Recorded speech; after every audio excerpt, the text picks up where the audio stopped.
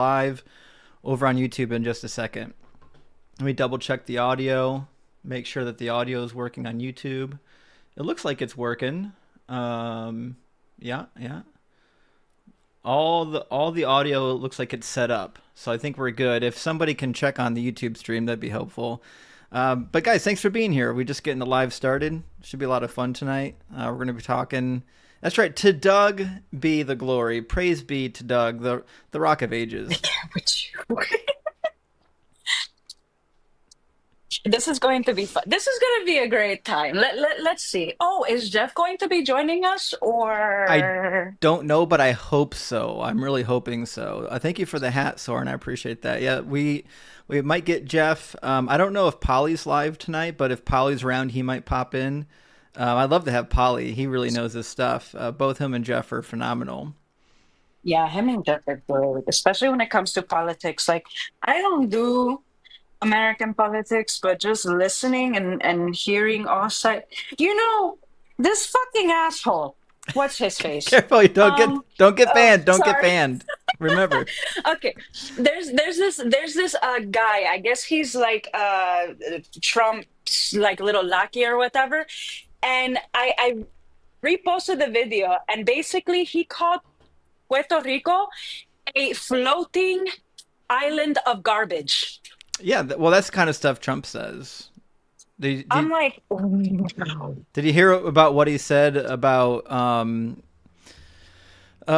it Rashida Tlaib and Ilhan Omar's countries? Oh boy.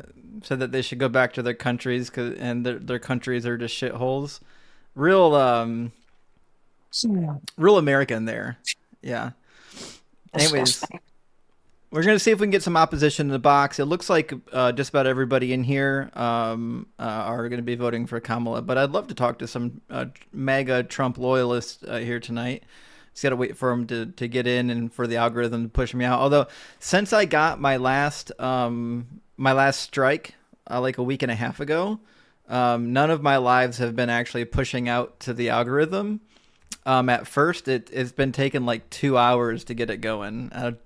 It's just, I don't know. It's like they're upset with me. Get over it. If we can't get any people on the Trump topic, we can always switch over to a different topic. But I like to do some politics tonight. I voted early today, by the way. I voted obviously for Kamala. Rightfully so. Yeah. Rev, welcome in. Hey, Justin. How's it going? Good. How are you? Good. So, Rev, I'm I assume that you're not part of the mega cult. correct. Okay. I'm on the Jill Stein train, and I just wanted. Why would you throw your vote away? That's kind of what I was trying to figure out. I'm sorry. Is Jill Stein have a snowball's chance in hell of winning?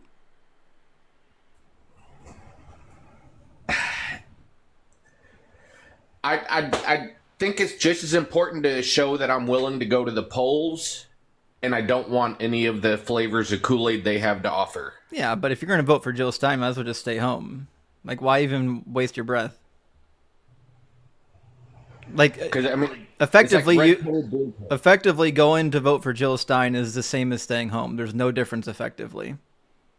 Jill Stein is also a very, from what I heard, pro-Trump, like a Trump. No, helper. Jill Stein's definitely not. I love Jill Stein. I think she's great. I just wouldn't waste my time voting for her when we know the winner is going to be either Trump or Kamala. Jill Stein will never get enough votes to matter in this election. There's no point in wasting votes when we could be casting a vote against Donald Trump. Yeah, that's what I'm trying to figure out. I mean, it's like, do I want to show up, like, show that I'm in the numbers, even though I'm, like, I always vote third party. You know what I mean? I know, but the fact of the matter is one of these two candidates will be elected. Yeah. So if you think that Trump is a clear and present danger and you vote for somebody that's not actually opposing Trump, that's going to win a popular vote, then you might as well not vote. Yeah. I get it, Other though. people wanted to know what state you were in. Yeah, I'm Louisiana. She's on my ballot. Where the Ten Commandments has to be published in classrooms. Ooh. Yeah. Yeah. But okay, I mean that's all I had, just to hear a little reasoning behind, to think about a little bit more. So Yeah, listen, appreciate it. I like if it's an election where the consequences aren't quite so high, then I would say, yeah, I'll vote your conscience. I get it. I really do. Yeah. But the Yeah. fact of the matter is, one of these two individuals is going to be the next president, and one of them is a clear danger, and one of them's not. Yeah. Right? True. Okay. All right. All Cheers, right. brother. Thanks. Just really think on it, Rev. Really think on it before you make the decision. That's all. Yeah, I do get it. And I really do get it. yes, I I was going to say yes, Leonidas. He's in chat. Yeah. Someone says one is danger, the other is mentally ill. Actually, that's incorrect. The one that is the danger is the mentally ill one. Kamala is perfectly lucid. Trump can't even figure out how to keep his dentures in when he goes to do a speech or an interview. If you can't figure out how to get your dentures to stay in, I don't know how you're going to run the country. Although his dentures look great. They really do. Trump's always had Do a you good want to see smile. something amazing for the tea lovers? What's that? It's a bag, like it's a literal single serving of raw honey. Oh, those are dope. Yeah, you can get those at the Starbucks sometimes. See, I'm I'm old-fashioned. I'm sorry. Honey and tea is a perfect combo. Welcome in, Revelation. Absolutely. Hello, Yeah, Rev, how you doing? I'm good. Thank you. Fantastic. Are you voting for Queen Kamala or for Trump? Trump. All right. Are you aware that you're in a cult? No, I Okay. actually don't know that much about politics. Okay, so you're not a MAGA loyalist? No, actually, I do know that Trump is not the best person, but Well, we agree on I think that. he spreads a better word than Kamala. Sorry, my mic went silent. What about Kamala do you dislike? Where'd he go? Yeah, you're not gonna. Can you hear me? I can hear you, but when you swipe away from the app, I can't hear you. What Yeah. about Kamala do you not like? Yeah, I just got a call, but uh, this is gonna sound like really, like, ignorant, but I just don't. I think for one reason I like Trump better is I think he spreads the truth Can you be about specific? Like, religion. okay, you like Trump because he's religious. Not, no, definitely not. I think he has some better policies, but I need you to be specific. When you say things like you like him because he spreads religion or that he has better policies, can you tell me, like, what type of policies you're looking for him to put forward?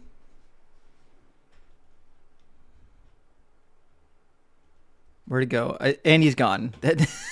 Well, listen, he said something true. He said he's going to say something and it's going to sound stupid. And I guess he didn't tell any lies. No lies detected. Welcome in, Real Estate Lady for Jesus.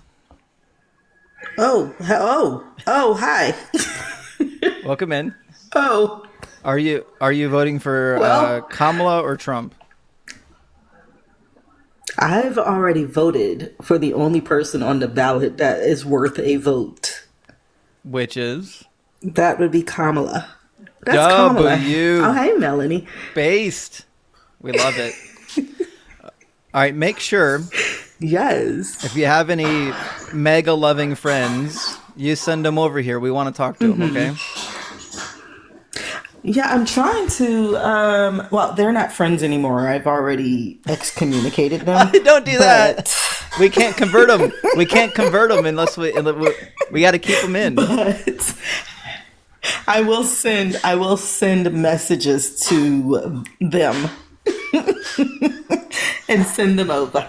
All right. Well, it was great to hear from you. Big W for Real Estate Lady for Jesus. Thank you so much. Alrighty. Big W. See you in Thinkers. This is friendly. Yes, I thought so.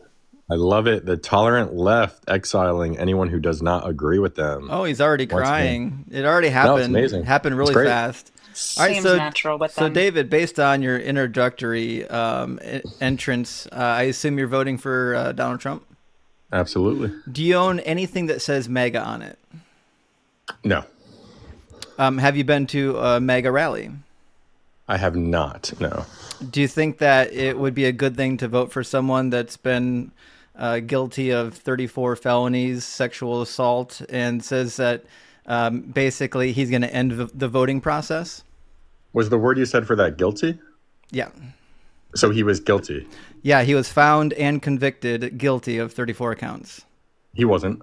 He was, yeah. He was he was held liable. And No. you threw SA in there, which he Dave- was found liable David, for, not guilty for. David, listen. Well, We got I'm listening. two separate things. The 34 counts are not related to the E. Jean Carroll situation. Then why didn't you differentiate that? You included them together when you made the statement. Because they're two different legal cases. No, when you made the guilty statement, you included both of them together. You didn't differentiate those. Yes, finding someone to be civilly liable is the same thing Absolutely as not. Yeah, it is. Absolutely not. It's It's not. It is. It's absolutely not, actually. You can That's just Google completely it. You correct. can just look it up what civilly liable means. You could Google it and you would Guest you is would see that giving me it's completely locker correct. room vibes, to be honest. Yeah. I wouldn't be surprised if his own buddies had cases against them and he sided with them. Yeah, David, do you have any sisters? Yes. Would it be okay if I walked up to him and grabbed him by the vag without asking? No. Would it be okay if the president did?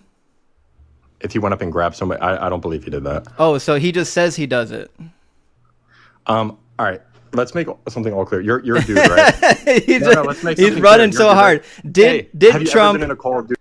did Trump say that he grabs women by the vajayjay? Did he say that? Dude, have you ever been on a David, Call of Duty? In a did Call he of Duty say lobby? it? Have you ever been in a boys' David, locker room? did Have you ever hung out with Yes. dudes at a social setting? Yes, I How do absolutely we have, talk? and How we do- don't. How do we hang out and talk to each other? We don't talk like that. Come on, dude. You're full of crap. I'm not full If of you don't crap. think you've ever made comments messing around and joking around Nope. with your boys, Nope. hanging out. Never the thing once. is I don't that hang out with hopes people that that grows. joke about sexual assault. That's not something I do. And it's abysmal that you think it's okay. You know, it's funny because didn't I call that shit out like not even 10 seconds ago? I win. Yeah. It's wild how they'll jump through literal flaming hoops to justify Trump talking about how he sexually assaults people. He told a 10-year-old, told her mother that he's going to be dating her in 10 years. Do you think that's okay?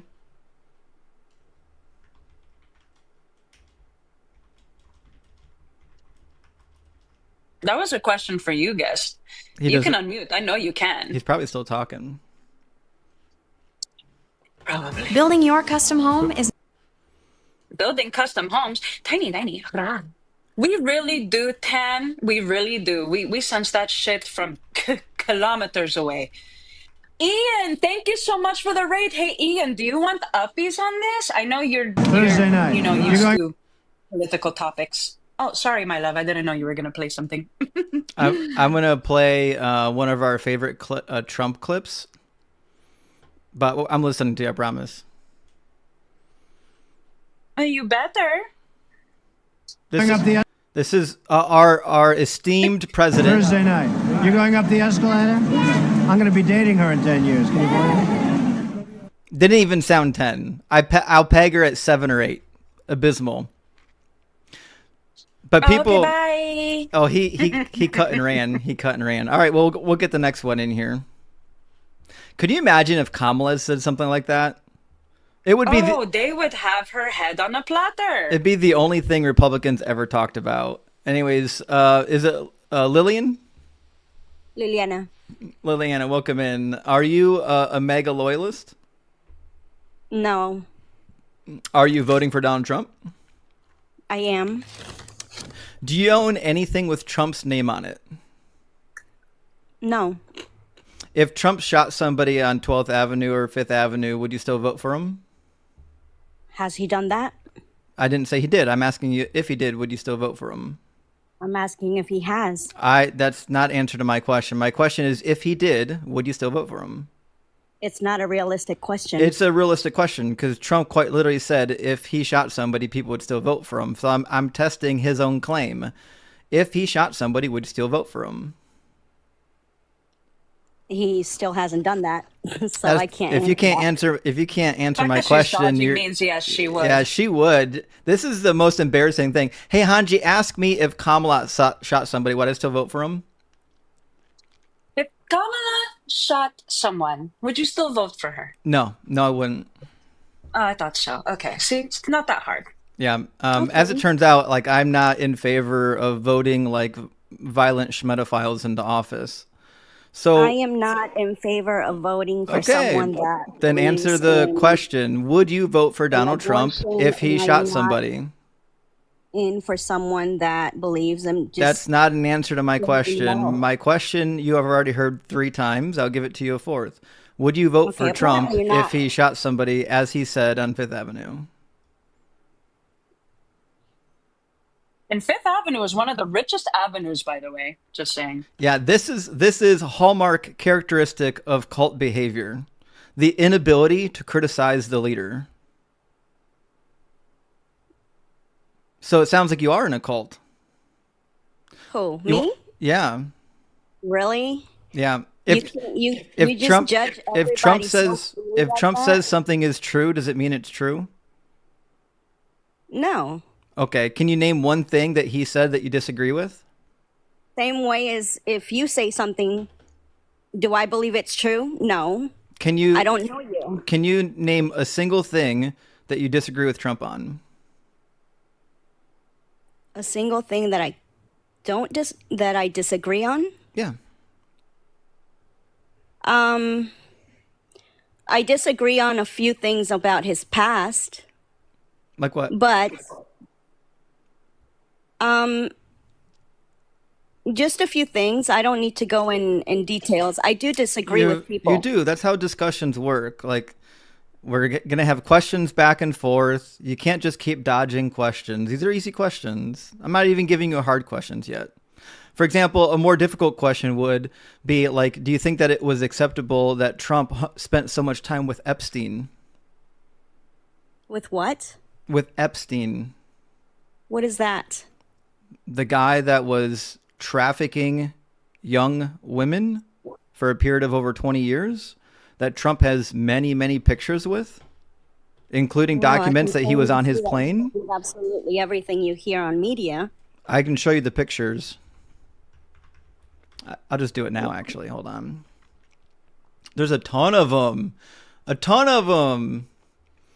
These are pictures of Epstein and Trump chumming it up at various occasions. You not have a past. Don't you think it's weird that don't you do think you it's not have weird a that past? this guy spends so much time with known, open, and convicted schmetophiles? You don't think that's problematic?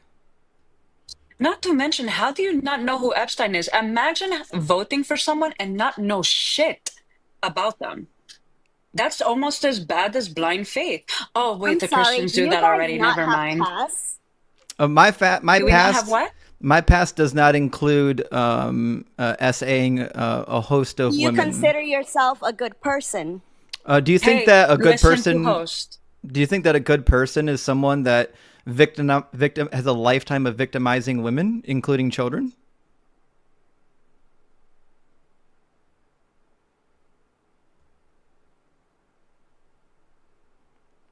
I mean, the man even said if his daughter Do wasn't you his daughter, consider he would get yourself after a her. good Like, that's person? disgusting. I don't know why you keep dodging. I'm asking about why you I'm think not it's dodging. You're the one okay that's for dodging. Can we Trump. get a guess with actual brain cells?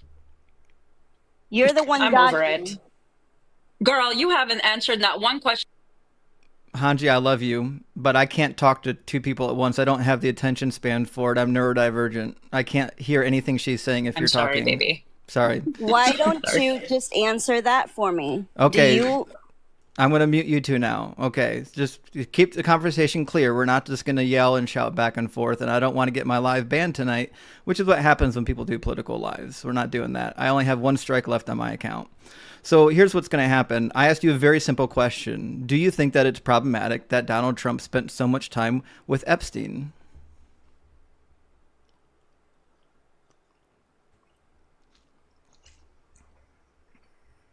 I don't know who that is. How do you not know who Epstein is? I don't. I don't. Were you follow living media under that a much. rock? Jeffrey Epstein was a guy who was trafficking women for literally decades to some of the most, Mac, thank you for the hats, some of the most high profile victims are still talking about it right now. In fact, there are people not even associated with Epstein. You have a past. My past doesn't include trafficking women, which is my point. See, my past includes things So like according to you, you are the most perfect person. my past includes things According to like you, you're the most perfect. telling white lies about maybe treating people a way that I regretted later and had to apologize for. My past doesn't include SAing women, and that's a big difference. Because there's a difference between making like mistakes and actually harming people intentionally. So you're a perfect person, is what you're saying. I quite literally said the opposite of that. What I said is I've made mistakes too, but those mistakes don't include dozens. People judge you by your mistakes. My mistakes don't include dozens of essays, and you don't have to keep meeting your Hanji. It's okay. Everybody has let a her past. just let her crash out. Absolutely, everyone. Okay, so would you be willing to vote for another candidate like Kamala Harris if you found out that she sexually assaulted a dozen people? Or would that be a deal breaker for you? First of all, I'm not even for Kamala. So imagine she was that a would be Republican crazy. and you found out that she No. sexually assaulted a dozen people. Would that be a deal breaker? You're not even. It's not even a realistic question because it's never. It's a happened. realistic question because the guy you're voting for did it. Do you have a past? I told you my past doesn't include assaulting women. Trump's past does. But you are quick to judge. Yes, right. I'm quick to judge people that have a lifetime of and assaulting. So you I'm quick to judge a person perfect then, who right? has a lifetime. Yes. A lifetime of assaulting women. Stop blocking even me if you even can't stand people answering questions or you won't answer a single question and you just keep Staring. talking over me, which is why I have to keep muting you. In fact, I'll just let you go now. Just keep talking. Go ahead. Oh, she's gone. Yeah, just go. She See, just wanted to that yell. right there, she is in a cult. She's definitely a rapist apologist. So I wouldn't be surprised if she's one of those types that sets her homegirl up for an assault. Just saying. 1 second. I'm told that there's a special guest in our box right now, but I don't see her just yet. Anyways, Loot, welcome in.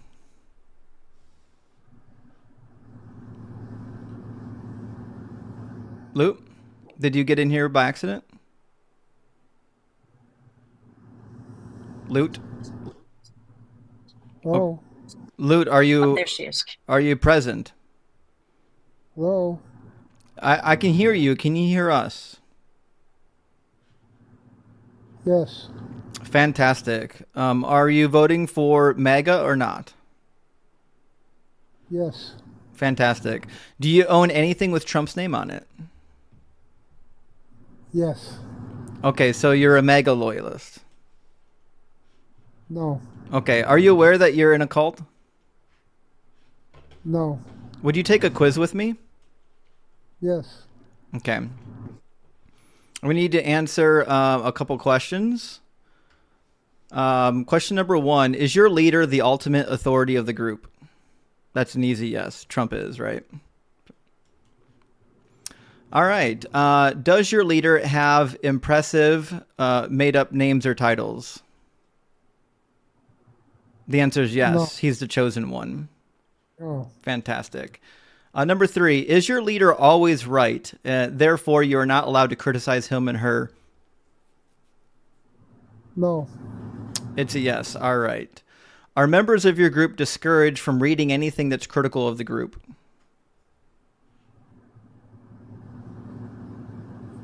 I'll help you out. The Yes. answer is yes. All right. As far as your group is concerned, would they say that there's no legitimate reason to leave? Yes. Yeah, I agree with that as well. Is your group suspicious of the outside world or people that disagree with them?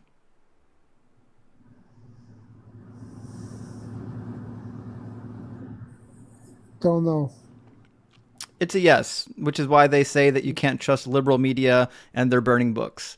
All right. Does your group believe that they are the right religion, church, or otherwise, who have the right teachings and doctrines? This one might not actually apply because this is not as religious, but I'll answer for you because there's a host of Trump loyalists that are all Christian nationals that would say that the Bible demands that Trump is the chosen one and he's fulfilling prophecy. All right, number 8. Are there any of the above such... let me... I don't think there's any laws in this group. We can put no for that one. Fantastic. If you were to leave your group, would remaining members, even family members, separate themselves from you? So if you told your family that you're voting for Kamala, or your friends, would any of them stop talking to you? Yes. Okay, number 10. If you were to leave your group, would remaining members separate themselves from you and cease to have normal? Well, this you already answered. Yeah. Okay, that's a kind of redundant question. All right. From what you've answered, 9 out of 10 cultic characteristics appear to be in your group. I think that's a positive that you're in a cult. I don't know why there's a continue button. It's probably going to ask for someone's email address. Let's get rid of that. Anyways, so now that we've answered a couple of logical questions about whether or not you're in a cult, do you know that you're in a cult? No. Do you know that rule number 1 of being in a cult is that you don't know you're in a cult? No. Yeah, so rule number 1 about being in a cult is that cult members never actually know that they're in a cult. All right, so why are you voting for Donald Trump even though that you now know you're in the Donald Trump cult? I think like 90% of the stuff that they say about him is not true. I've met him several times when I was a kid. I've been to clubs like the Studio 54. I know,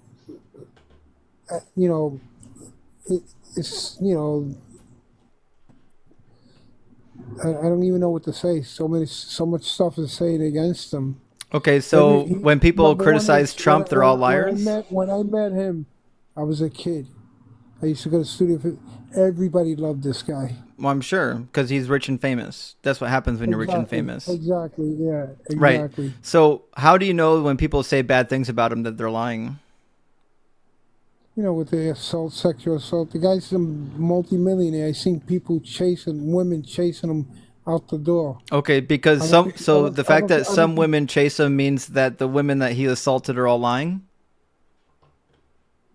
There's no proof that it was how can you say... I mean, if he's guilty of all those things, I can't imagine the people that I know. Yeah, he is guilty of those things. In fact, he was found civilly liable in court for assaulting E. Jean Carroll, which means that there was enough evidence presented that he actually committed the thing, that now he's being held liable for it. And there have been dozens of women who said that he groped them inappropriately in the same manner that he described himself doing. He said that he would walk up to women and just grab them without their consent. And then women came out and said, he did that to me. That's physically impossible. There's no woman that would let you do that. Yeah, no one let him do it. He just went and did it, which is why women are saying, yeah, he did it to me. He must have grabbed them and ran. No. You can't are you not aware of like the physical difference between a guy that's like 6'1" and 250 pounds and a girl that's like 5'4" and 110 pounds? Do you understand that when someone of that size is attempting to SA that victim, that they don't have a physical advantage that would allow them to often escape or prevent the assault from happening? No, I can't believe that these women are no jokes. If your mother said it, would it be true? My mother, yeah. Okay, so you would trust your mother, but you don't trust any of these women. No. Why? These women are sick. Some of these women are sick. How do you know that? Because I've been in that situation. How do you know When you that go these to- women are sick specifically? I don't. You don't. Would you like to hear some testimony from these women?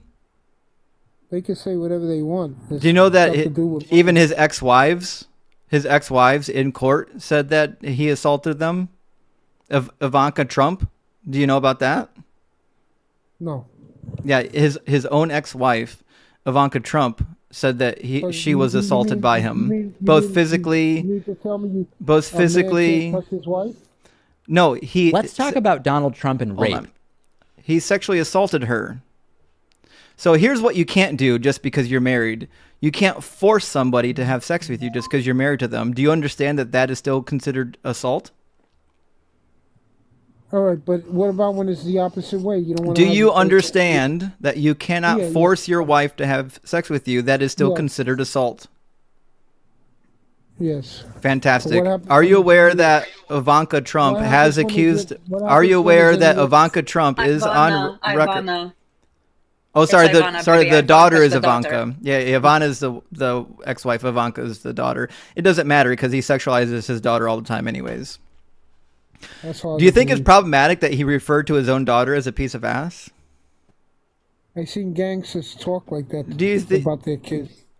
Gangsters talk about their own daughters. I'm glad that you can finally admit that Donald Trump is a gangster. All the time. So we've got one thing out. Well, Donald I- Trump I is a just- gangster, and he talks about his daughter the same way gang members do. Sir, you are in a cult. Why are you up here defending someone who sexualizes little girls? That's hard to believe. I can't believe. Well, no, I can't believe he would do something like that. He did. He did it to a 10-year-old. Want to hear it? That's sick. Thursday night. You're going up the escalator?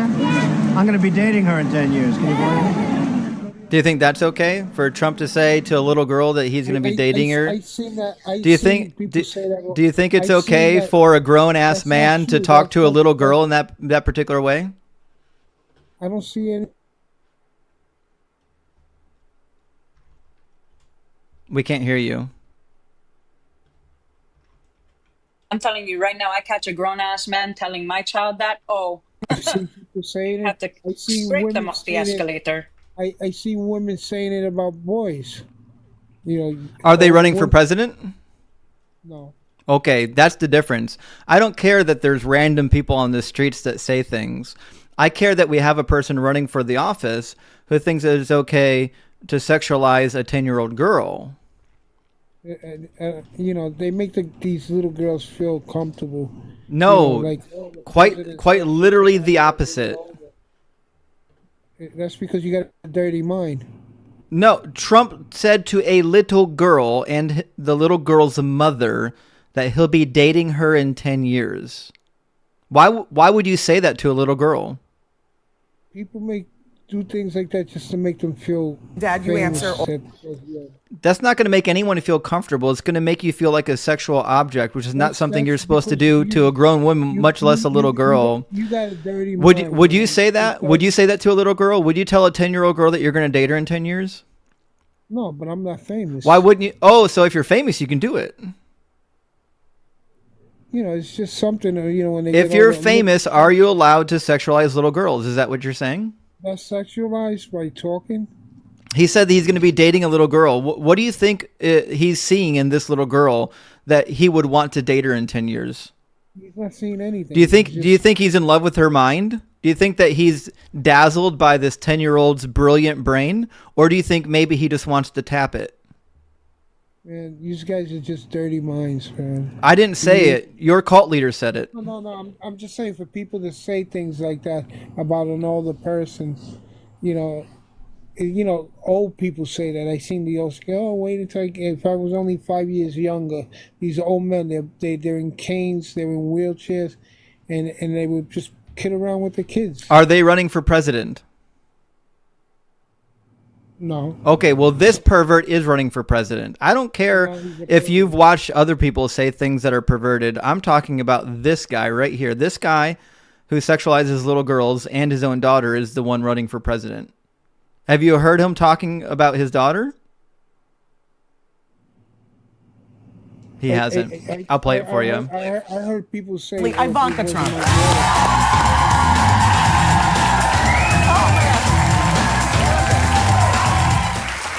We want to know a little bit more about you guys, so we play this game here. It's called Fave 5. I'll ask the question. Ivanka, you answer first, and then Dad, you answer also. This is tough. Okay, Ivanka, what's the favorite thing you have in common with your father? Either real estate or golf. Donald, with your daughter? Well, I was going to say sex, but I can't relate that Ivanka Trump. Why would you say that? Why would someone say that about their daughter? Ew. Do you see the problem with that?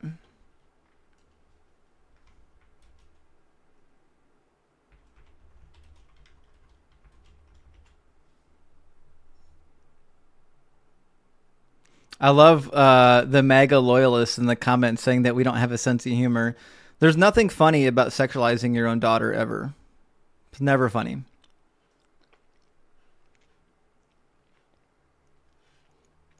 Is he still talking? No one can hear you. You're muted, my man. I muted you like a minute ago so I can play the video. If you're talking, no one can hear a word coming out of your mouth. That's right. Sharing is caring, Rancho Kid. I appreciate that. Yeah, no, Trump didn't say that his daughter was beautiful. He said that he and his daughter have sex in common, meaning he likes to have sex and so does she. You can say that your daughter is beautiful by saying that my daughter is beautiful. He could have said the thing that we have in common is that we're both attractive. He could have said the thing that we have in common is that we both look great. What he said is the thing we have in common is sex, because he's a pervert. And this guest is cooked. We'll move on to the next one. You know, that was my first time hearing that. That was a legit. That's fucking disgusting. It's gross. Mary, welcome in. Hi, I was just listening to this former guest as a former great advocate, and I have no words. It's embarrassing. No It's words. atrocious. It was so vile, disgusting.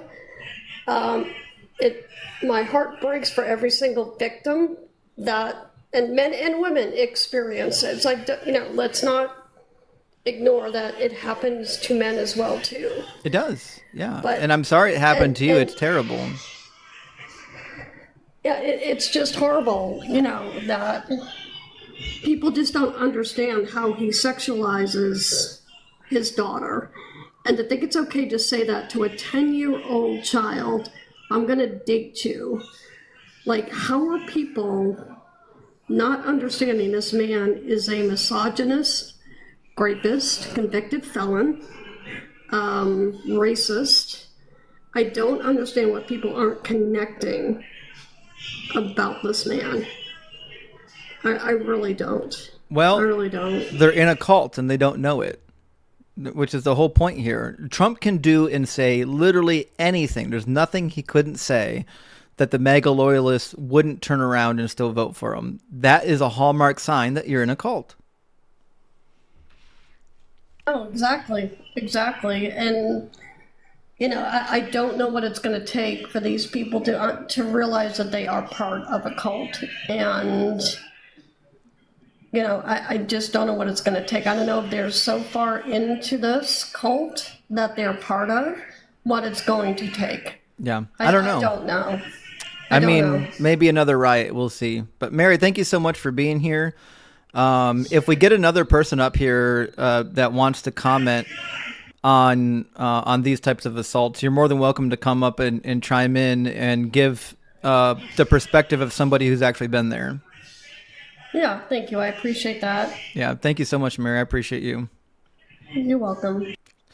Now, I've got 4 sisters, and I can tell you from experience, there's a statistic, it's been variable throughout the time periods, that like roughly 25% to 30% of women in their lifetimes will experience an SA.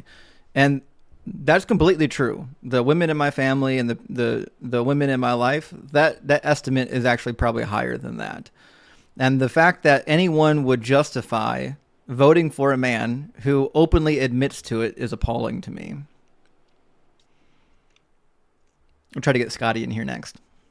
But I'm so happy that she brought up men, because men are victims too. That is something that a lot of people don't touch base on. It happens to every gender. Yeah, it does. It can happen to anybody, and it can happen at any age. Like people think that that's like it's something that happens to very specific people, but it doesn't. It can happen to anybody. And like in the people will say, well, you know, what was the girl wearing? They're still getting raped in countries where they're covered from head to toe. There's nothing a victim can do to prevent it when someone is going to attack them. Yeah, Freaking animals. And the animals. Like, I literally came across a posting that literally made me fucking sick.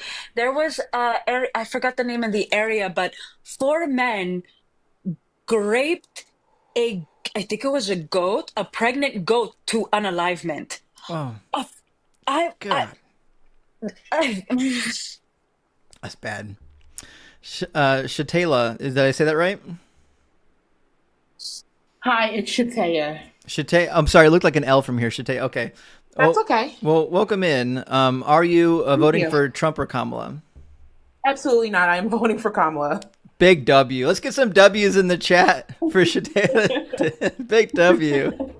Listen, we love and appreciate you. We're trying to find some MAGA loyalists to get in here and debate us. Oh, okay. I'll drop down. All right, cheers. Big W for the guests, though.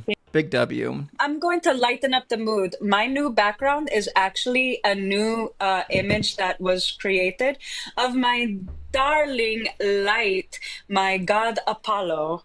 Look at how gorgeous he is. Oh, that's pretty dope. Wait till you AI see the image. crown that he wears. Hold on. Let me see if I'm gonna steal your screen for a second. Fuck. Hold on. Give me a second. Well, you got the big screen. I know. Hold on. I'm trying to get it in time. I mean, it's not that far. I don't have to do a lot of digging. This is Apollo. Yes. Isn't he handsome? Very handsome. Yeah. Win Apollo. Big W. The crown's pretty dope. I don't know how it's staying on his head, but all right.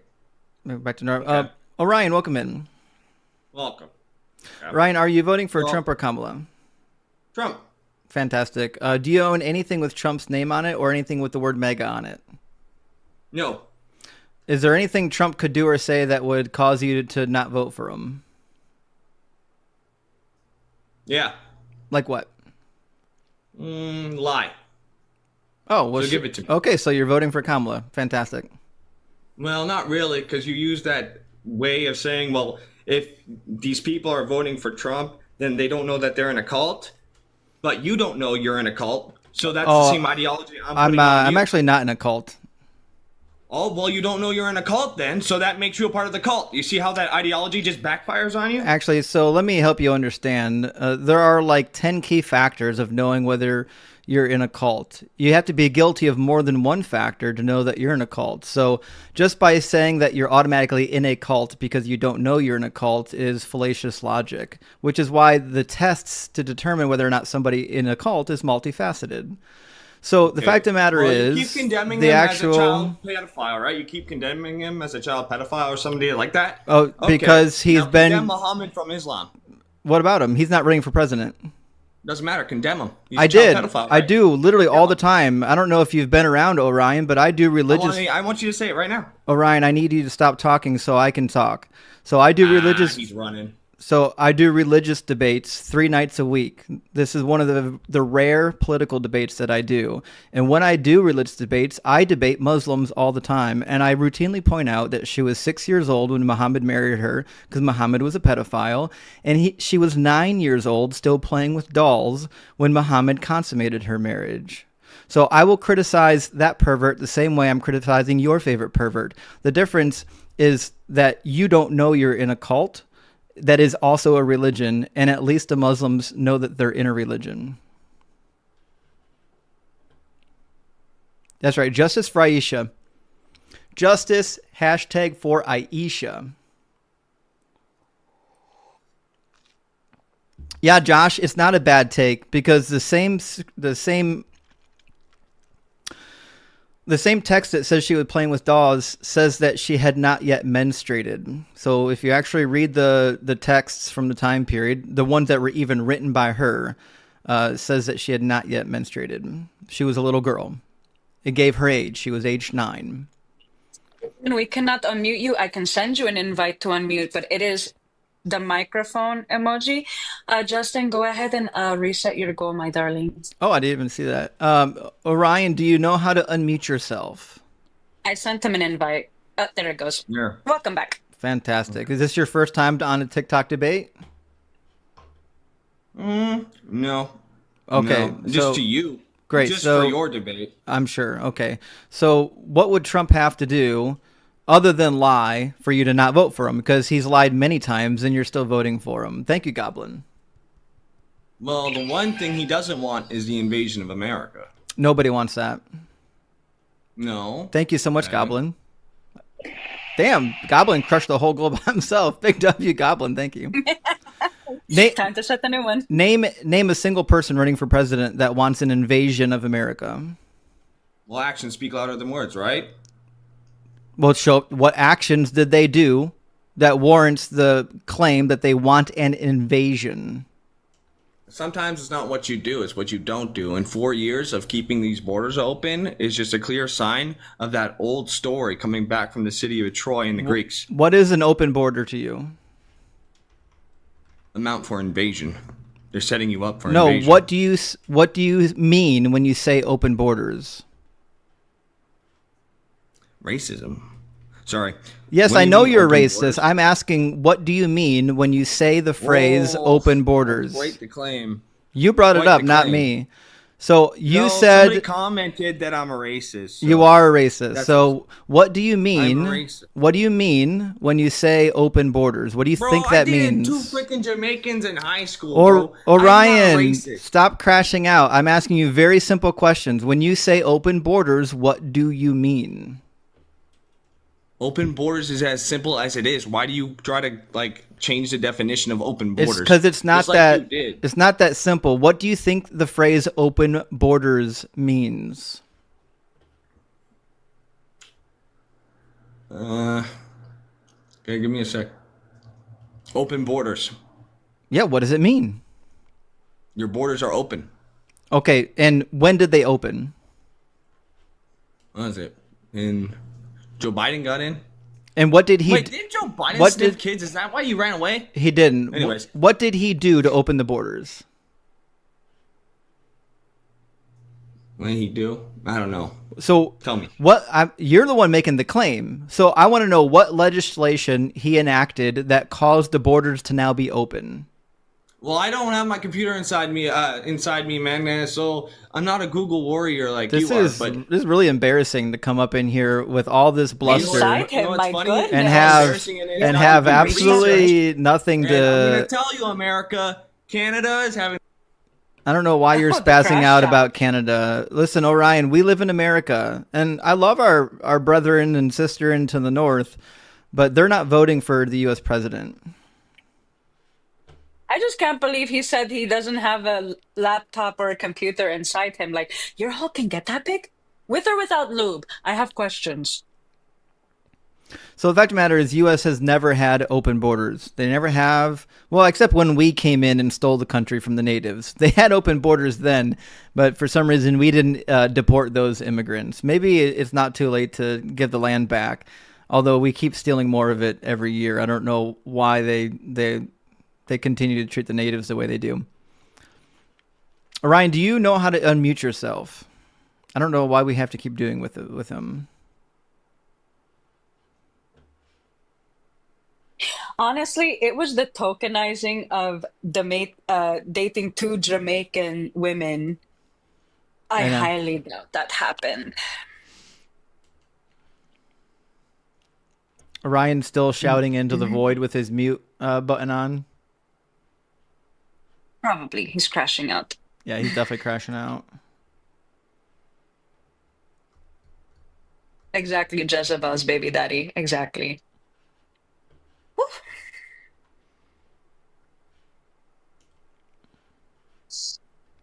Well, I I don't don't. even know if I want to bother giving him an invite to unmute. I already did. I already gave him the unmute invite.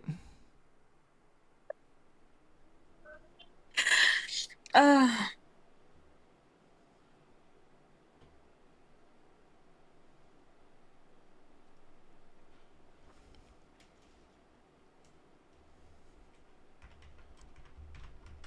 All right. Well, Orion's done. anyways, He's cooked. He's yeah. got nothing. He just wants to come and cry. All right. We'll get Rico in here next. I think maybe I talked to somebody else with the same name, but I feel like I've talked to Rico Suave before. You have. It was just a biblical debate.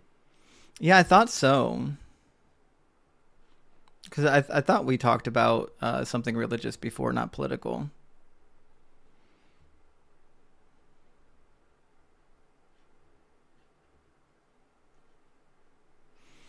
He's not connecting. He might have been waiting in the guest queue for a little bit too long. I mean, he's in like the screen on my end. Right. He's not connecting on my end. We'll try the next one. And just like that, I think we already went through our Trump is MAGA is a cult queue. Thank you, Kim, for the hearts. I appreciate that. Guys, thank you so much for all the likes and the shares and the support. Gabe, welcome in. How's it going? Gabe, are you voting for Kamala or the guy that gropes women? That's a funny way to put it, man, but I'm going for my boy Donnie. All right. And do you know that you're in a cult? How am I in a cult? Am I a white supremacist? Am I all this or what? No, I didn't say anything about being a white supremacist, although it seems to be strange that all of the white supremacist groups vote for Donald Trump. Do you think there's a reason why that is? Man, I'm Hispanic, man. Can you tell me why I'm voting for Trump? I asked, do you think there's a reason why all of the white supremacist groups are voting for Trump? I'm voting for Trump. I'm Hispanic. Can you tell me that? Yeah, I will when you answer my question. Do you think there's a reason why all of the white supremacy groups are voting for Trump? Man, I don't think that's true, so I really can't give you an answer. It is quite literally true. Have you ever seen the KKK's endorsement of Trump, or the ex KKK members who are also endorsing Trump, like David Duke? Hold on, let me clear these comments. Perfect. Clear what comments? Y'all's chats. Your chat. Yeah, they're going to tear you apart. So why is it that so many white supremacists vote for Donald Trump? Man, I can't tell you, man. I don't think they're white supremacists, though. They are. They literally held a rally over it in Charlottesville. Do you think there's a Nazi rally going on in New York right now? Do you believe in that? If there's a rally going on in New York for the Nazis, I'm unaware of it. I mean, that's what Tim Walz was saying. Do you think there's a Nazi rally going on? I just told you, if there is one, I'm unaware of it. That's not a piece of information that I have. So why are you voting for a guy that thinks it's okay to sexualize little girls and has been convicted of doing that type of behavior? Let me ask you this. You talking about E. Jean Carroll? No, not just E. Jean Carroll. He's got like a dozen victims that have been public, and some of them are still in court. I gotcha. So my thing is, do you think... Let me finish my point. Otherwise, it's going to sound horrible. It's going to sound horrible no matter how you say it. I don't think so. But do you think grape is sexy? Because E. Jean Carroll does. I don't think it's sexy, which is strange that your president or your possible president thinks that it's totally okay. Can you answer what I said? Why does she think it's sexy and about all the fantasies about it? Can you answer that? I don't think that she thinks that. Does that sound like a victim to you? I don't think that she thinks that. Does that sound like a victim to you? Again, I don't think that she thinks that. What is the evidence that you have that E. Jean Carroll? What is the evidence that you have that E. Jean Carroll has grape fantasies? Also, we've got a special guest in the house. Maybe she's got something to add about this. What, you can't? The Ember's here. Yeah, so that's not what she said. When Anderson Cooper... no, it's not. No. When Anderson Cooper was asking her about what happened to her, she said that Unfortunately, I think people think grape is sexy. They think of fantasies. She wasn't referring to herself. She was Can I finish? We'll take care of She him. wasn't. We'll keep him on mute. Keep going, sis. She wasn't referring to herself thinking that. She was referring to society thinking that. And if you think she's wrong, you haven't done enough research. Stanford did a study where they surveyed like thousands of people and found that 63% of Americans have grape fantasies. So she is correct. Also, if you pay any attention to literature or media or video games or TV shows, and you look for that kind of thing, it becomes very obvious that people do think that it is a plot of many, many films. I can give you a million examples of plot lines where assaults turn into love stories and they portray it as a romance. And that is what she was referring to. Yeah, but it's also true that I would imagine none of these women actually have been assaulted. And the ones that actually are assaulted, that speak out about it, don't have these fantasies. I mean, that's an interesting phenomenon as well, because there are some who actually use fantasies about that to try to rewrite in their minds what actually happened to them to make it more tolerable. So it's a complex thing, psychological phenomenon, but that's not what Eugene Carroll was saying at all. She said that people think it is, and they do, unfortunately. I mean, have you ever seen the movie Blade Runner with Harrison Ford, by any chance? Do you remember the plot line there with that, where that they portrayed as a love story / romance? Do you remember how that started? It's been a long time since I've seen it. It started with him intimidating her, cornering her up against a wall, and forcing her to say, "Touch me. Now say, I want you. Now say, kiss me." And then he assaulted her. And that was what they portrayed as a love story. That is what she was referring to. This stuff is so insidious and covert that we are so used to it that we don't even see it that way. But that's what that is. It's becoming a brand. That was an assault. And that's what James Bond. Have you ever seen any of the early James Bond films? GoldenEye and yep. Where he's in the barn with the woman and he hits her and throws her into a bale of hay and then assaults her, and that's supposed to be romance. So that's what she was talking about. That's the era that she grew up in. Reading that kind of stuff, watching that kind of stuff, the way it was romanticized and portrayed. Y'all believe this? She's 80 years old. That's what she was referring to. She didn't say, I see it that way. She said people see it that way. People imagine them in their minds that this started as some kind of mutual romantic encounter that turned into something that went past the boundaries. And that's not what happened. No. He forced her into that room and hit her head twice and then ripped her tights down and assaulted her. There was no mutual romance to the beginning of this interaction. That's what she was talking about. Hey, y'all want to talk to me, or y'all just going to talk to yourselves? Well, she I was wanted to informing give a you, thorough Gabe. explanation because you're not the only person here. There are 700 people listening to this, and people need to understand the way that our culture and our society views these things.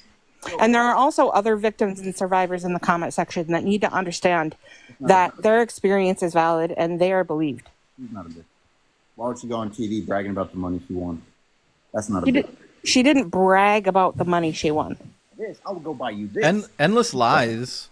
So, again, now you're going to have to listen to me talk more, Gabe, since you want to frame it that way. When somebody spends decades holding something like this in, believing they're going to have to take this to their graves without ever getting any kind of justice, and then they finally do have the courage to come forward and speak about it, and they get a jury to unanimously agree that they were victimized, that is a good feeling for a victim to be vindicated in that way and to be believed by strangers listening to her testimony and seeing the evidence. And victims are allowed to celebrate that in any way that feels fit to them. And they are allowed to have joy and laughter in finding vindication for what's happened to them. It doesn't mean that they were not a victim. Yeah. When you get your day in court and you get justice, you're allowed to be happy about it.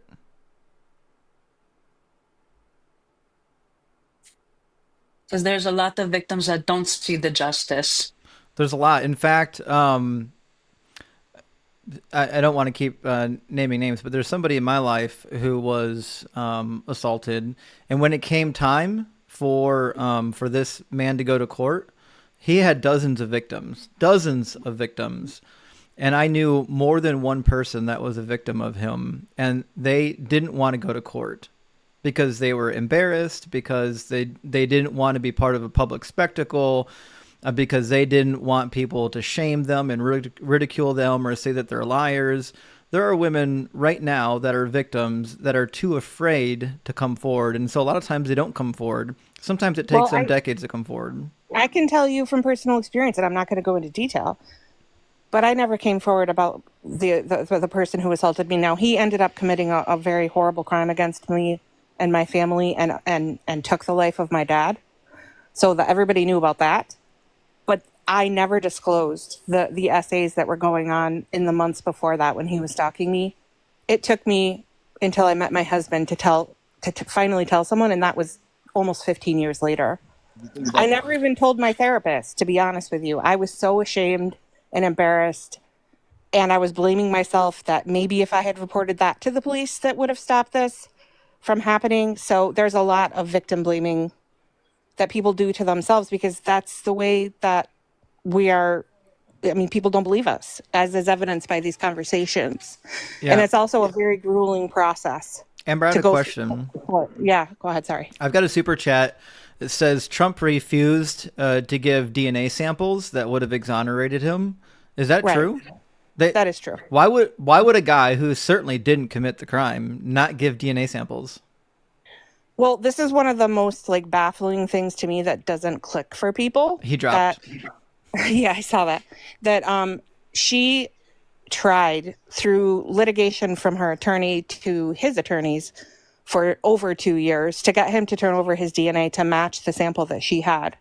And he refused. And once it got to the point where the judge said no more evidence is allowed to be presented in this case, then his legal team started to kind of saying, well, maybe we will. But the judge had already said no more evidence because we're not going to delay this case any further. We're going to go forward without this.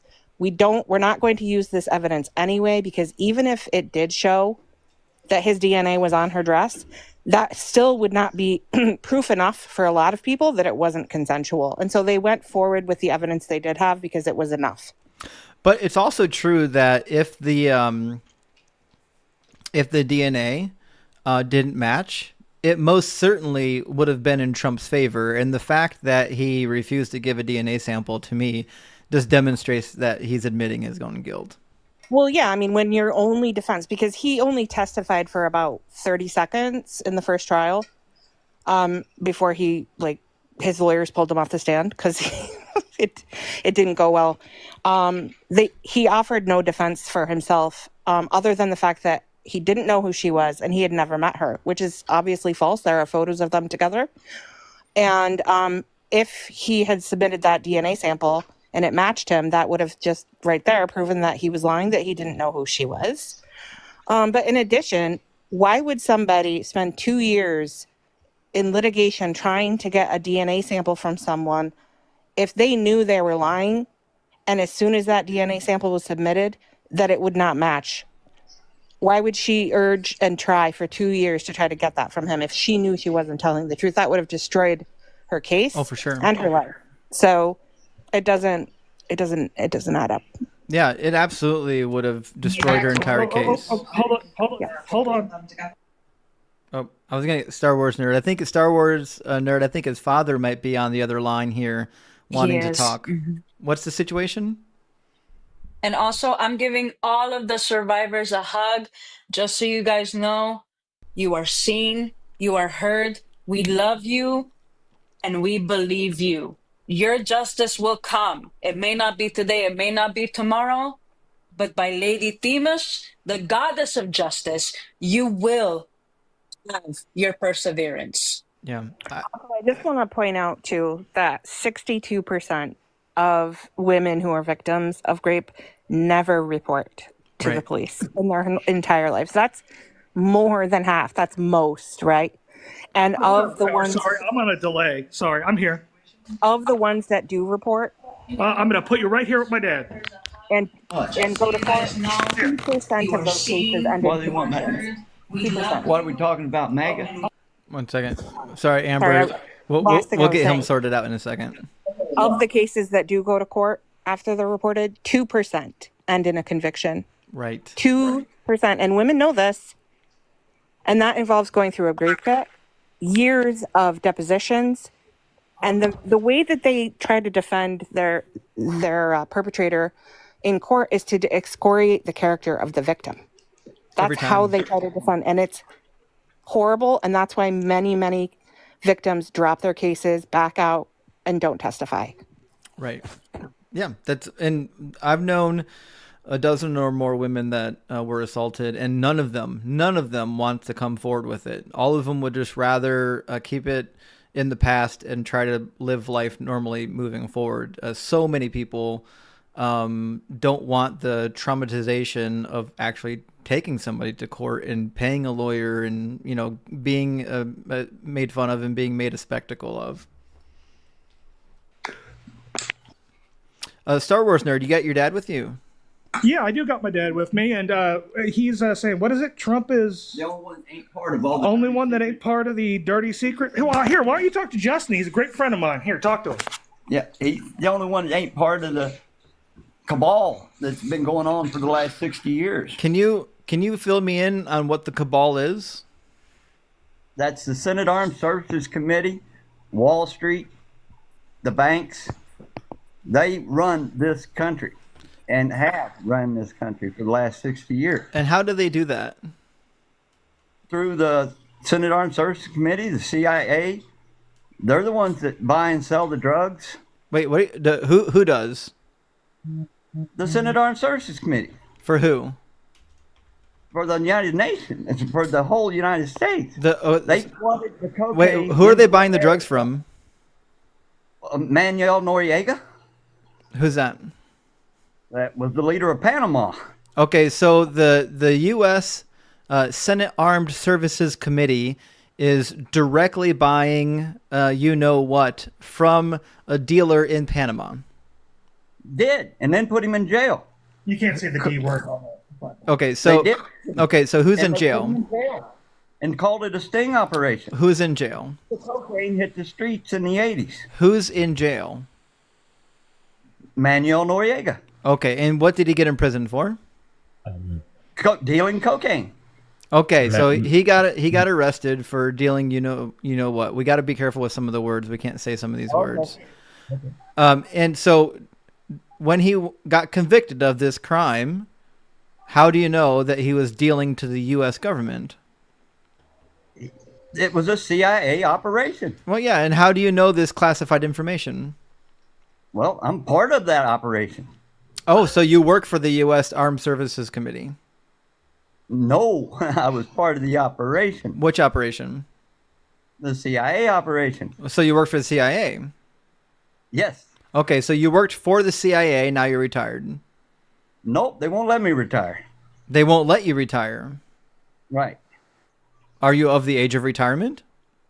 Long past. How are they forcing you to not retire? I am the source of the bad anthrax vaccine. What will they do to you if you try to retire? Oh. Well, they won't let me. They won't give me my medical records, nothing. I'm the source of the bad anthrax vaccine. Okay, so they won't let you retire. You work for the CIA. Is this like a Beautiful Mind situation? Sort of, but they used me to free the hostages in Iran.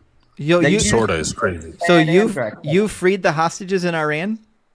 I was Iran-Contra. used to free them. Right, yeah. So how did you do that? How were you utilized? They gave Saddam the weaponized anthrax weapon. Who did? Jimmy Carter and Ronald Reagan, Senate Armed Services Committee. And Joe Biden. And Joe Biden was one of them. Okay. Okay, now, let's back up because you said a lot of Saddam things. the anthrax. All right, so They gave Saddam you the said Jimmy Carter and who else? Ronald Reagan, Senate Armed Services So Committee, both. So Jimmy Carter and Ronald Reagan teamed up to give anthrax to who? Saddam. To Saddam for what? To dump on Iran. Oh yeah, actually, I would believe that. They hated Iran. They traded the vaccine for the hostages. Vaccine to what? The vaccine to the anthrax weapon. I don't think anthrax has a vaccine. It Oh, does. yeah, it does. Yeah. It does. The anthrax weapon definitely does have a vaccine because I'm the source of it. It's part of the Gulf War syndrome issues. I am the source of Gulf War syndrome. I don't know anything It was about Gulf War syndrome. Well, it's a bad anthrax vaccine that came from my body. Okay, so you got the anthrax vaccine. No, I got dosed with anthrax. You got Weaponized so you got anthrax. Weaponized anthrax in the gas mask. Were you one of the 31 people in the government that was exposed to anthrax that caused Capitol Hill to shut down? No. No. That was what Saddam sent back in the mail to the people that gave it to him. Yeah. So this is a joke, right? No, this is serious. This is Okay. actual real life. What happened? Yeah, he's my dad. I promise. Yeah, I believe you. What I don't believe is most of this story. Right, all of it. Nobody believes it. Now, I don't believe in cabals. I do believe that the CIA is doing things that the government proper probably doesn't know some of. I do believe that because the CIA was the ones that basically tried to propel Trump, not Trump, I'm sorry, George Bush #2 and George Bush #2's cronies into the war. They were giving information that would lead them to the conclusion that they should go to war. This was from the actual CIA. Right, the CIA knew what he had over there. Yeah, that's what I'm saying. I agree with you that I do think that the CIA is trying to do certain things that sometimes our government isn't fully aware of. But what I don't believe is that there's some sort of cabal running the world. It's the Senate Armed Services Committee and Wall Street. That's pretty much what's running America. Well, how is Wall Street running America? Wall Street runs the politicians. How? They lobbyists and donations, campaign donations. They keep the Senate Armed Services Committee in place. Okay, but Wall Street doesn't care about the cabal. They care about making more money. You know that. Right. Do you know how And Wall Street works? Selling weapons is big money.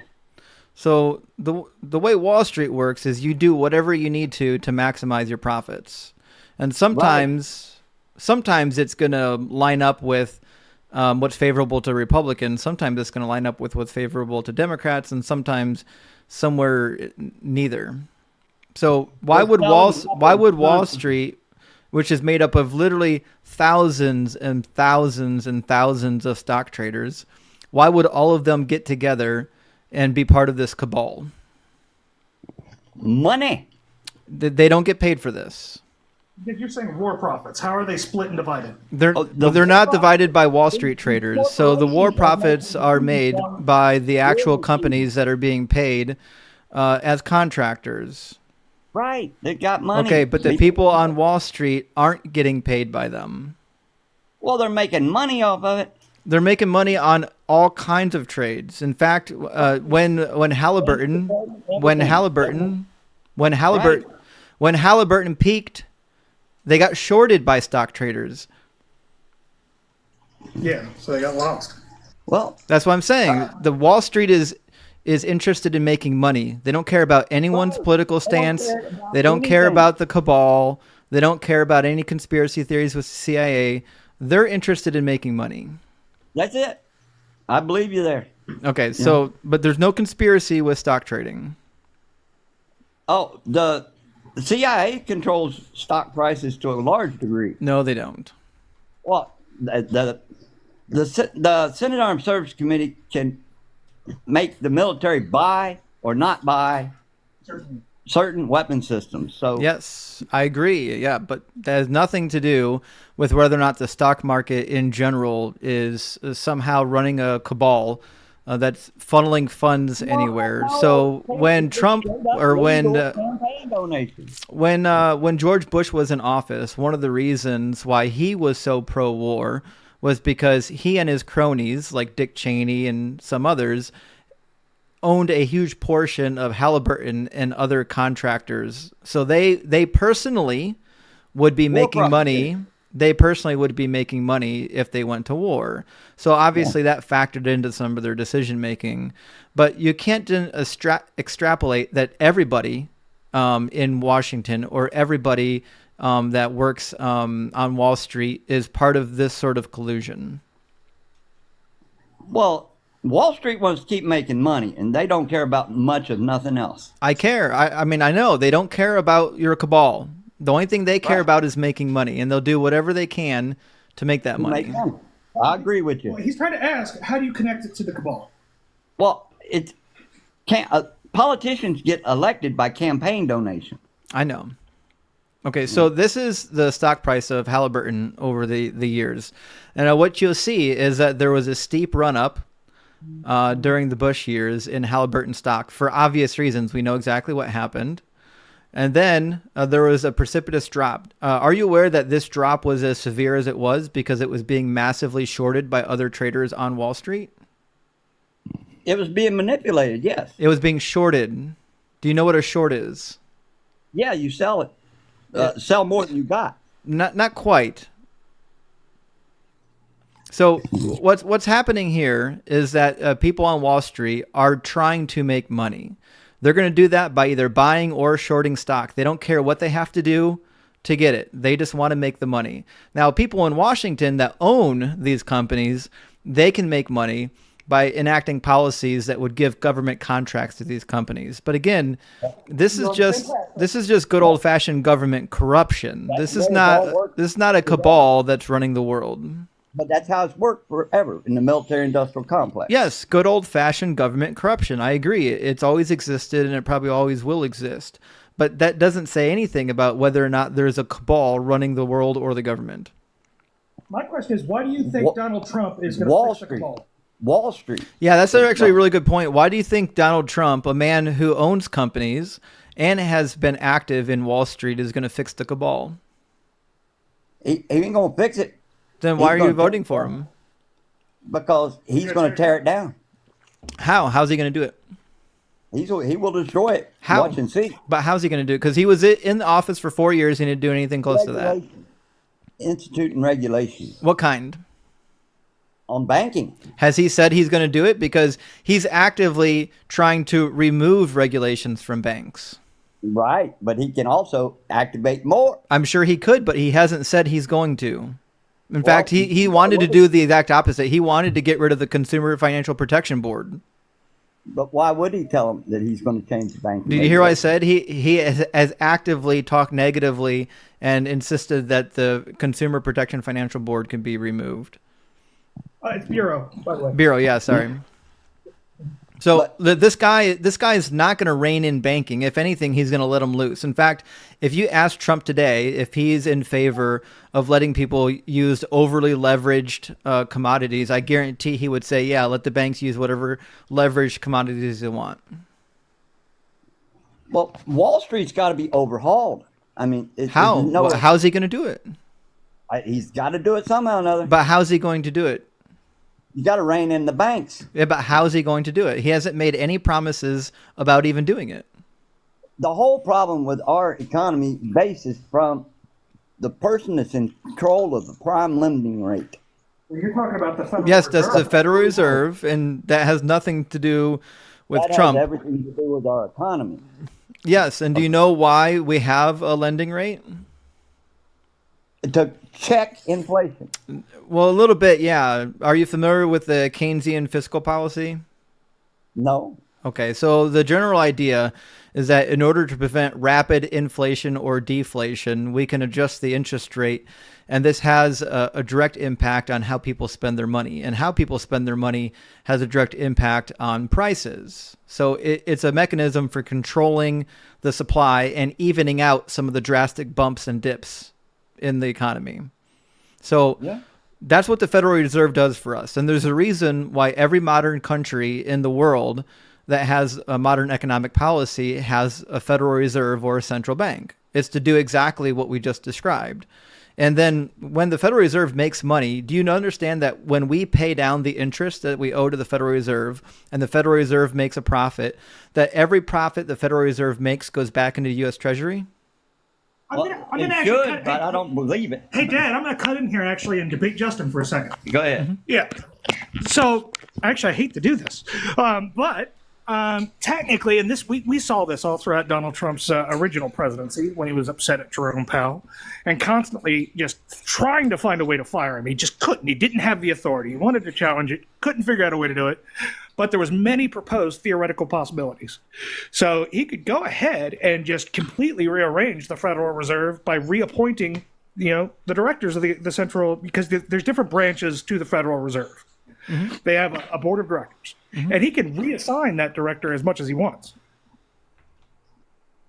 So he can completely redesign the Federal Reserve to his whim. But the Federal Reserve's not a dictatorship. Even if you put somebody on the Federal Reserve, like you take someone like Janet Yellen, you yank her out and you put somebody else in, they don't get to dictate policy. Right, because it's based on a vote, and obviously it goes to the chairman. But the chairman is actually elected by the board, and the board is actually nominated by the president. So he could actually just fill and pack the board and pick his own chairman and bring them to I actually don't think that's true. I don't think the president can unilaterally fire the entire board of the Federal Reserve and then just put people there that he wants. No, he can't. You're right. But what he can do is, as they cycle out and term out. So the board of directors has to be confirmed by the Senate. Yes, but the nominations come from the president. Well, of course the nomination comes from the president, but you can't just fire everybody on the board and then nominate new people and then pray that the Senate confirms them. That's where you start getting to the gray water and the kind of cabal, where you get into the dark money and the lobbyists and see who's rubbing who's the right palm. And that's where I know it's a little unseen. This isn't public record, but you can kind of get into the shady aspects he's talking about. Because there's always a way around something. So, I mean, if you get somebody who's obviously a fascist like Donald Trump in there, I can see him pulling shady shit to challenge the Constitution and pack the Federal Reserve. Yeah, I mean, I could see him trying, but you would have to have a supermajority in Congress, and you would have to do something illegal to make it happen. Like you would have to fire all the board members of the Federal Reserve. Well, would they need a supermajority in the Senate? I think they would just need a simple majority. To approve somebody to the board? You just need a majority, but if you don't have a majority in both houses, you're going to have a problem. So you need at least a Senate majority. I don't think you need a House majority. So good point. Right, but if we're under the assumption that Trump wins in this hypothetical, they're going to get the House regardless. We would assume they'd get the Senate too if Trump wins. Maybe. I mean, the country's divided enough right now. We could end up with a stalemate in government.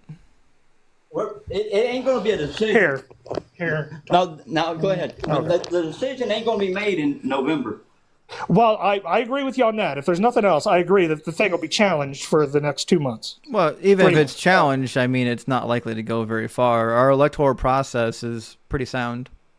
All right. Well, I just wanted to give you my dad's fun thoughts, so that was all. All right. Well, it's good to hear from both of you. All right. Bye. All right. Cheers.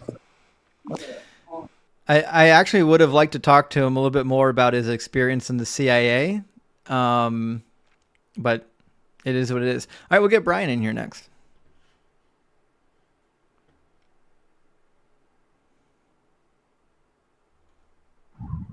Brian, welcome in. Brian? Hello? He has bars. It might take him a second. They might be delayed, or maybe you got a really bad connection.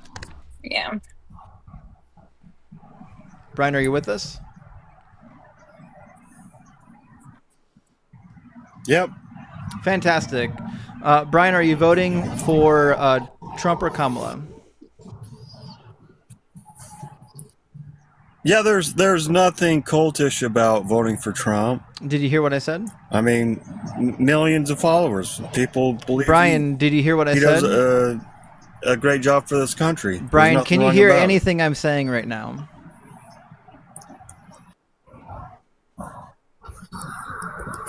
I can kind of hear you. I think you're really delayed. Do you have Wi-Fi access?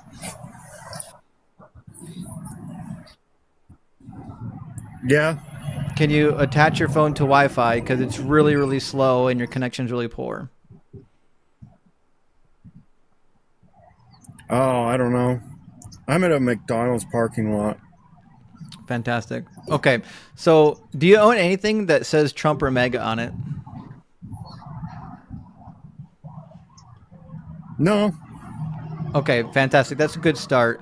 I've been to I've been to presidential campaigns, and so you've been to the even rallies? in Southern California, to thousands and thousands of Trump supporters. There's nothing wrong or cultish about it. It is. I mean, so, have you been to a rally? How can Brian? Yeah, how can you rag on somebody and destroy somebody? Brian, can you hear anything I'm saying to you right now? Yeah. Okay. Have you been to a rally? Yeah, in 2020. Fantastic. Thousands of Trump supporters to maybe 4 Biden supporters. I'm sure. So, do you think that Trump was selected by God? You know what? I couldn't tell you exactly, but all I know is he stands up for, American first. That's a simple fact. Well, Trump says that he was... Did Michael Jordan go play for another team? Buddy, we're talking about Donald Trump. Trump says that he was chosen by God. Do you believe that? What is all this nonsense about America's Brian, can you second? answer a single question? Trump said... What is it you want to hear, man? Trump said that he was chosen by God. Do you believe that? Maybe so. Trump also I said give the man a benefit of the doubt that he's going to do the best he can for. He obviously goes through a lot of criticism over this bullshit. Yeah, because he's a criminal pedophile. That's why he's going through all this. So he doesn't have any good plans. No, he's not. What's his plan? Where's all the? What's his plan? Where's all the? What's his plan? Where's all the felony What's charges? his plan? What's his plan for healthcare? For healthcare? Yeah, what's he going to do? It's in place. It's already in place. Okay, so he's not going to change anything with healthcare.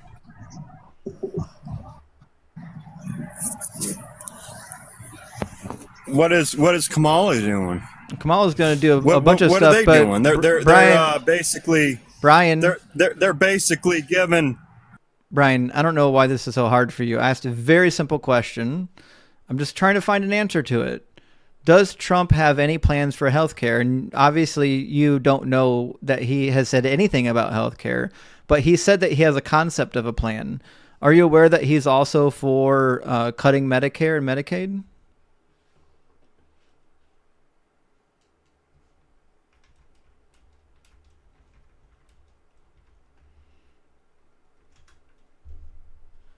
That delay is honestly painful. I feel like we should go to a new guest because it seems like he's not going to answer anything anyway. We don't have anybody in the queue. The queue's emptied out. Oh, I know. Someone actually said that you should use it as a topic. Trump. I don't know why it's so hard to get. By God. I know. Listen, I'm going to cut Brian. I got somebody in the queue now. I don't know why it's so hard to get people in the guest queue talking about politics. It's really easy to get them in here talking about religion. Mm-hmm. Mastersons, welcome in. What's up? Masterson, are you voting for the Orange Clown or for Kamala? Well, I would say that I was talking about this on another live. It's not done until I cast my vote on that paper, and I vote in person on November 5th. So you're undecided. We love undecided voters because it means that you're actually like weighing options. And you're like considering things, and that's what we love. Okay, so what would be? Can I ask a question? Sure. Did you happen to watch the Joe Rogan Trump interview? No. Oh, okay. I feel like that was a big deciding factor in my voting. I think right now. Why? Just because, dude, that interview, I think. From a political standpoint, I think it's going to go down as like the greatest political interview of all time. Yeah, why? What's good about it? Well, I like how Trump in the interview talked a lot about the, how everybody loved Trump like he was a celebrity. Like, the opening question to the interview was, we want to play a clip of you going on The View, and they welcoming you on as our friend Donald Trump. And I actually remember that interview, that View episode. There used to be a time where people didn't hate him, but a lot of people hate him now because they've seen him for who he is. But that has nothing to do about whether or not he's going to do any good policy making. What policies is he going to engage in that would be beneficial to the country? Well, I'm kind of going towards, for me, it's not even as much as the policy. Yeah, the president has an influence on the policy. Master, did you say that the policy doesn't matter? No, I said the policy matters, but for me, I know this was like, hey, kind of who you're voting for. For myself, the policy that's set forth by the president really, to me, isn't as important as the policies set forth by, let's say, the House of Representatives and Senate, or by local senators or local politicians in the region. I live in California, so what's he going to do that you want him to do? I really want the lower tax bracket, to be honest. I think that increase in the tax is very high. I really like what increase? The tariff. Like how Kamala wants to increase the tariff on. I understand the 1%, but tariffs and taxes are separate. She doesn't want to increase taxes on normal people. It's going to be people that it's going to be people that are making over $400 million a year. Do you think that people that are earning interest and gains on their capital that are making over $400 million a year should have to pay taxes on that? Well, is it unrealized gains?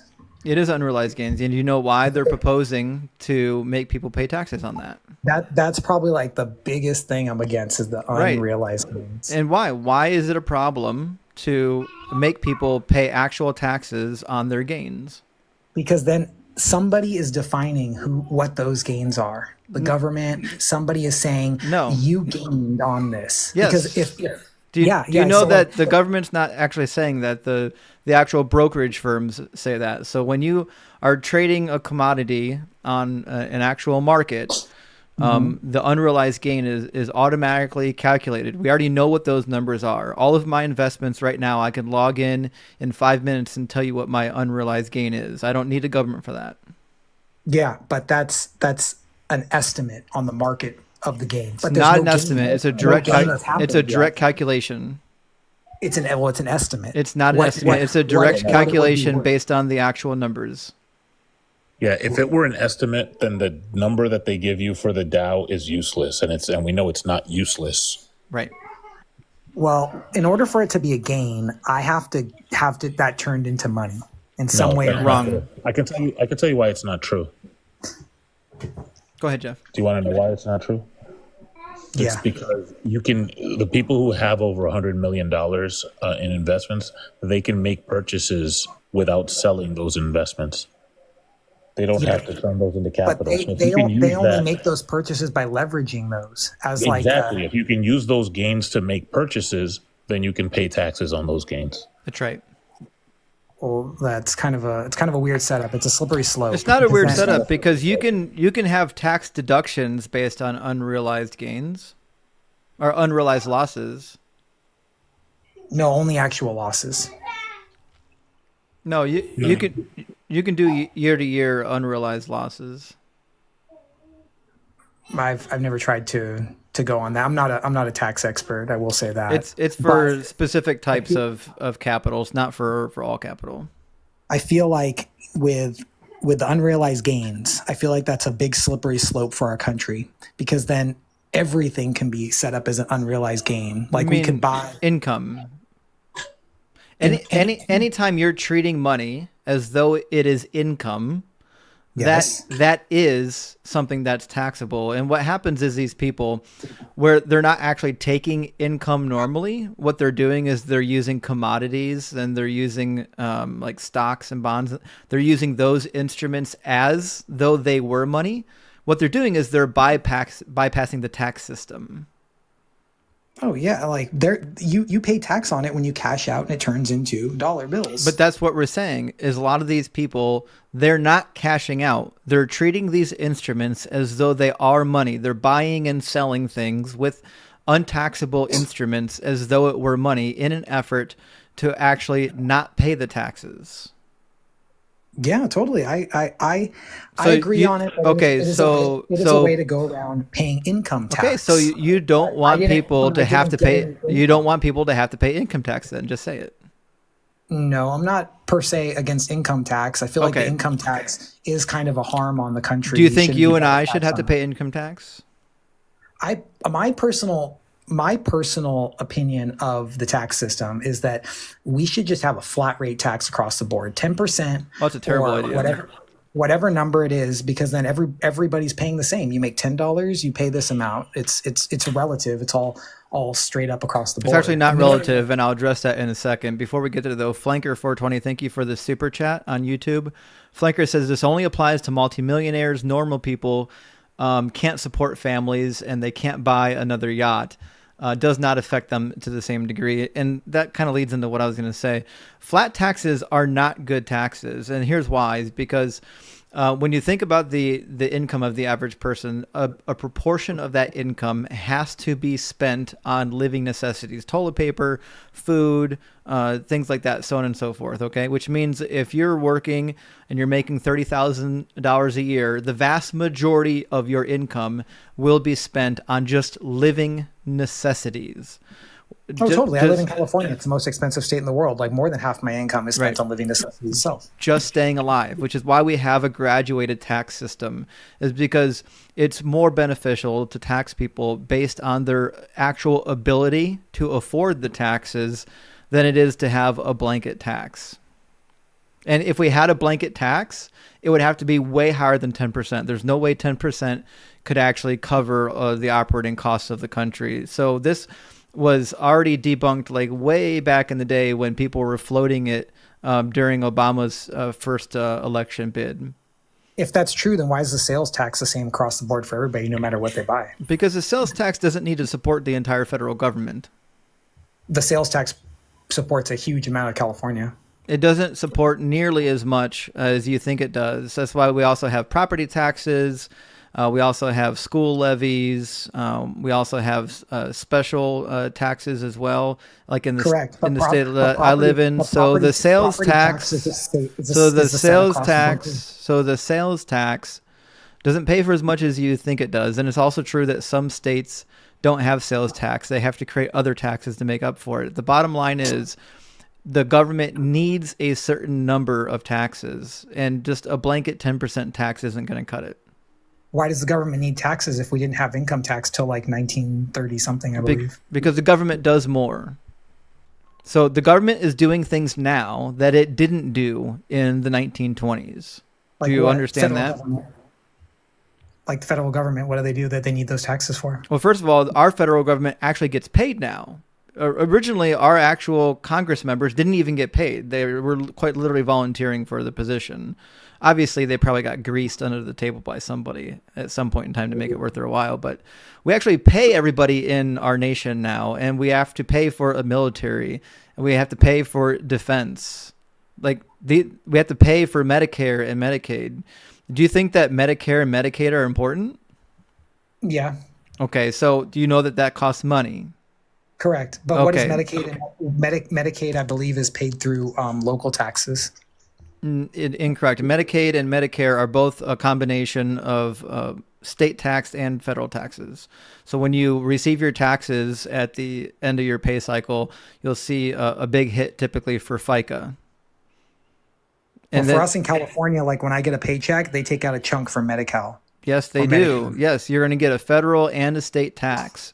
And then some of the federal money actually gets distributed to particular states based on how they're operating their particular Medicare or Medicaid system, which is why a lot of states were encouraged under Obama to expand their Medicare system and then take the additional funding from the federal government to do that expansion. So the states that didn't actually expand actually missed out on federal funds. Yeah, I understand.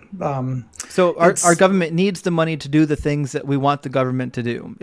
We need new roads. We need to develop new roads. engineering New roads. technology. That's We the need to best help people not fall through the cracks.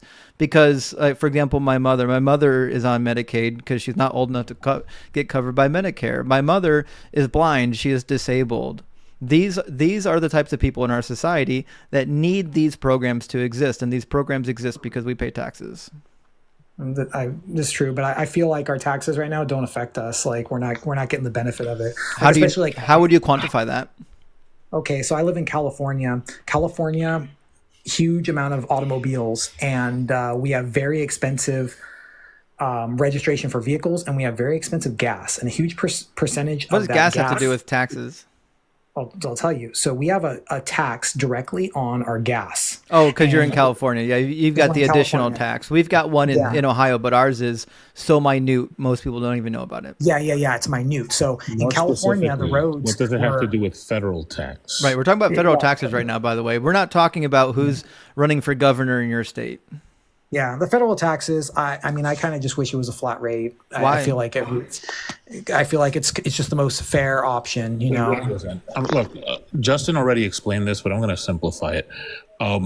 How did the federal government fund itself prior to 1913? That is a good question. I don't know. Tariffs. The answer is tariffs. Why did we change to an income tax? Because other countries were getting pissed off that we were tariffing them. No, we don't care about other countries. We can destroy them into oblivion. The reason is because there was a concern that a flat tax like a tariff was disproportionately affecting the poor and the middle class, and they were getting antsy. We saw this a few years after 1913 when the Great Depression hit. Also, tariffs don't fund the whole government. We now have social safety nets that came into effect after the Great Depression. So those social safety nets, tariffs won't even we would have to have a massive tariff in order to handle that. But the point that Justin was making is that if you're spending 98% or 95% of your income on needs, and we do a flat tax of 10%, you're now underwater. Whereas somebody who's a billionaire is spending a tiny portion of their wealth on needs and hoarding the rest. So it's less of a hit to them if we tax them more. Also, Dougal hit your bow, baby. It's time to set the new one.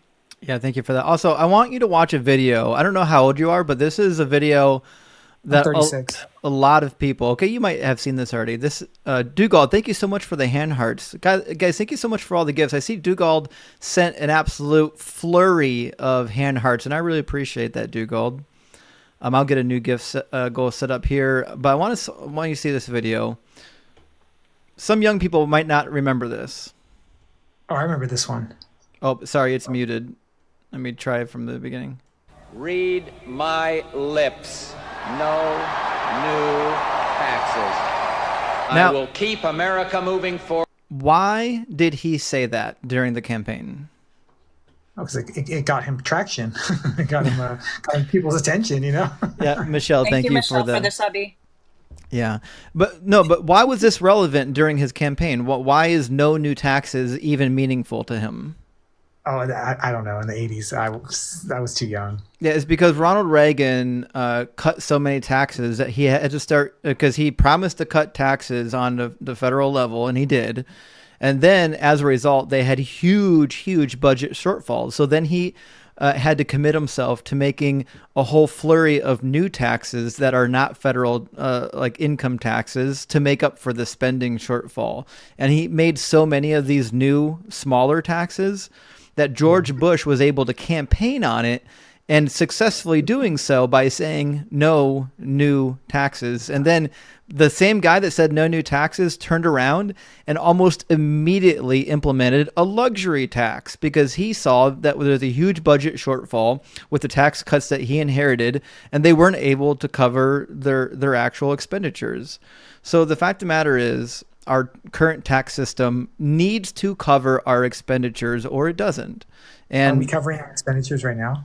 That's what I'm saying. Right now, we have an operating deficit that's not covering 100% of our expenditures. We're basically in a planned deficit era. So right now, the spending era that we're in is a planned deficit era where we engage in deficit spending and we loan money from ourselves to ourselves in order to do this. This is what all modern economies are doing right now. Once upon a time, our debt was owned by other countries. We mostly stopped doing that. Most of our debt is owned by us nowadays. But the fact of the matter is, we can only engage in so much deficit spending before our dollar becomes untrustworthy and people stop wanting to deal in dollars. And that would actually have a very negative impact. So we are encouraged as a country, even if we engage in deficit spending, to actually cover most of our spending, or we run afoul of our whole system. Yeah. I mean, you say some good points about the taxes. Like, I feel like it can go both ways. For me, you know, I work on a business. Like, there's a lot of other businesses in the USA, and the one thing that's important with business is the market, not just like exactly what's happening in the market, but what people will think will happen in the market. And I feel like, let's say Kamala Harris wins in the market, it might shock the market. People might question their business ventures. You know, one of the things I talk to about people with business can I is they address say, that?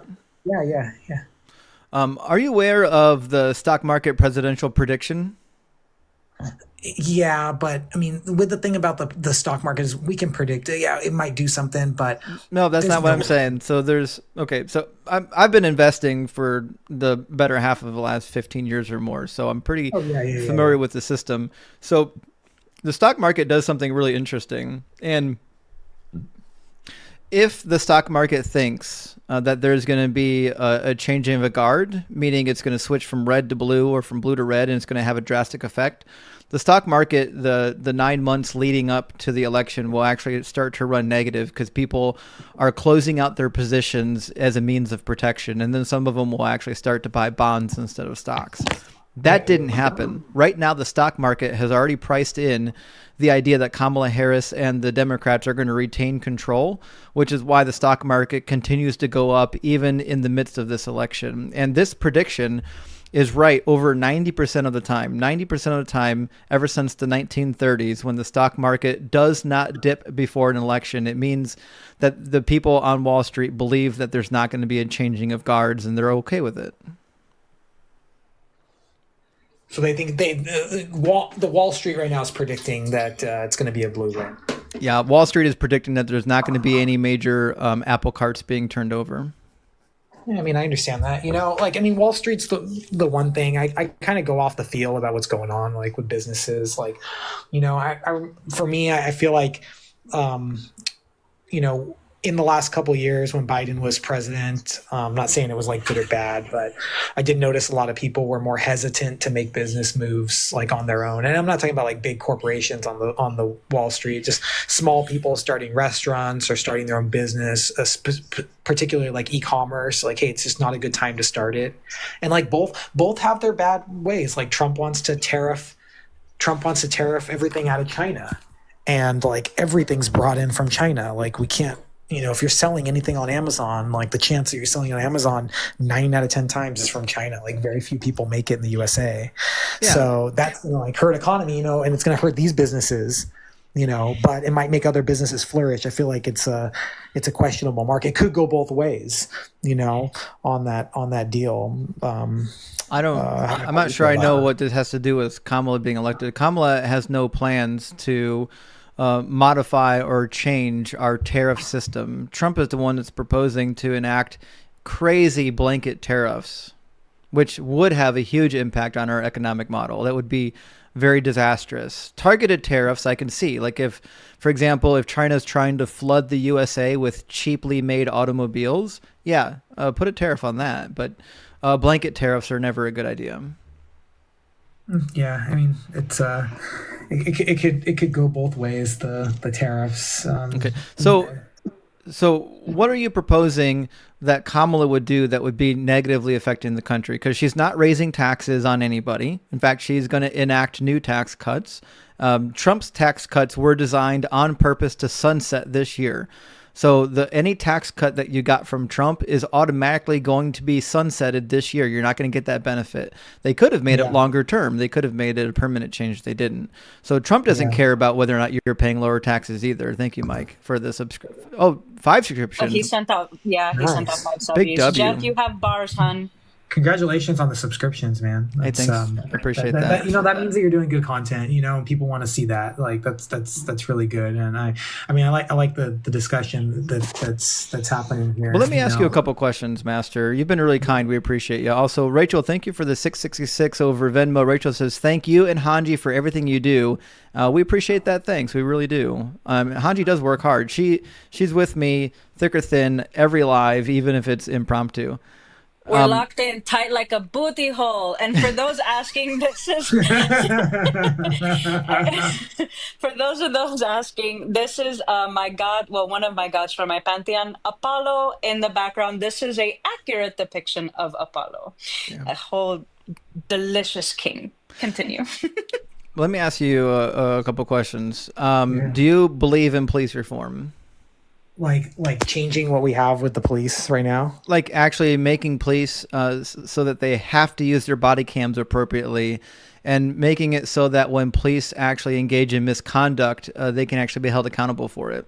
Oh yeah, I mean yeah. We that there's a lot of that going on like here in California. Like in California, like anytime like a police officer I've had an engagement with at any time always turns on their body cam. Like I mean, if you're in California, you're gonna have an engagement with the police sometime, usually within 24 months, whether it's like a traffic stop or like a checkpoint of driving through of some sort. You know what I mean? And not that you're doing anything bad. It's just you're gonna have an interaction with an officer at some time if you travel the roads at all. Okay. And well, this on the cams. Atheist Bulldog, thank you for the 5. Oh, sorry. Go ahead. I see Dugald on my end. You see something different. I saw. Hold on. Sorry. Those are people that receive the subscription. Yeah. Sorry, Dugald. Thank you for sending out 5 subbies. I appreciate that. You're so adorable. So Kamala is in favor of these types of policies. He's in favor of reining in abusive policing actions. Trump completely disagrees. Trump actually said openly that he misses the days when police were able to beat people down. Do you think that police should be allowed to beat people down? No. Did Trump say that like on an interview or something? Like it was at one of his. It was at one of his rallies. Thank you. Oh, we got Queen Almighty sent out 10 subbies. Big. We got it's a hard one. It's like I can't agree with everything any politician is going to do. It's like there's going to be some good stuff. Like there's going to be some stuff that's just totally whacked out. It's a hard choice. Like personally, I'd rather have a different candidate than either ones that are right now. Do you think we should encourage U.S. citizens to have babies and build families? Totally, 100%, dude. And it's really, really hard to have children right now. And it's probably, I would say, to have children right now, not just like to have the baby physically, but I mean to raise the baby and to be prepared for the baby. It's difficult and it's expensive. Right now is probably the most difficult time. Are you aware that Kamala is in favor of passing legislation that would actually make this easier? For example, she's in favor of increasing funding to independent daycare providers, as well as capping the cost of daycare. So like she would cap it at 7% of the family income. And she also wants to... That'd be great. That'd be great. Amazing. Yeah. Thank you so much for the 5 more subbies. Who's sending all these subs? Thank you so much, guys. Queen Almighty, Demi just subscribed. Thank you so much, Queen. Thank you, guys. Thank you, Demi. I really appreciate that. I wanted to put the sub counter up here, but it's broken right now. Something wrong with TikTok. Their new update broke it. Okay, so she's actually in favor of doing that. She also wants to increase the child tax credit from $3,600 to $6,000 for people that have children at a particular age and under. Like it wouldn't affect me. My child is aged out of it now.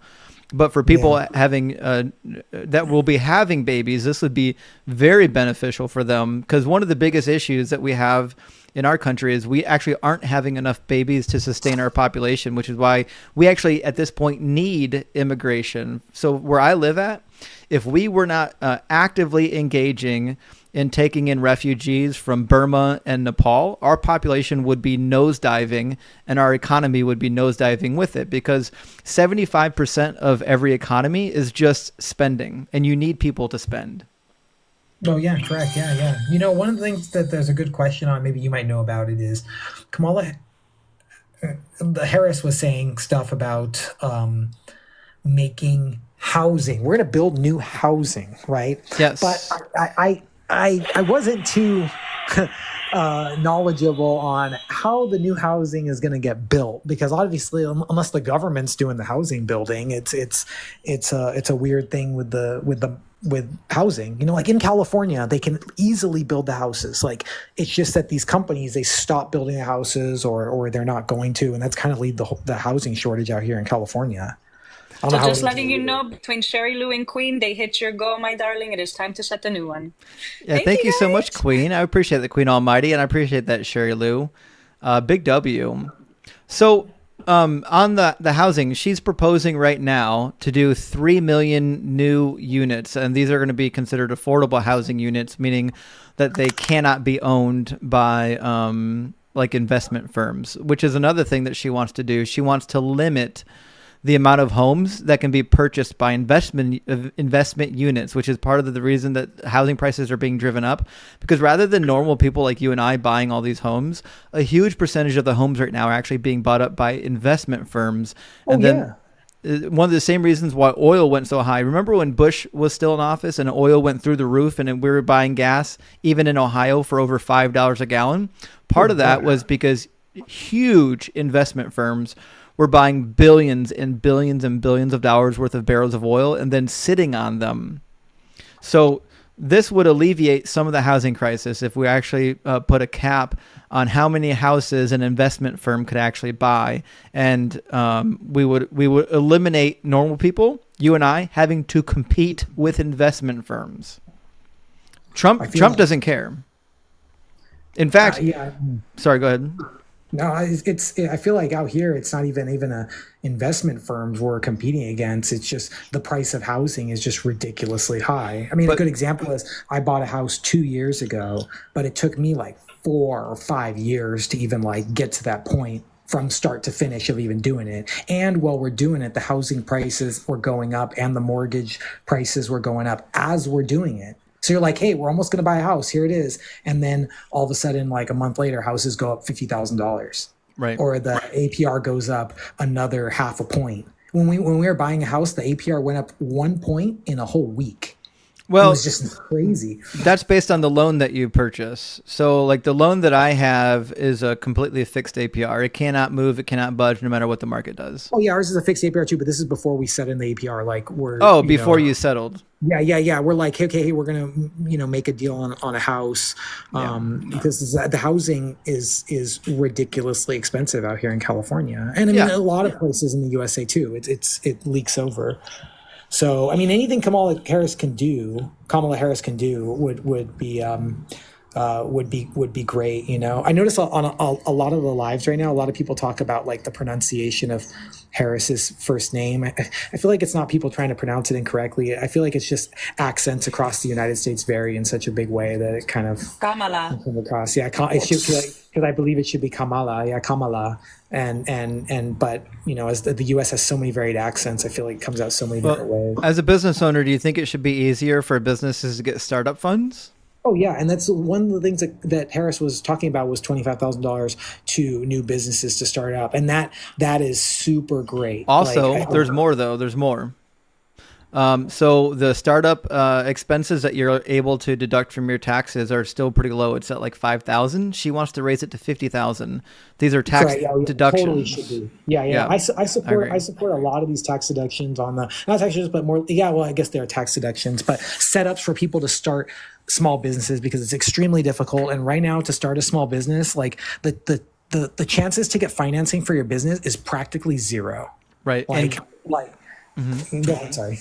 She's also going to be increasing funding to the SBA for small business loans, which can only be good. Giving out small business loans always works. So small business loans from the federal government has a really good multiplier effect in the economy, which is also the reason why I'm a liberal, is because I follow finances. And did you know that the multiplier effect on what we would call public spending is typically double what we would consider it to be with capital expenditure? So it's going to be like 20x?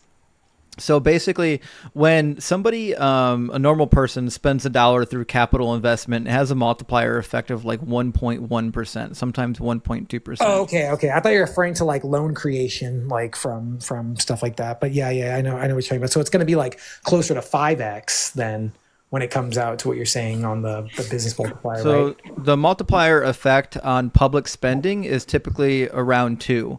So for every $1 that is spent in public spending, whether it's through welfare or safety net programs, it actually has a multiplier of 2 as opposed to like 1.19.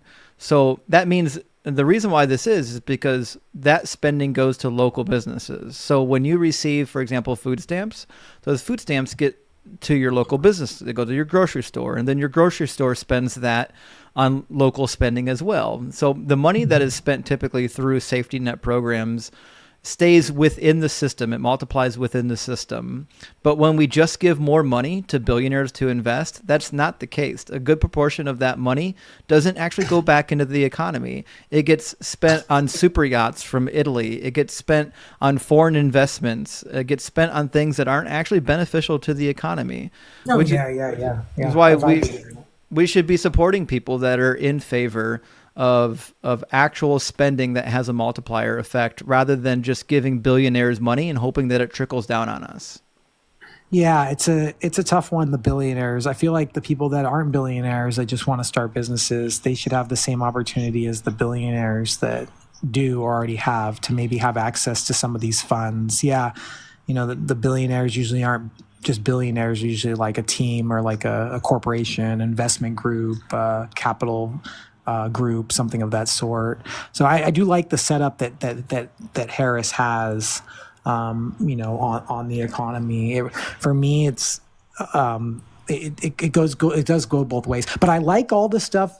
I like all the information that you have about Harris. It's very set up in a very good debate way, where I feel like you could like debate this very well.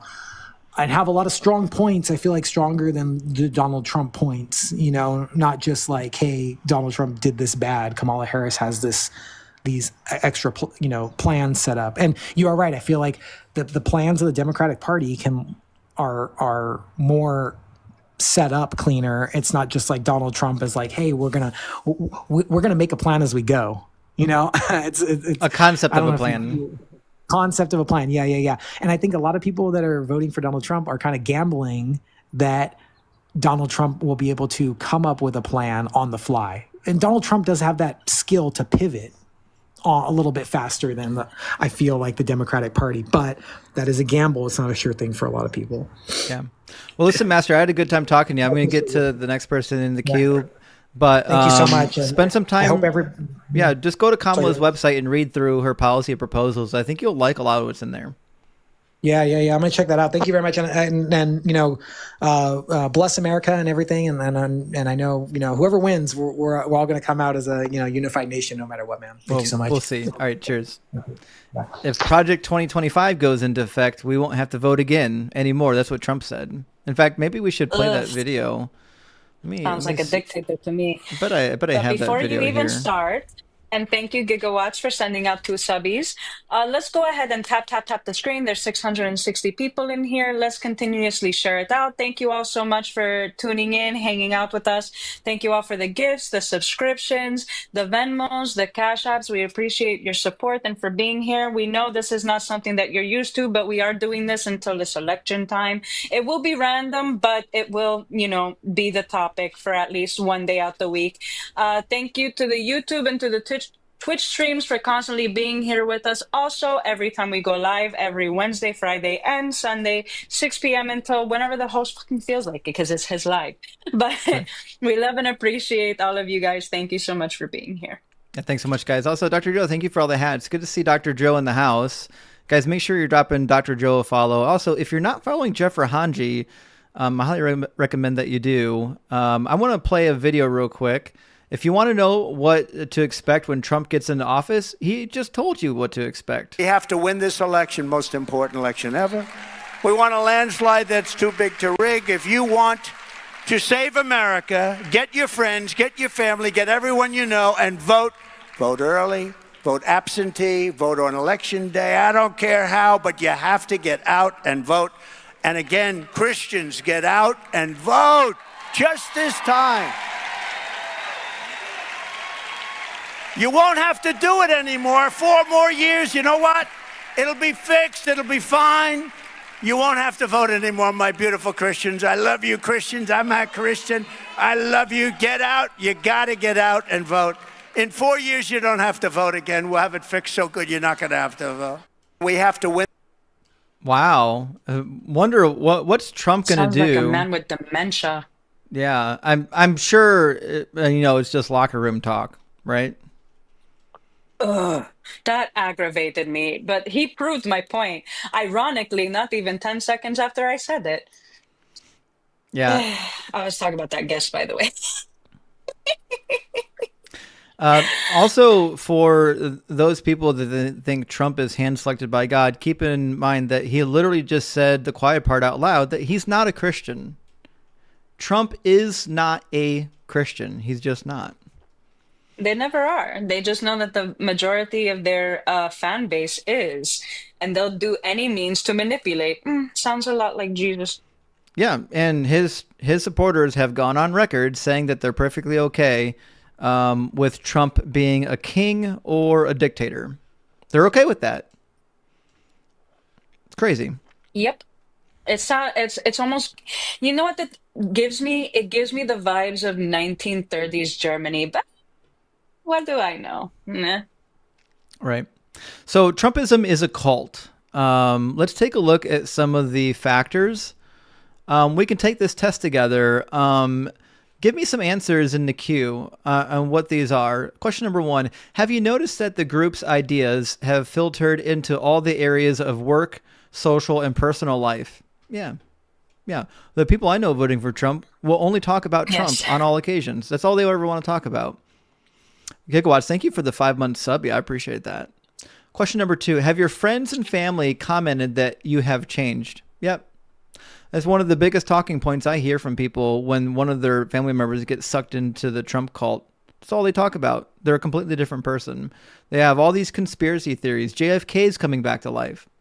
Have you noticed that you spend less time with your family and friends and more time with the group? This is more of a religious question, but the fact of the matter is people that are in MAGA prefer to spend time with MAGA, and they cut out people in their lives that aren't MAGA. We'll give that a yes. Although that one probably is true of liberals too. Liberals are cutting out MAGA people left and right. Have you noticed that you spend less and less time with your family? I already did that one. Okay. Do you find boring or awkward to spend time with people outside of the group because they seem boring or don't understand the language of the group? Yeah. Yeah, we already talked about that. Although that's true of the left as well. Do you believe that outsiders are not at the same level as you as the members inside of the group? Yeah, that's a hell yeah for that. The litany of Trump prophets and Trump worship songs is all you need to know about that. Do you believe that Thank you, Queen Jackisa, for the subscription. Yeah, thank you so much, Queen. I appreciate that. Do you believe that the group's ideas and beliefs are the way forward to sorting out the world's problems? Obviously, they believe that to be the case. Have you wondered that if only everyone knew what you have learned from the group, the world would be a better place? Of course, as long as you knew about the QAnon conspiracies, Trump could save the world. Have someone close to you told you that they think that you're in a cult? Yeah, MAGA people know that they're in a cult. Or we tell them regularly. When you ask yourself, am I in a cult? Do you think straight away, of course not. I would never join a cult. Yeah, we've already heard that tonight. If someone criticizes the group or its principles, do you feel that you have to explain why they're wrong? Yeah, I think so.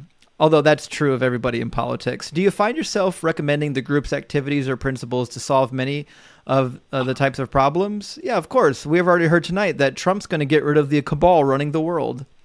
Do you sometimes feel like you know more than the outsiders about life and people of the world? Yeah, of course, because QAnon has already solved all the problems. Trump's going to get in the office, he's going to rescue all the children, and he's going to drain the swamp. Have people said that you are pushy and obsessive about the group? Yeah, Trumpers are obsessive. Do you feel a strong urgency to explain the benefits of the group and its activities to those who are critical? I don't know if that's true. It's true about the Trumpers I know. do you ever feel bad or guilty when you don't behave as the group says you should? I don't know if that's the case. I don't know if that's the case among Trumpers, if they chastise each other for not adhering to principles. We'll give them a no on that one. Let's see. Test results. Check mark. Yes. Fantastic. Ding, ding, ding. Trumpism is a cult. Welcome in, Queen. Hello. Queen, welcome in. Are you voting for Trump or Kamala? I already voted for Kamala. Oh, big W, Queen. Let's get some W's in the chat for Queen. We love you. Thank you for actually casting a vote for someone who's not an insane pedophile. We appreciate that. Of course. I wanted to add to the cult thing that I have a brother. I have an older brother. And last year, I went to his house and I was trying to reason with him about, he's a Trump supporter. And I was trying to reason with him because he came to this country not too long ago, so he don't know the, the spectrum of the politicals and stuff like that, and which way to sway. And he's in an area where there's a lot of people that is ignorant and stuff like that. And it ended up being such a bad thing that I had to pack my bags and leave at 2 a.m. because he kicked me out of his house. Yeah. And we were brother and sisters. I mean, he was like a father to me. And he turned, seriously, I couldn't even believe it. I cried so much. I went to a hotel. I was in Massachusetts. I live in South Carolina. And my brother kicked me out of his house at 2 a.m. because I insulted Trump. Yep. Because it's a cult. It's a cult. It is. He took my brother from me. And to add insult to all of this, he's very sick right now. And my other brothers are telling me that he's very sick. He has diabetes and a lot of issues and stuff. He's almost 60. And, and I see now that he kind of like identifies with Donald Trump because my grandfather was like Donald Trump. He was a womanizing, an abuser. And that's the man that raised him. So he looks up to that guy, right? To my grandfather. So, and I see the problem with it. You know what I mean? I understand psychologically because my brother was raised by him. I wasn't. So, and I came to this country a little earlier than him. And I learned a lot. And well, Queen, we really appreciate you. And, your relatives that are in the MAGA cult, unfortunately, there's no way to get them out of it. No, I learned my lesson. I really did.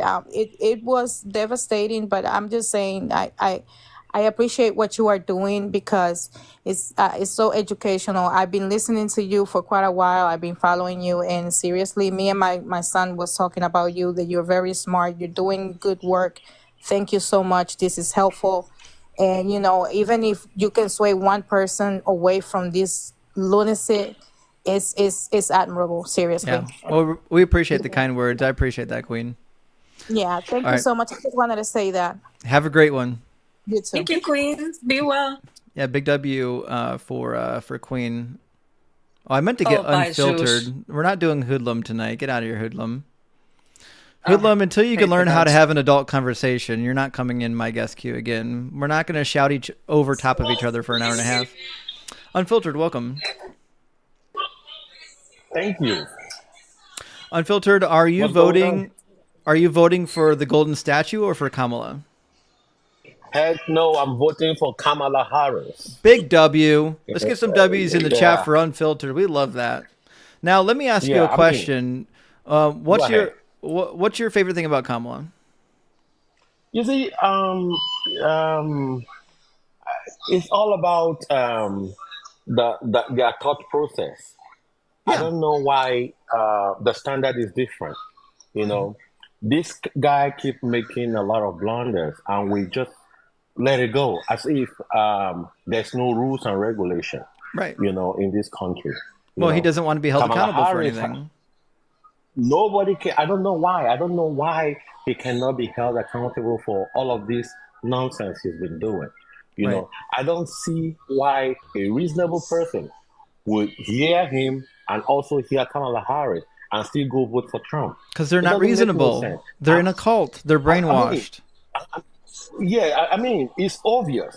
In fact, there shouldn't be no debate. You just listen to this man and you listen to Kamala Harris. I will also think that one of the reasons why most people don't want to vote for Kamala Harris is because she's a woman. But that is nonsensical. That is baseless. You know, I mean, nobody's saying it. Yeah, misogyny is real. But listen, yes, no, Filter, we're so glad that you're voting blue. We really appreciate that. I'm going to try to get a Trump voter in here, okay? Okay, thank you. All right, cheers. Flanker, thank you for the $5 super chat. Flanker says, what major social progression have conservatives done? Women vote, integration, civil rights. Yeah. Name one progression we've had in society that conservatives were leading the charge to get. It's always the liberals every single time. Jeff, can you think of a single society progression or economic progression that we've had that was actually led by conservatives? The downfall of capitalism by way of recessions. That's about right. Yeah. Overspending on subprime mortgages that were heavily leveraged. Although that's not really a Republican issue, even though they championed it. That's more of an issue with the financial sector just being out of control because nobody was giving proper oversight because the conservatives in office, for the most part, loosened all of the regulations. Anyways, Alibaba, welcome in. Show, by the way, I love your guys' work against the the Bible and stuff like that. I think it's really interesting and intricate, the arguments you guys make. So great job on that. As for what you guys are discussing today, I would describe myself as a kind of a Gary Johnson, Jill Stein kind of voter. But if you had to stick a gun to my head, I would absolutely have to be forced to pick Trump over people like Harris or Hillary, etc. Well, I'm not defending Hillary. I don't like Hillary as far as I can throw her. But that being said, what would be the reason that would persuade you to vote for Trump rather than Kamala? So I think that they're both funded by the same individuals, the military-industrial complex, Goldman Sachs, so on and so forth. But what makes Trump like the slightly less shittier option, in my opinion, is because of his volatile personality where he calls out the media, which I think has actually done really good dividends in the long run for making America more, I don't want to say aware necessarily, but I'd say more along the lines of like more cautious of what's going on in our politics. Like I don't think anybody... I don't think the average view in American society anymore, due to Trump, is that what's wrong with the media system is real. So Harris, I think she kind of like right. But Alibaba, what's wrong with the media? Corruption. Pardon? What's wrong with the media that Trump is calling out? I mean, if you look at CNN, MSNBC, Fox News, they've discriminated against populist candidates on both the left and the right. Ron Paul, for example. Yeah, I know. The 2000s. They have a bias. I know. Bernie Sanders.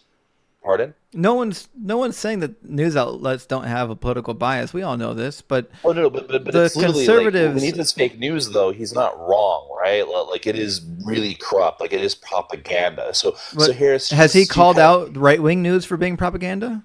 Of course he's not. But okay, fantastic. So he's causing out the news outlets that don't agree with him. In fact, not only is he calling out news outlets and demonizing news outlets that just merely disagree with him, he's revoking their press passes. He revoked like a dozen press passes during his last. I don't disagree. His last run. Why would a president? She's not calling any of the media. Why would a president need to revoke press passes to news outlets that just disagree with them? I don't disagree with that, brother. My issue is the overall culture that Kamala is representing, which is the culture of Bush, which is the culture of Cheney, which is the culture of Clinton. How? I mean, if you get an endorsement from Dick Cheney, I mean, I don't know how somebody could Dick Cheney, be like, yeah, that's the lesser what two policy, evils. Dick Cheney is.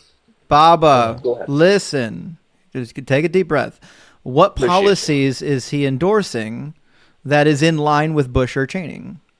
Kamala Harris? Yeah. What? Listen, just because one of the Cheneys came out and said that they're not going to vote for Trump has nothing to do with her policies. What policy? Hold on. Hold on. Hold on. What is she doing? What is the policy that she's going to engage in that would be like Bush or Cheney would want? Well, very similar along the lines of Hillary, right? She kind of embraces this mantra. You know how she looked at Gaddafi? We came, you saw, he died. Like she has a very like hawkish view on foreign policy, Kamala which is does. really alarming. And Trump, but to be fair, Trump, he hasn't gotten out of any of the places like he said he would. But I really feel though Kamala over Trump would actually go into Iran. Baba, listen, I love you, man, but we're going to engage in some discussion. You can't just gish gallop from topic to topic. So what policy or what comments has she made that leads you to that conclusion? So it's her views when it comes to her foreign policy, right? She's aligned herself, and again, I'm not saying what she said. I know that's what your question is, but I'm saying the people who she's aligned herself with, the people that she's like who? I'll give you an example. So individuals like John Kerry, individuals like Nancy Pelosi, these individuals were responsible for the Bush wars. John Kerry he wasn't in favor of the Secretary Bush State under wars. Barack Obama. Under Barack Obama, we went to 7 whole countries. Under Bush, we were only under 3. Are you just saying? Are you just saying she's aligned with Democrats? That's what he said. Hawkish Democrats, who, by the way, are no different than Republicans when it comes to foreign policy. Oh, I've heard this before. I believe I read it in Mein Kampf. The way you're talking, guest. No, so let me ask you guys a question. Do you guys actually see Kamala Harris as like a person that's good for America, or just simply like the slightly better of the two options? No, I see her as good for America, but no, I'm asking the host and Hanji. Oh, wait, well, what? Jeff is part of the conversation, by the way. Oh, okay. Hold on. What did you say? I don't know you, Jeff, so that's why. Yeah, but I don't want to cuss you out either. No, you're so free. don't do that again. Hold on. Wait. No. What did he say? What did he say? I missed it. Oh no, I was asking the question. He bypassed. He said, "I'm talking to the host and Hanji as if I'm not here." So let's not do that. Jeff is co-hosting. Yeah, respect. No, that's fair. If you want to answer, Jeff, but I especially wanted to know because I watch the show with you guys often when you talk about the religion and stuff. So when it comes to like the host and Hanji, what's your guys' views on American politics? Do you feel we truly still live in a democracy where we actually end up picking the right candidates in the primaries, like the electorate's being represented? Or do you believe, like, okay, kind of where I'm at, people like Ron Paul, Bernie Sanders, good populist men representing either side, regardless of what you agree with, that they're being squelched and they're not being misaligned? They're not being squelched.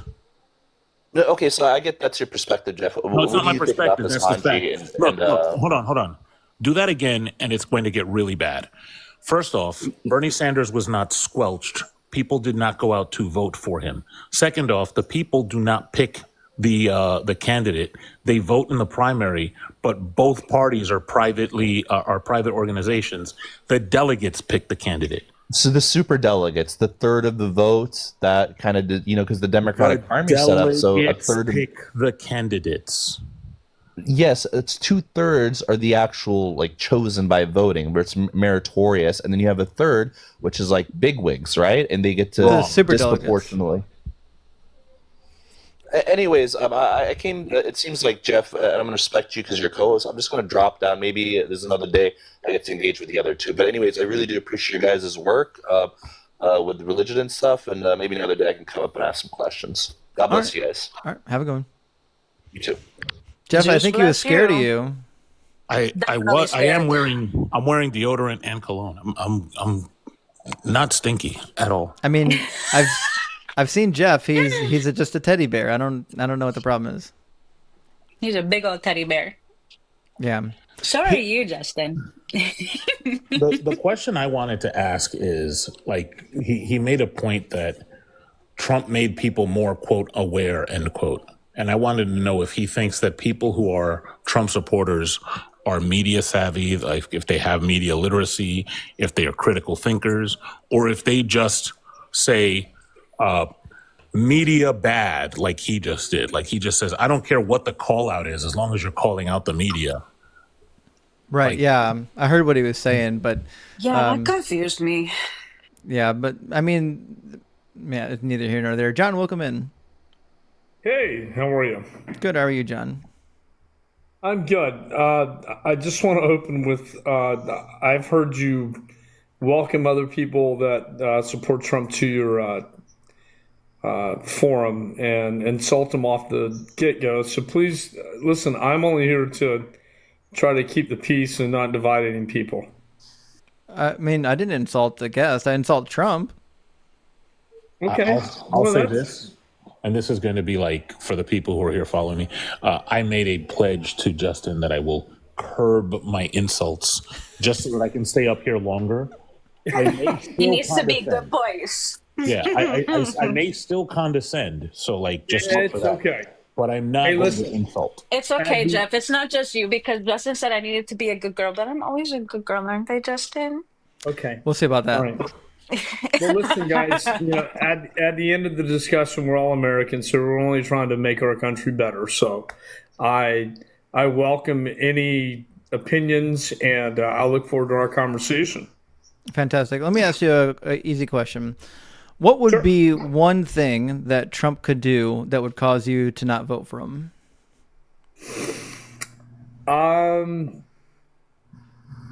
Back out of peace in the Middle East. What do you mean by that? What do you mean by peace in the Middle East? Well, I mean, he had the Abraham Accords signed, and it was the first time in a long time that we actually had conversations that kept the peace there. How? What do you mean how? Because the Abraham Accords didn't have anything to do. The Abraham Accords. Was there? Hang on. I'm responding to what you're saying. The Abraham Accords didn't have anything to do with why they were or were not at war with Gaza. I didn't say that it did. Okay, so the Abraham Accords has nothing to do with why there wasn't an active war with Gaza. So, Gaza. I okay, didn't mention Gaza. Well, that's who Israel's at war with right now. I understand that, but the Abraham Accords does not address that. Right. Okay. So how does the Abraham Accord keep peace in the Middle East? Well, it did it for 4 years. How? Well, listen. Listen, I know that you think the Abraham Accords is just a talking point that's magical, but it's not. So what specifically in the Abraham Accord led to peace in the Middle East? Okay, what specifically, if you're asking me that question, what specifically makes the fact that 2 + 2 = 4? Because that's how math works. So I'm asking you, what is the correlation? And that's how that works. Do you know the correlation causation fallacy? The correlation causation facts, listen, that has nothing to do. It does. So I'll just help you out. So correlation causation fallacy is that because two things happen at the same time, you're assuming that one caused the other, but that's not how that works.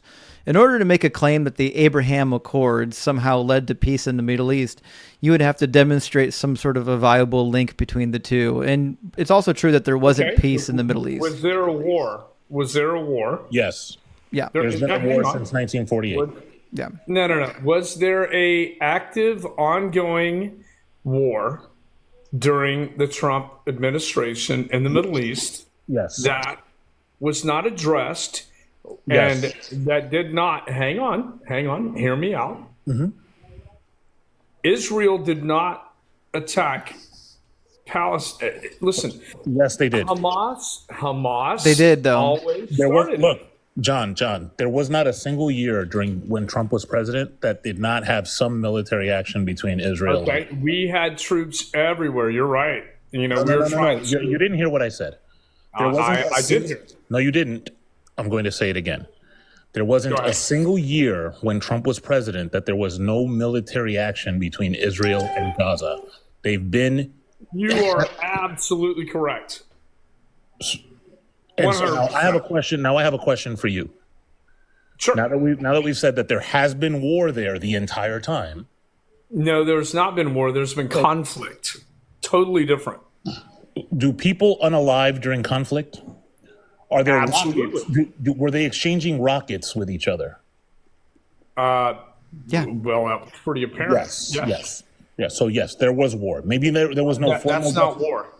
Okay. So what's the For there distinction? to be a war, there has to be a declaration. There has not been a declaration of war. Yeah, there still hasn't been. So really quick, because what would Israel declare war against? Itself? It's their territory.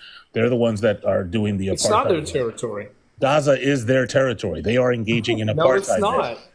It's not been their territory since 2005 when they pulled out. Who's in control of Gaza right now? Hamas. Hamas? Okay, so how does Hamas trade? How do they get resources? Where's their airport? Wait, hang on. Wait, you can't ask that question without knowing the facts behind He does know the facts, and he's got a reason for asking the question. Just answer it. Okay. I understand exactly where their trade comes from. Okay, and I also understand that not one is. That wasn't his question, John. His question is, how are they engaging in trade and commerce? Through the port and through the airport, which is controlled by Israel. Thank you. So, yes. So when they want to leave Gaza and go from one place to another, do they ask Hamas for a passport, or do they have to get approval from Israel? They have to get approval from Israel. Okay, so then who's in control of that area? Israel. Yep. Okay, great. So they're not going to wage war against themselves. So now my question to you is, for the Abraham Accords, just as an exercise, can you tell me how a treaty between countries that are not in conflict improves peace in any way? The treaty always reflected peace in its very foundation. That was why the Abraham Accords were brought, and that's where they were signed. But John, what in the Abraham Accords did the thing that you wanted to do? Just saying Abraham Accords over and over again doesn't resolve anything. What did they do? Listen, it's not a trigger point, nor is it a talking point. What did they? You brought it up. It's your talking point. What did the Abraham Accords do to get the peace that wasn't even there that you think was there? Also, while you're thinking, Yolanda, thank you for the 666. Yolanda says, I don't like it when we get these effing narcissist rumps airtime. I agree, although I don't think John's a narcissist. We had some prior guests that might be. So what about the Abraham Accords did you even like, or do you just know the name Abraham Accord? No, for God's sake. Listen, guys, I'm going to give you a little background on me. I'm not just your run-of-the-mill, what you would call a cult member, I guess. I didn't say that you were. Okay. So please don't box me in. I didn't. I'm a very well-educated man. I'm not sure talking down to you at all. I'm just asking you specifically. You keep bringing up the Abraham Accords. What about the Abraham Accords did the thing that you think they did? Well, the Abraham Accords bought Hamas, the Palestinian people, Saudi Arabia. It also bought Yemen. It brought everyone to the table to come to an agreement. And if you don't believe me, you can go and study the Abraham Accord. Okay, great. Who are the signatories to the Abraham Accords? It's the United States, Saudi Arabia, Yemen, and the UAE. Oh, so not the Palestinians. Nope, they would never sign anything. Okay, right, and why? Well, because they feel they're being persecuted by the very elected officials who are terrorists, who is Hamas, who is funded by the Iranian government. The IDF is terrorists. And also you're wrong. Yemen is not a signatory to the Abraham Accords. The original signatories were the Israel, Bahrain, the UAE. Later on, Morocco signed, and later on, Sudan. I take that. You're absolutely correct. I stand corrected. When was anybody in Palestine consulted to talk about the Abraham Accords? Well, it was brought to them in several times. And listen, you have to go back in the history of the Palestinian people.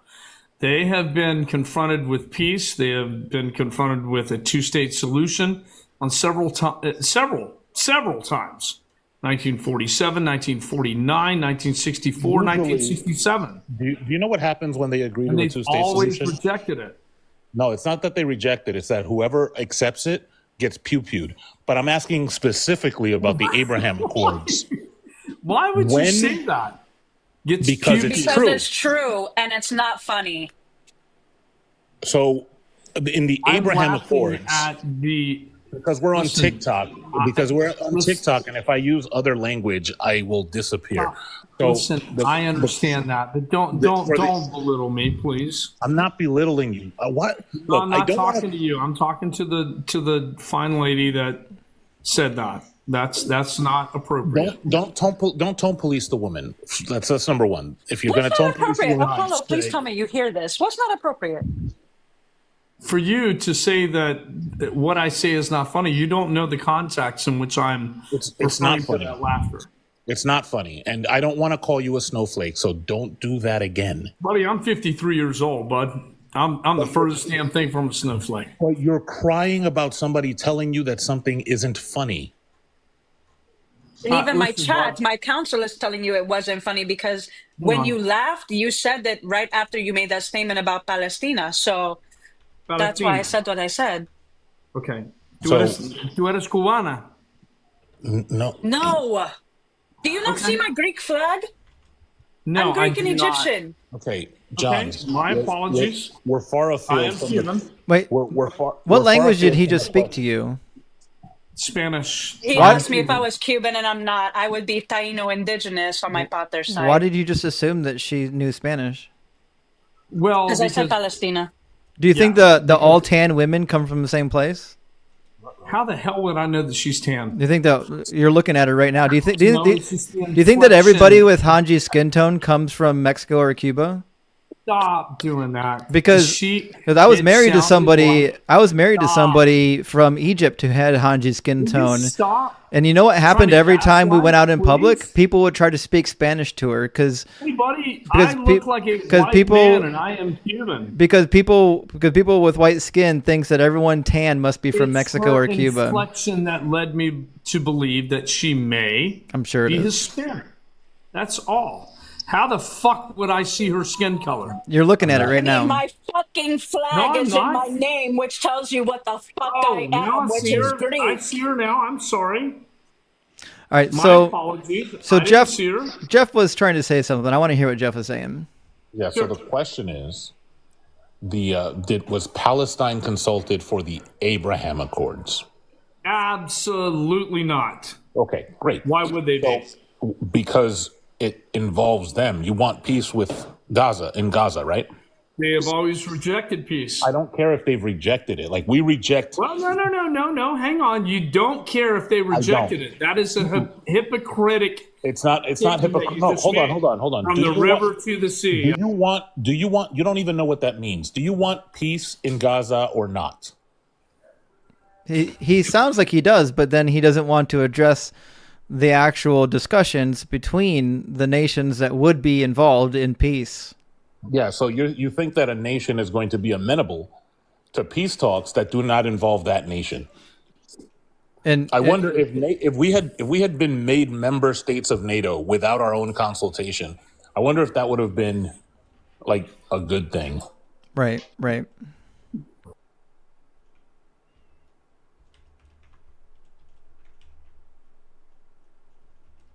And I did that all without hurling one insult, Justin. I want you to know that. I know. I'm really a lot. We're so proud of you. We're really impressed by your self-control tonight.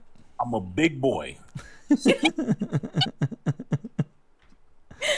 John, you're muted. I wanted to hear what Jeff actually said, so I had to quiet you for a minute. Hit the unmute button so we can hear your response. At least I know we would look good together, considering your fact the ex-wife looks like me, skin tone wise. Yeah, listen, I don't know what to say. I mean, my ex-wife was gorgeous. That had nothing to do that had nothing to do with the relationship, though. As it turns out, you need something more than attraction to make a marriage work. That being said, John, did you hear anything that Jeff said? It broke up a little bit. Please ask the question again. I'm sorry.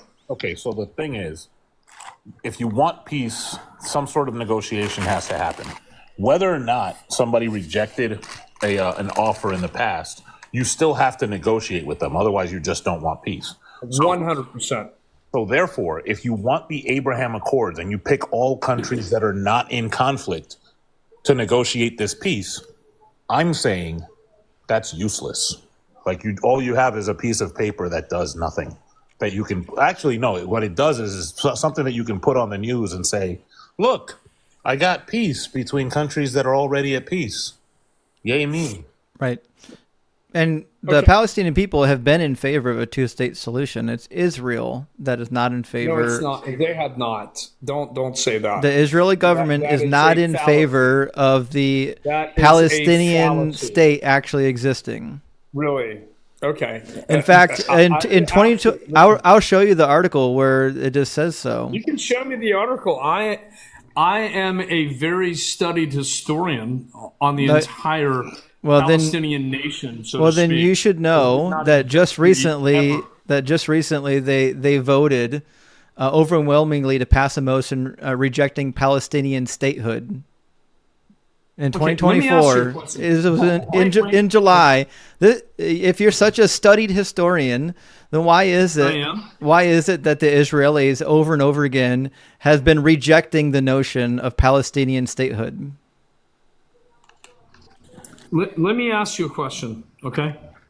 In fact, Why it says on that earth- the resolution was co-sponsored by both parties, both Prime Minister Benjamin Netanyahu's coalition, together with right-wing parties from the opposition, and even received support from Benny Gantz's centrist National Unity Party. So Israel is not in favor of a two-state solution. They want to keep Palestine an open-air prison and continue to shift their encroachment upon their territory until they no longer exist. Okay, let me ask you a question, please. And this is based on you. Obviously, you seem like a very intelligent young man, and I'll give you that. I'm glad you think I'm young. I mean, I'm not as young as you might think. Listen, I'm not talking down to you. Okay, I apologize for that. Let me ask you a question.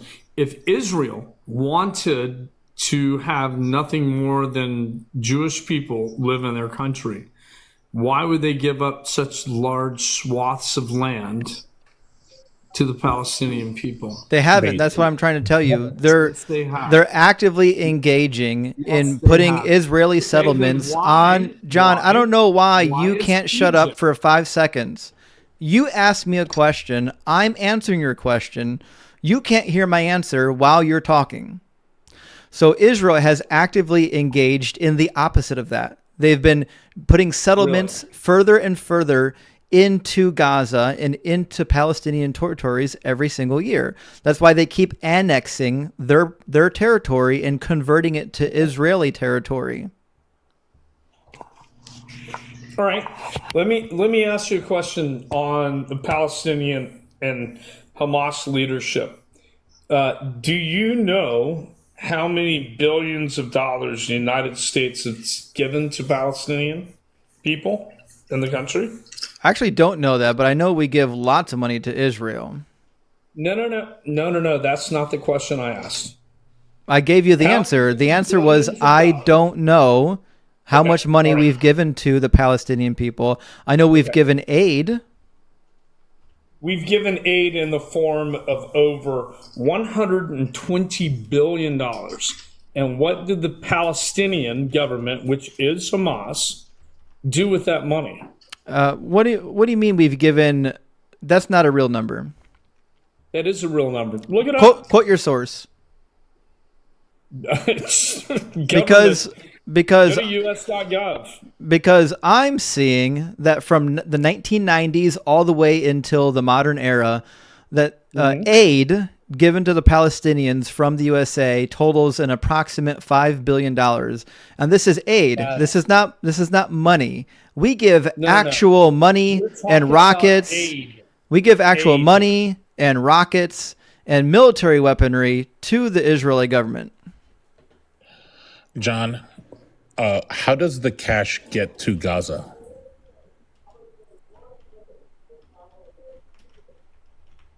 Come to think of it, didn't Saudi Arabia said for the states to back off when they did what they did, giving them their just desserts?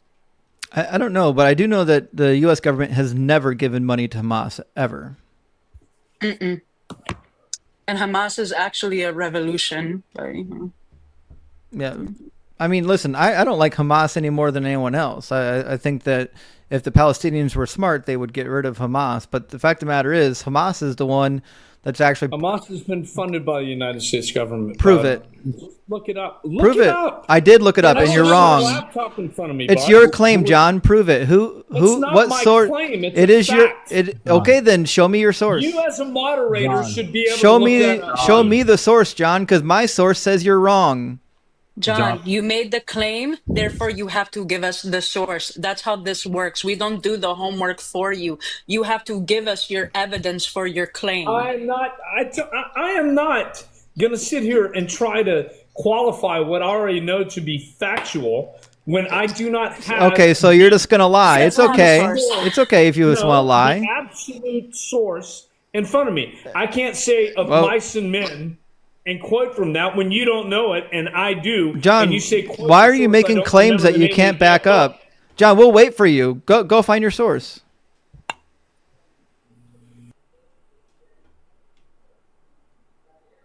The mantram is crazy. Yeah, imagine being 50-something years old and having an actual meltdown over asking for a source.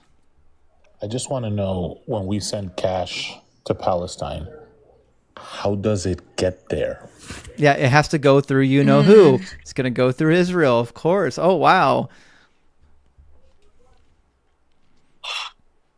And there are laws that specifically state that there's a limit and there are roadblocks to giving Gaza aid when they are actively seeking anything punitive against Israel in the ICC, which not only are they doing, but almost everyone who has good sense over there is doing.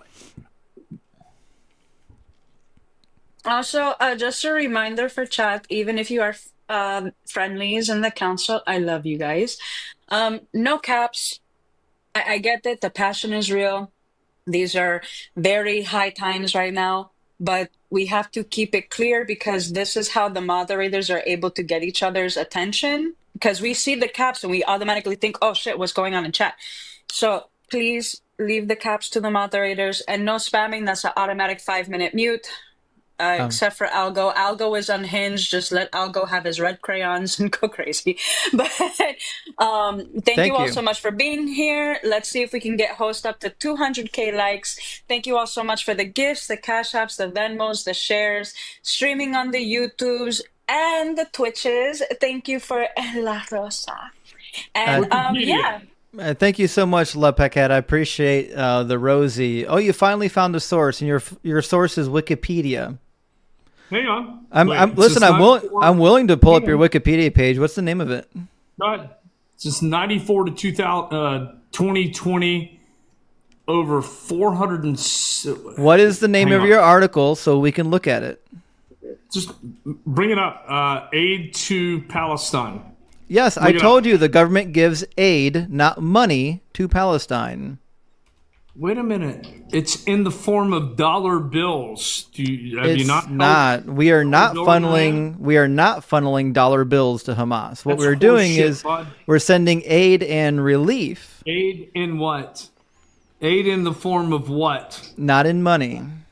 Oh, so we send over unicorns and fairy farts? We send over supplies. Holy fuck, he's insufferable. No, that's completely Speaking true. of unicorns, just letting the chat know that if you want to drop a guest, you can still send a unicorn to me or host. Just saying. I'm gonna give like a slight caution. John. He's off the hook. John is really getting in his fifis, and now he's gone.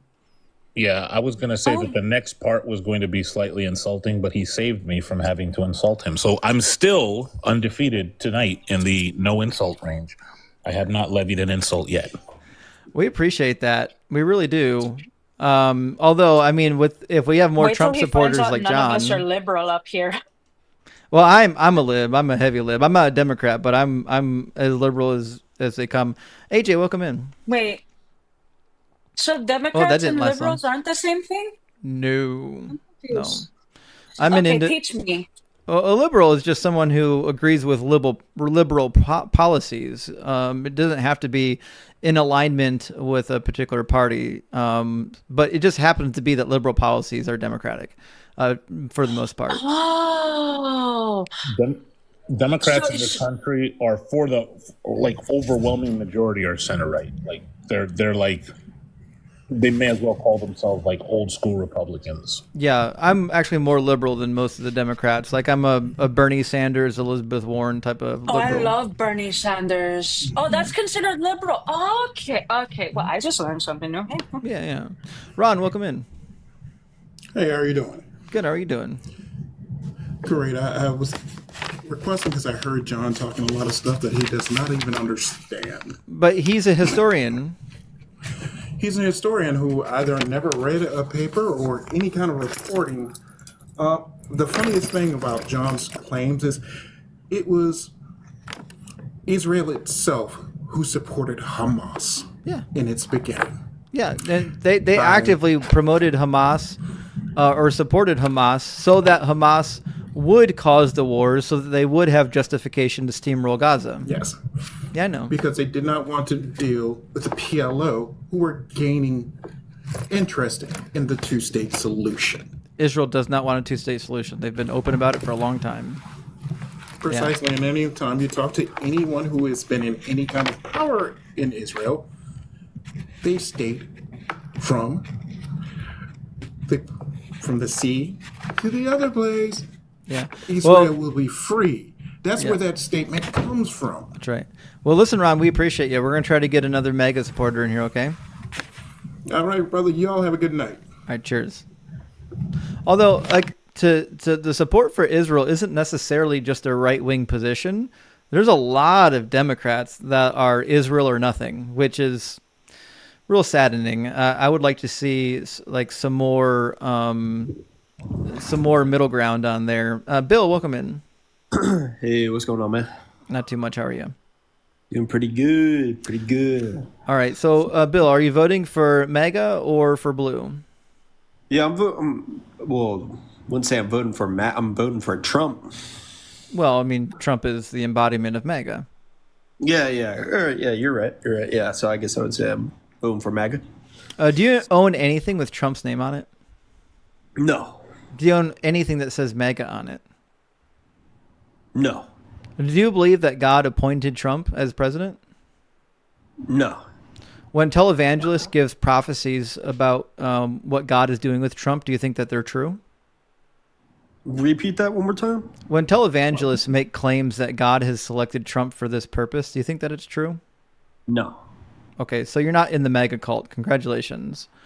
So my next question would be, why are you voting for Trump? I'm voting for Trump because I support his ideologies. Okay, which ideology? Because I can't see anything that would be favorable about his ideologies. Well, I would say imposing tariffs on China. Blanket tariffs? Blanket tariffs? That's what he wants. He's not giving targeted tariffs. He wants blanket tariffs. So what's the difference between blanketed and targeted? Well, the difference would be like a targeted tariff would be like saying, listen, we don't want American companies like Apple to be making iPhones in China. So we're going to put a tariff just on, like, we'll say iPhones or phone manufacturing in general. That's a targeted tariff. It's just saying that we want to keep this particular segment from being completely outsourced.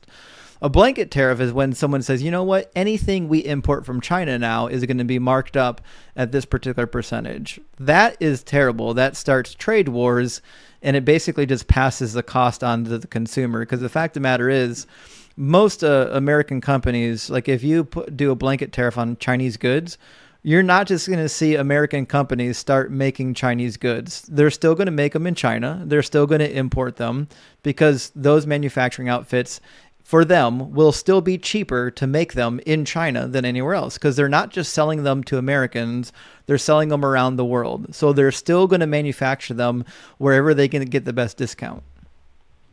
Yeah, so targeted tariffs is just on one specific product, while blanketed tariffs are just on everything that's being produced and brought into the United States. But I support there being blanketed tariffs. I believe that Why? should be. Why though? Well, I believe that if they want to import specific goods and whatnot, like let's say a new electric vehicle, it should be tariffed because What is it? What is a tariff? a tariff is a shoot. I want to get the proper definition for you. Just how you understand it. I don't really like. I'm not going to hold you to some like technical definition. Like, what do you understand a tariff to be? Well, a tariff is like like adding on additional costs to something that's being imported into the United States. Who pays that cost once the thing gets here and gets sold? Who pays the cost of the tariff? Yeah. Well, China, they're paying for the cost of the tariff. Nope. The individual company that is having the item imported will have to pay the tariff, and then that individual company will raise their price to cover that cost, which means the end consumer pays the tariff.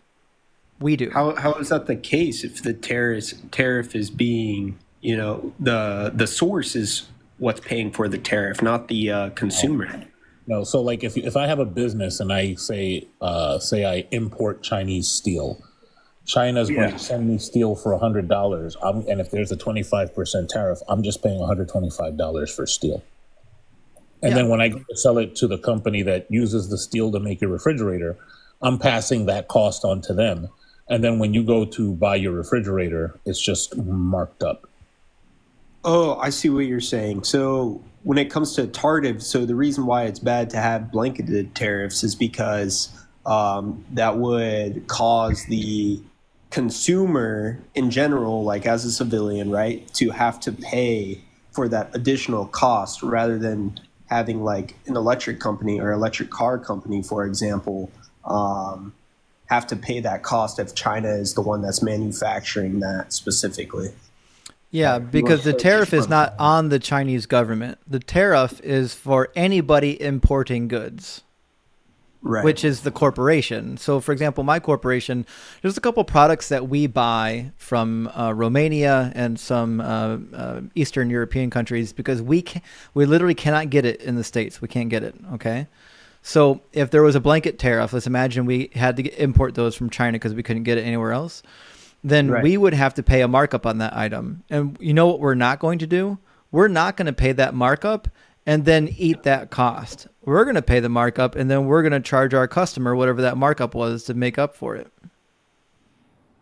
So then what's the point of like imposing tariffs on a specific country then if it's not helping the consumer or the United States in general? It's to normalize and help to compete. So like, for example, the example that Justin gave, if we had manufacturers here making phones, but the manufacturers were going to China to make phones, we would impose a tariff to help the manufacturers here compete, because now all the phones are the same price, the ones here and the ones there, and you're normalizing the cost across the board. And in some cases, depending on the tariff, you might make it actually cheaper to manufacture it here so the company comes back here. The problem is that there's such a wide gap between the things in here and China that the tariff is just going to make it more expensive. Right. And to what Jeff is saying too, this really only works on specific things. Like, so for example, right now, China is doing their best to produce as many electric cars as humanly possible, whether it's profitable or not. They want to flood the market so they can have the entire capital share, just like Tesla originally did, but without the stock market funding you. So basically then we might impose a tariff on this specific item that would prevent the USA from being undercut. But that's not how blanket tariffs work. If you just say we're going to tariff everything coming from China, everything we buy will now be marked up. Your shirt is going to be marked up. Your shoes are going to be marked up. Anything made from metal is going to be marked up. Blanket tariffs never end well. It just ends in higher costs for the end consumer. Oh, I gotcha. So it's blanketed tariffs, not targeted tariffs. Are you sure about that? Yeah, targeted tariffs can sometimes be helpful. Trump doesn't want to do that. He wants to tax everything. He wants to tariff everything coming in from China. And he said the same thing for Mexico. He wants to tariff everything coming from Mexico. So I just read this from NBC News. I just got it pulled up right here, right? And it says the latest U.S. tariffs are more targeted compared with the Trump tariffs, which affected about 300 billion in Chinese goods. Right, yes. And who's currently in charge of those tariffs? The Democrats. Who's in charge? Yeah, it just said that there's a difference right now between our tariffs and the Trump tariffs, right? The targeted tariffs actually can have a beneficial impact, whereas Trump's tariffs weren't all that beneficial. And what he's proposing is even less beneficial. He wants to do across the board tariffs. I gotcha. Right. And so I guess that's not a good answer as to why I should be voting for him then. Right. Yeah. Now there might be a different reason why you might vote for him. Like, for example, I know a lot of people that would vote for Trump merely because of their religious persuasion, and because they just think Democrats are all, Satan-loving heathens. I still don't think that's a good reason, but it's certainly better than the tariffs. I gotcha. Yeah, I wouldn't say that, I would say I'm more leaning towards the agnostic side of things. That wouldn't really have very much effect on me. Yeah, big W that. Do you think But I guess that comment that you just posed there is just supposed to be an insult against like the tariff argument there against me, right? No, it's not insult. What I'm suggesting is that some people have what I would call a conviction. Like they feel convicted because of a duty or because of religious sense to vote for one party over the other, even though they haven't really engaged in policy. And when you're dealing with like a religious conviction, that's different than dealing with a policy proposal. So, for example, like when I was a Christian, I used to think that you needed to vote Republican because otherwise the Democrats are going to keep aborting babies endlessly, right? And so for me, I had a religious conviction that I needed to vote a particular way because I didn't want the babies to be executed. And so I understand that conviction. To me, that makes sense because you think that you're in favor of something that is incredibly motivating to you. But when we're talking about policy proposals, that's where I get a little more, I get my scalpel out and I want to dissect it, because policy decisions really are the thing that we should be voting on. To me, I think revoting for religious convictions isn't typically helpful. And Trump's not a Christian anyways. He's admitted many times he's not a real Christian. Oh, I gotcha. Well, I just feel like a lot of Kamala Harris's policies are a little bit misleading in a sense. Thank you. Like you don't really get a definitive answer on it. Can you provide an example of that?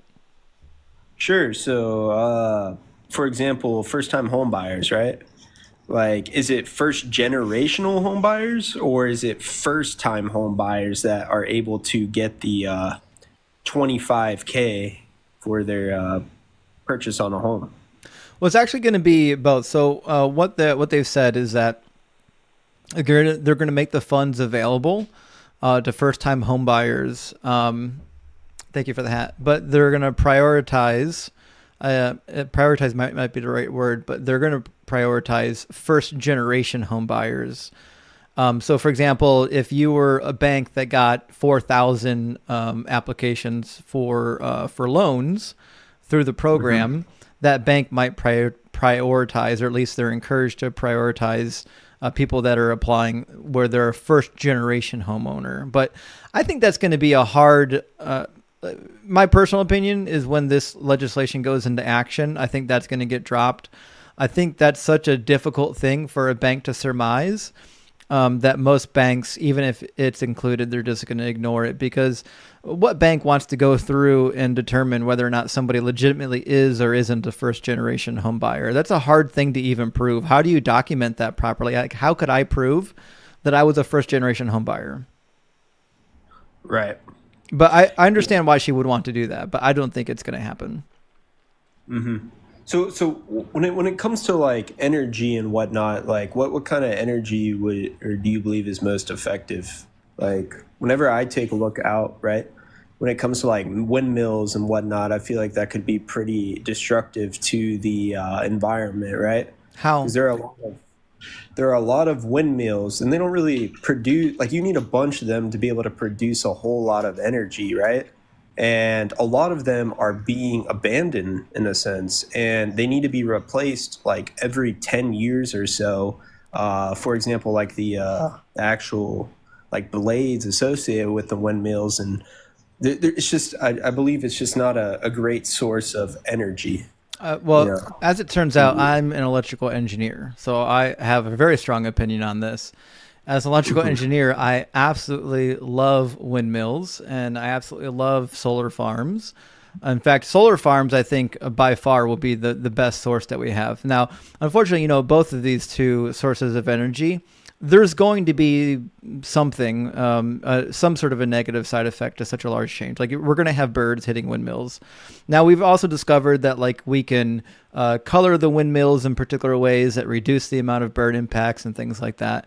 But it's also true that like our current system kills way more animals. The amount of animals that their habitat is destroyed by oil drilling and fossil fuels, and the amount of animals that are unalived through exploration of fossil fuels is way higher than what we're ever going to see with solar farms or windmills. So if you do care about the wildlife, I think the renewable energy is much more favorable to that particular view.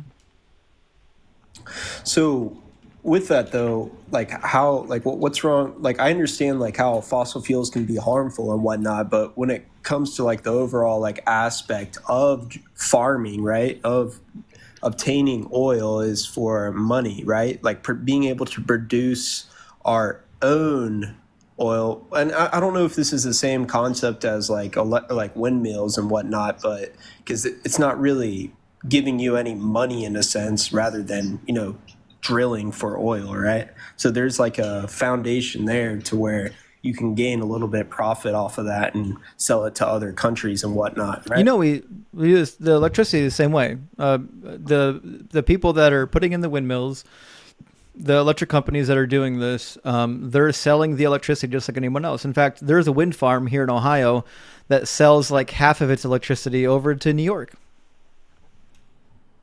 Oh, really? Yeah. It works the same way as fossil fuels do, except that they're clean. It also lowers the necessity for importing. So, for example, the oil that we get here, even oil that is drilled on American reserves, like government reserves, that gets sold on the mercantile exchange. It goes to an exchange. The oil companies that get the contracts, they own the rights over that oil. They are not compelled at all to keep any of that oil here in the United States. It is their oil once they drill it. So what are they going to do? They're going to sell it to the highest bidder. And currently the highest bidder is typically the mercantile exchange, where it actually goes up for auction. And now the USA has been the leading exporter of oil the last number of years. We're producing more of it than the rest of the world, basically. Or not the rest of the world, but we're exporting more now than we ever have. So those companies are making money hand over fist.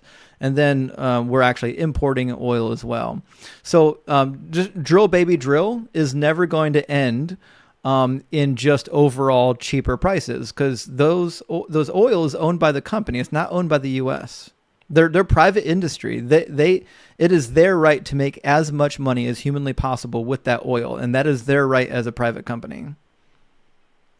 But inherently, with it being produced within the United States, wouldn't it be cheaper to like get gas and whatnot if it's being produced within? Like, for example, like there's a oil refinery in Alaska that was shut down by Biden, that was produced by Trump. Like he got it up and all set up and ready to go, but then wait, say that again. Biden.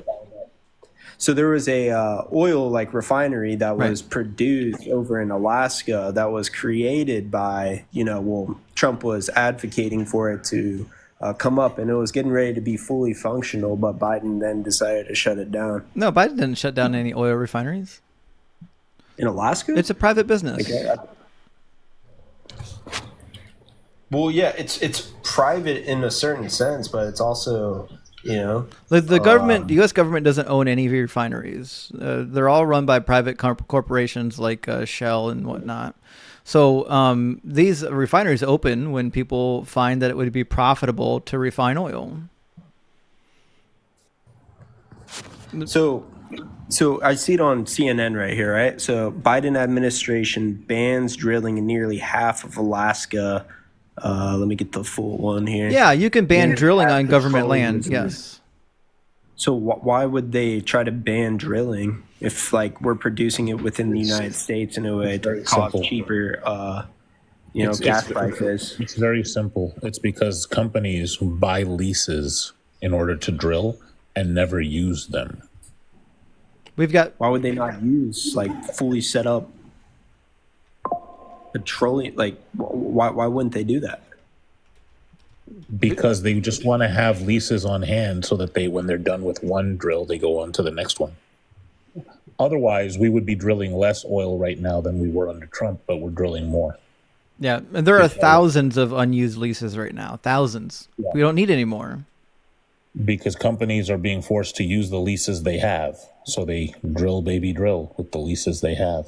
Yeah, we've produced more oil as a nation in the last 4 years than any time in history. That has nothing to do with the prices. The prices that we're paying for oil, it's a world economy now. Almost all of the world's oil is traded on an actual exchange, and then we compete with the other countries for purchasing that oil. The only exception to that is sometimes we'll make individual agreements with oil-producing countries, and we might make an agreement, say, with the EAU for them to sell us a certain number of barrels of oils at a particular price. And it's good for them because it guarantees that they're going to have buyers for a certain number of oil. But for the most part, oil is bought and sold on a world market, and it goes to the highest bidder. And that's why oil prices go up and down, just like stock prices, because it's commodity that people buy and trade. In fact, airline companies will buy the price of oil 6 months in advance using commodity options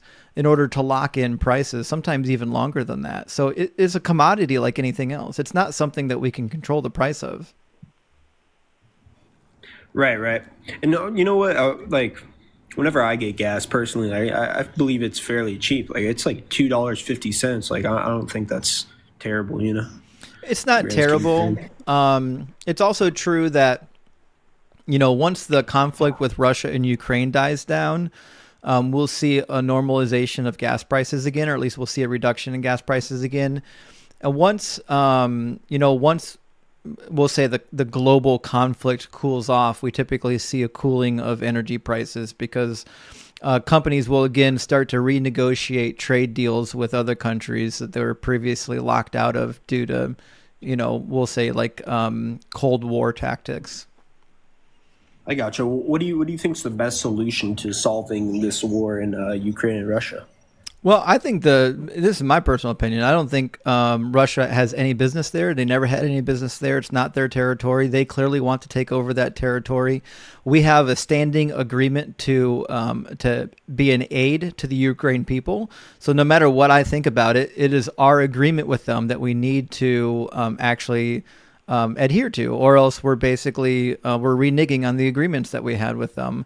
That being said, I don't think we should be ceding land to Russia. If we cede land to Russia, that is not their land. They're going to be emboldened to continue to do it. And I think once the Ukraine-Russia conflict is over and they've realized that you can't just invade neighboring countries and take them over, I think it'll force them to come back to the economic table and start making reasonable agreements again with other countries rather than trying to rebuild the USSR. I gotcha. So it's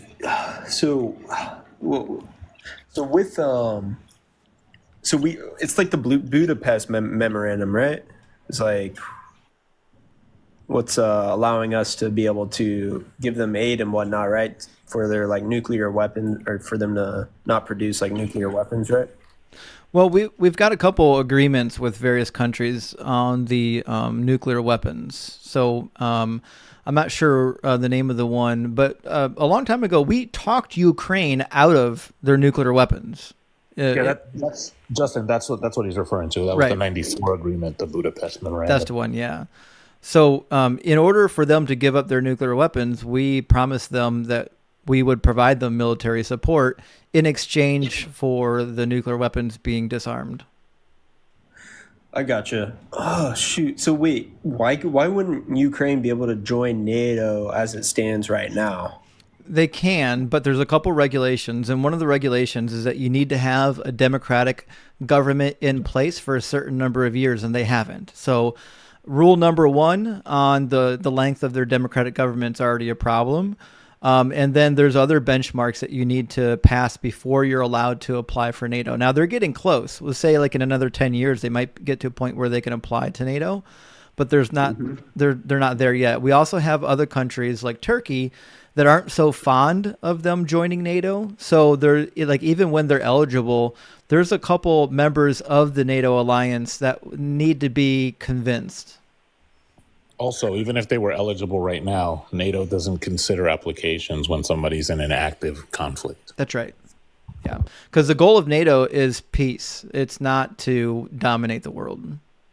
I gotcha, but we're already supporting them with like military aid and whatnot, so why would it hurt for, them to join NATO? Might as well. Because NATO doesn't mean military aid. NATO means boots on the ground. Right. Like if you attack a NATO country, if somebody was to attack France right now, they would be faced with some wonderful, weird, destructive, like multinational consequences that are not just like, hey, we gave you some decommissioned weapons and showed you how to use them. This would be a whole bunch of keyboards pressing the enter key at the same time. And picture the end of Iron Man 3.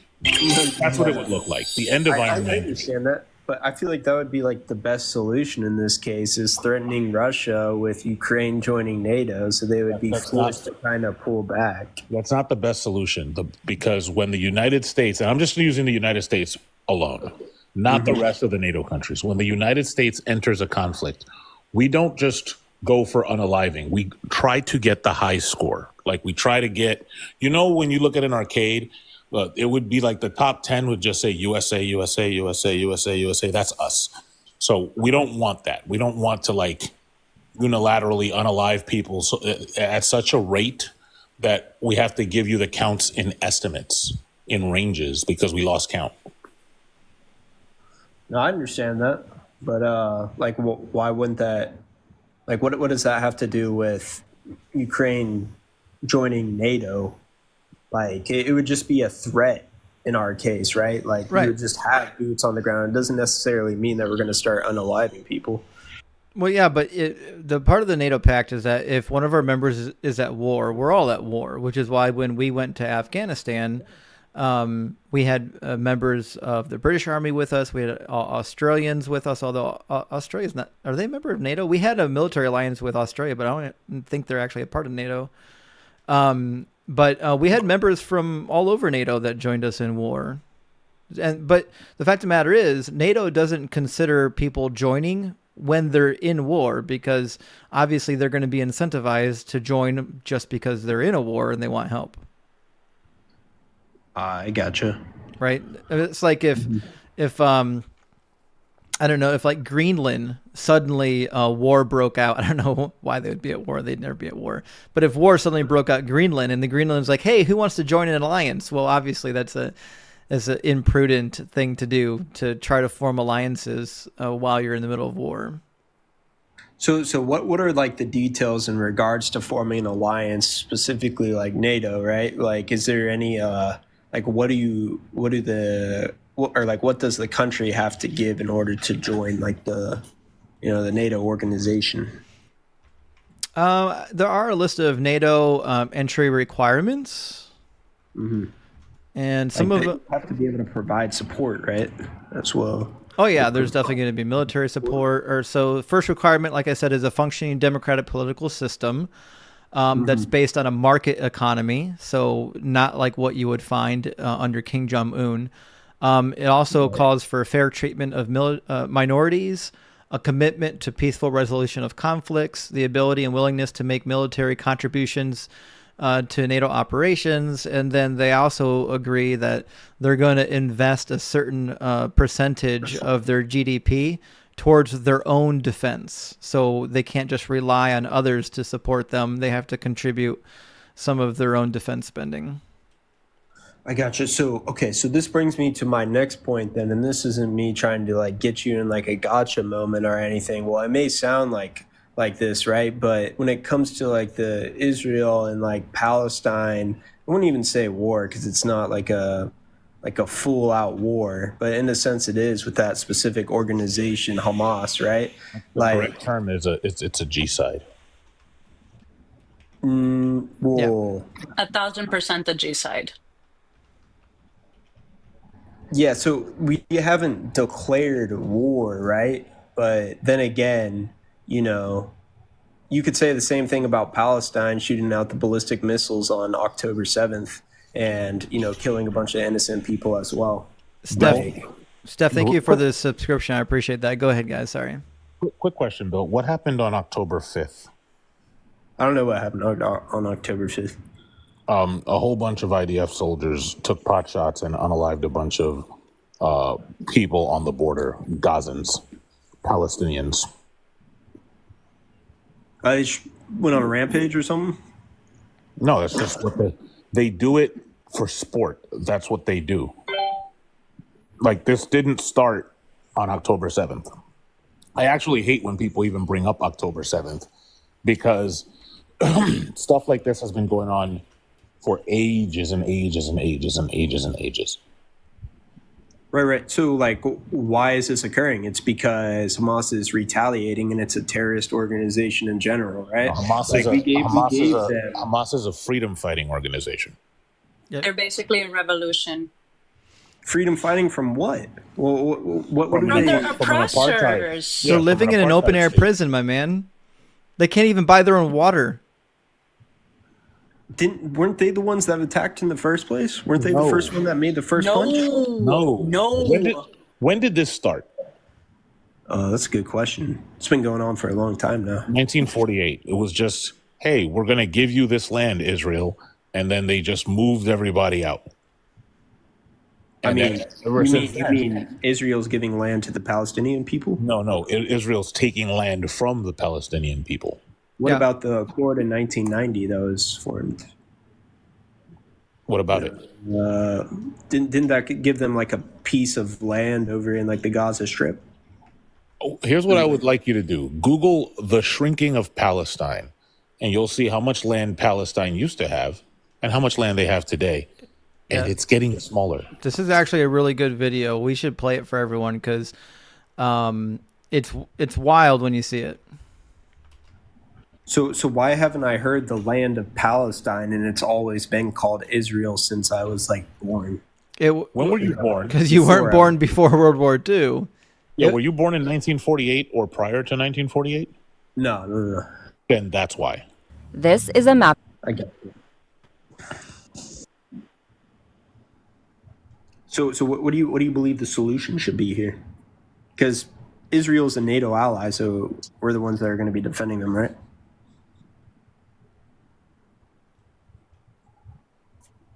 I'm sorry. They don't deserve American defenses. That's just me. Yeah, Israel's not a member state of NATO. They're not. Israel's not part of NATO? No. No.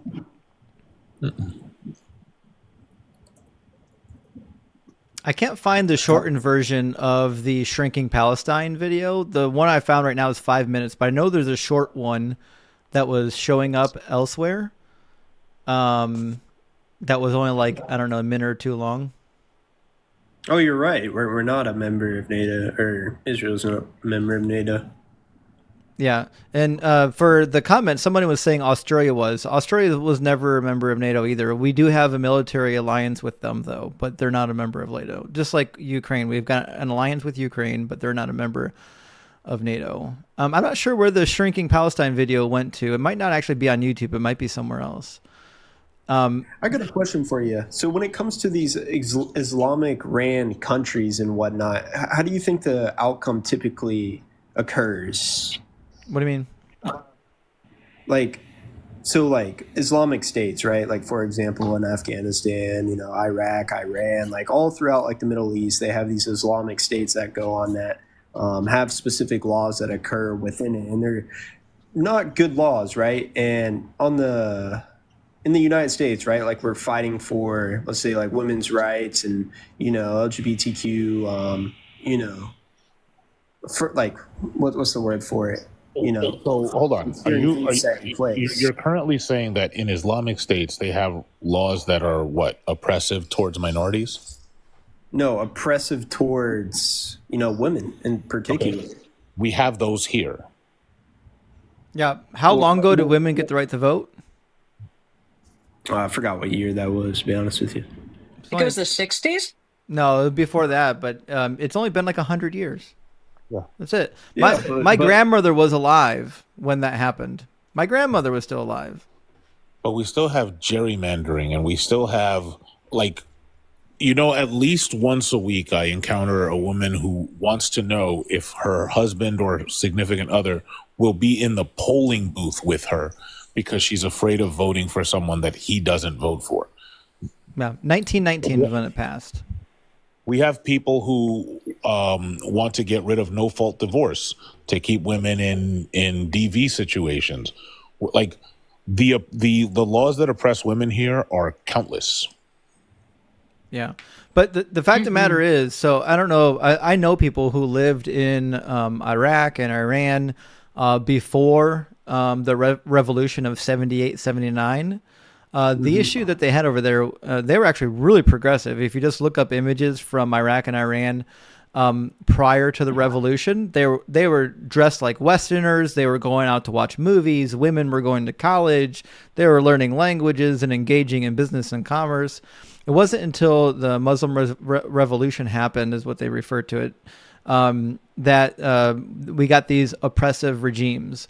The problem is not necessarily that they're Islamic predominant countries. The problem is that the current brand of Islam religion is in government, and they're forcing that on everybody else. But if you actually know people from these countries, a lot of the people I've talked to from these countries aren't that brand of Islamic extremism. It just happens to be that brand of people have all the levers of power, and they have no desire to let them go. But the same thing will happen here if Trump gets elected. Trump is part of Project 2025. The goal of Project 2025 is to make the U.S. again a Christian white nationalist nation. Trump said that he wasn't a part of the Project 2025 ordeal. He said he had no idea. It's funny that his name is in it like 300 times. Well, okay, so I was kind of right. So in 1919, it was white women only. Black women was the 1960s. So damn, wow. Yeah. Fucking wow. Yeah. My yaya was born in 48, for crying out loud. That is not that far. May her soul rest in peace. But can you show that map again of Yeah, I'll show. Of Palestine? This is the document for Project 2025. Now, if you do a word search for the name Trump, Trump appears in this document 312 times. Why is it that Project 2025 seems to hinge completely on Trump? Someone made it, and he just I don't know. Someone made it and put his name in there. Who is someone? I don't know who that someone is, but he denied it. The someone is a bunch of people, most of whom came directly from Trump's cabinet.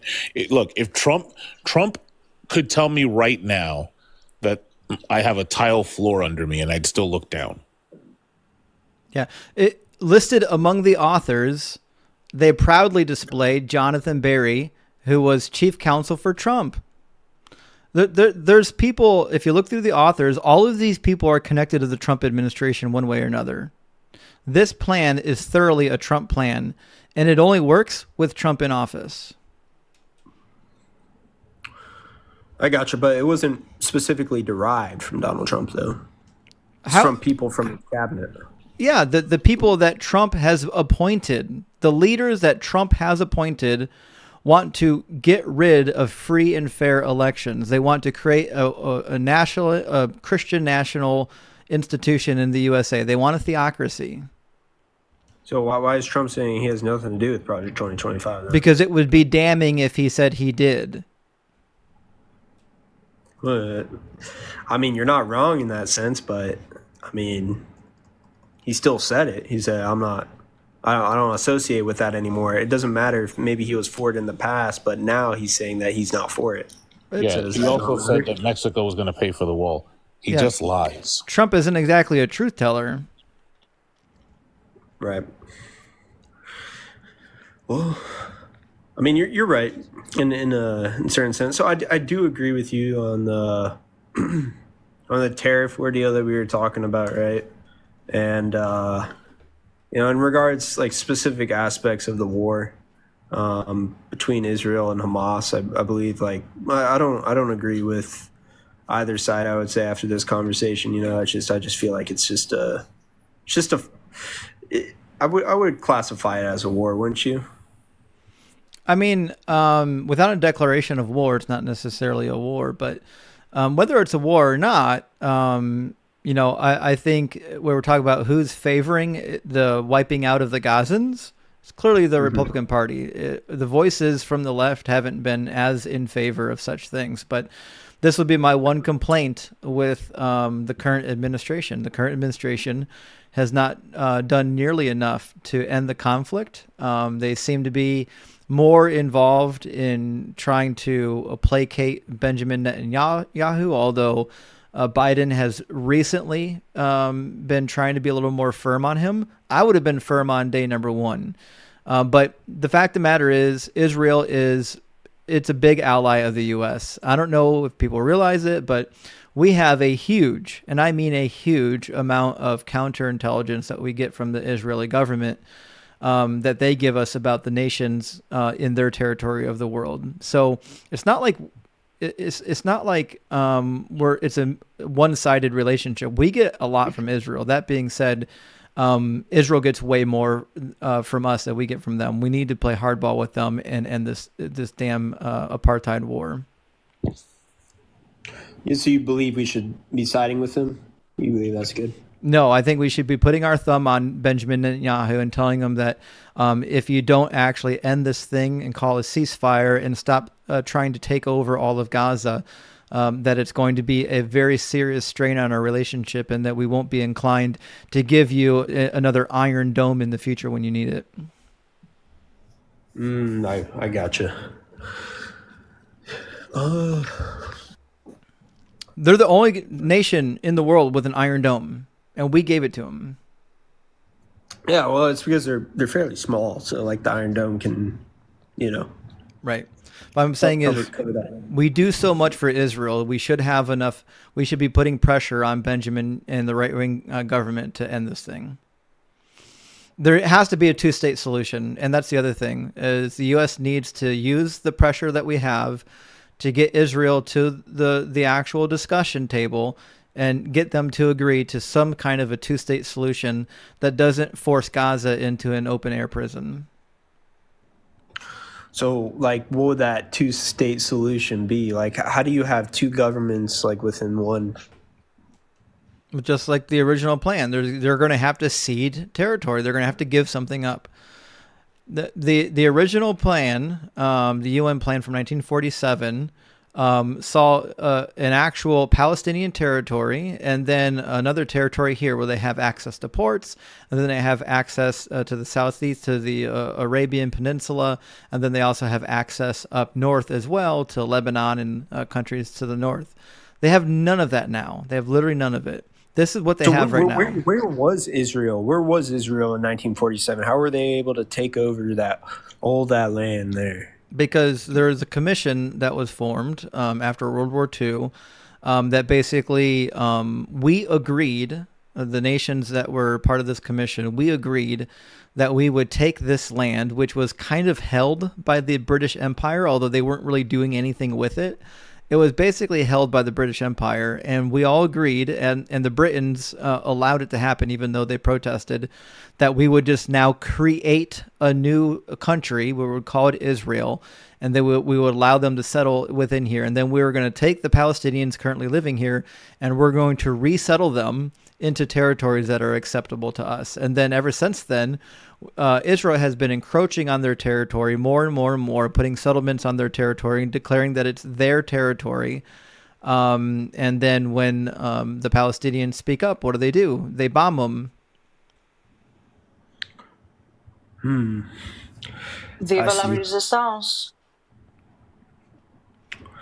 So, listen, if you're a people group and somebody comes in and just takes your territory, you're going to do something about it. If somebody came in and said, listen, the whole eastern flank of the United States is now part of Canada, and all these big countries agreed on it, and we're just going to make it so, the people living here are going to fight like hell, and they're going to do it from generation to generation to generation. So why are they deciding to fight back now and all that? They've been doing it the whole time.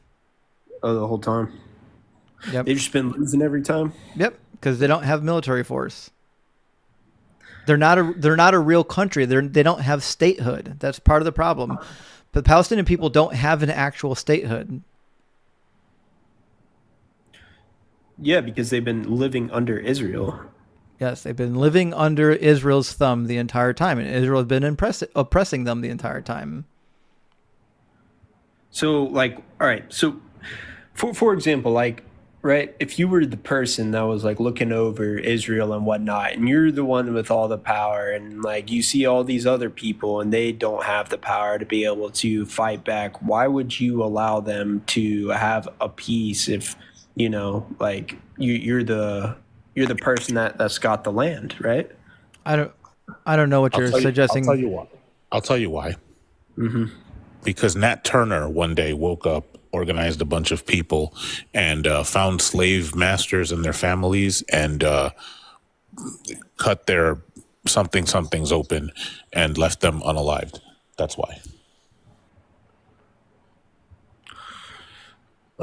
You can't just rob people of their homes and their land and expect them to take it lightly.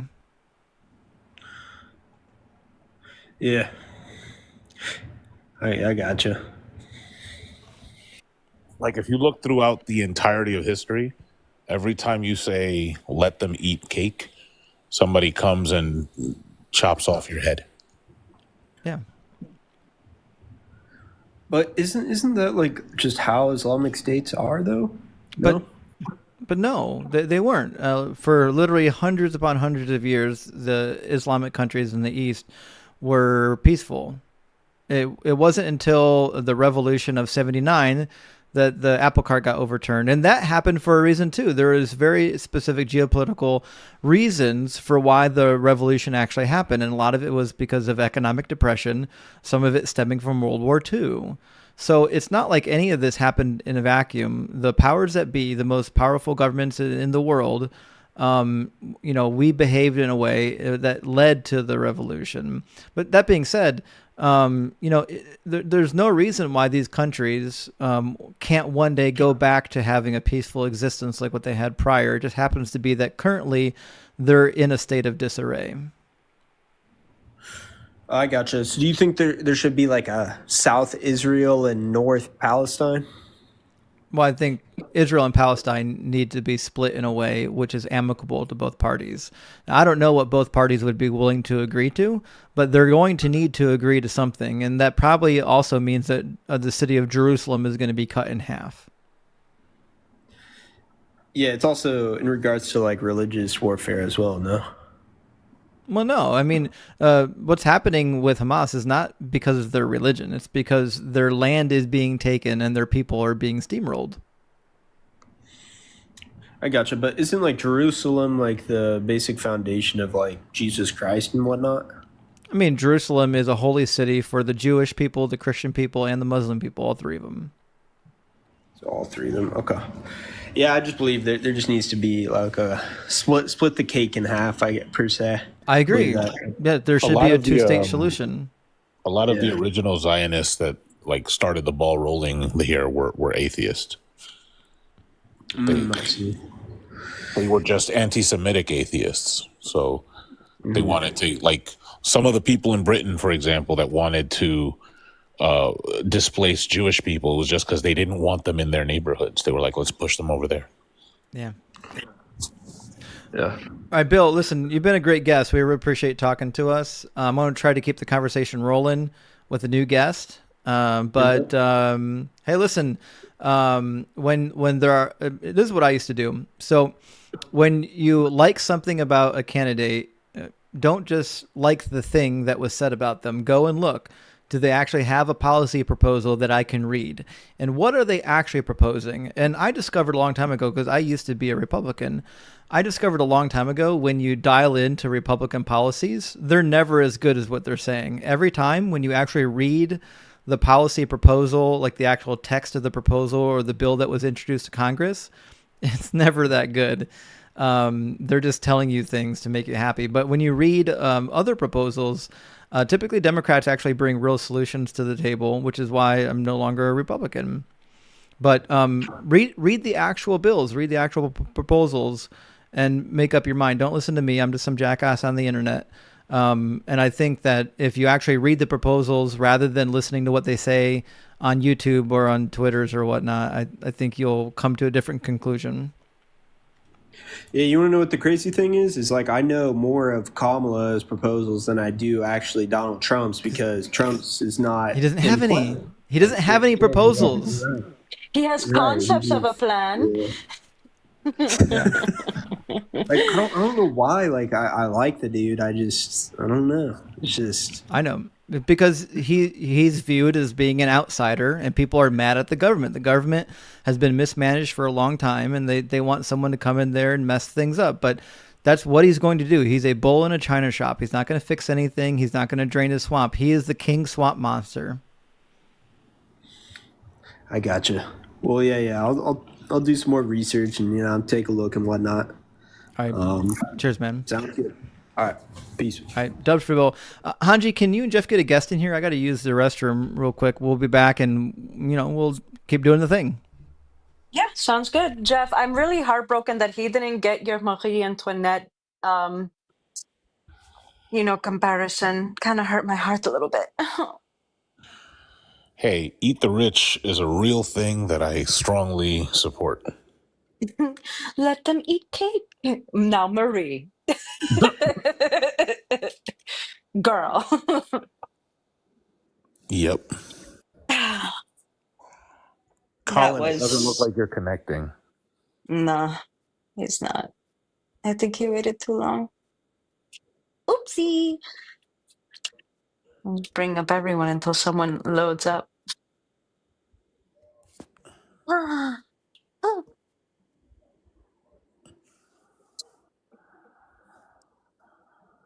Let's see. Someone said I eat everything.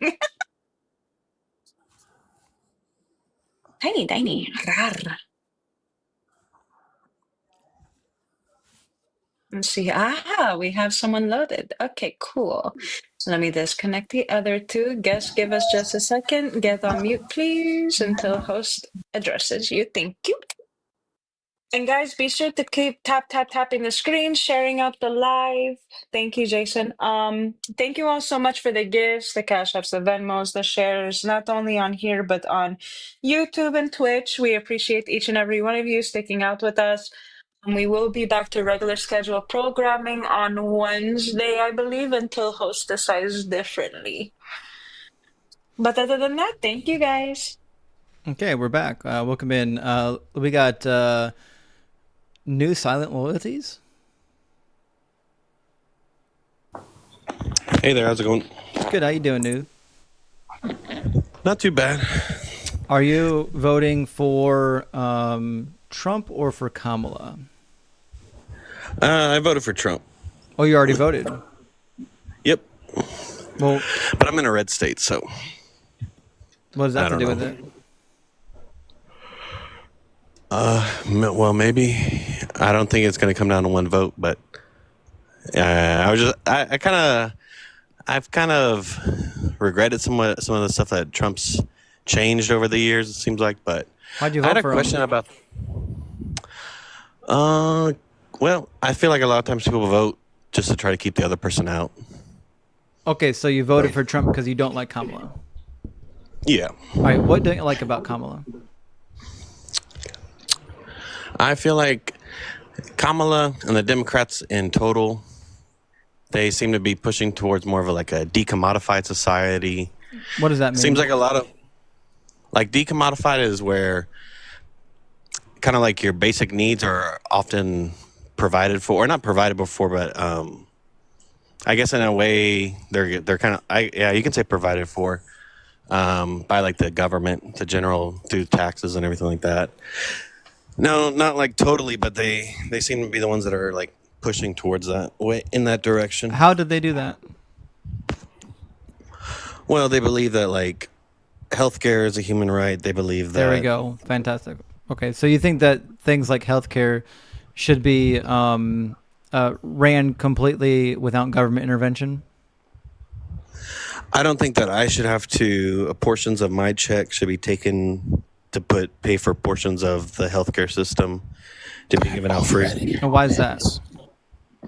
Because I'd rather have more of my money in my check to use it as I like. Do you think that already happens? Yeah. Do you think that we should have social safety nets? I'm okay with like things like Social Security because you're somewhat paying into it while you're working.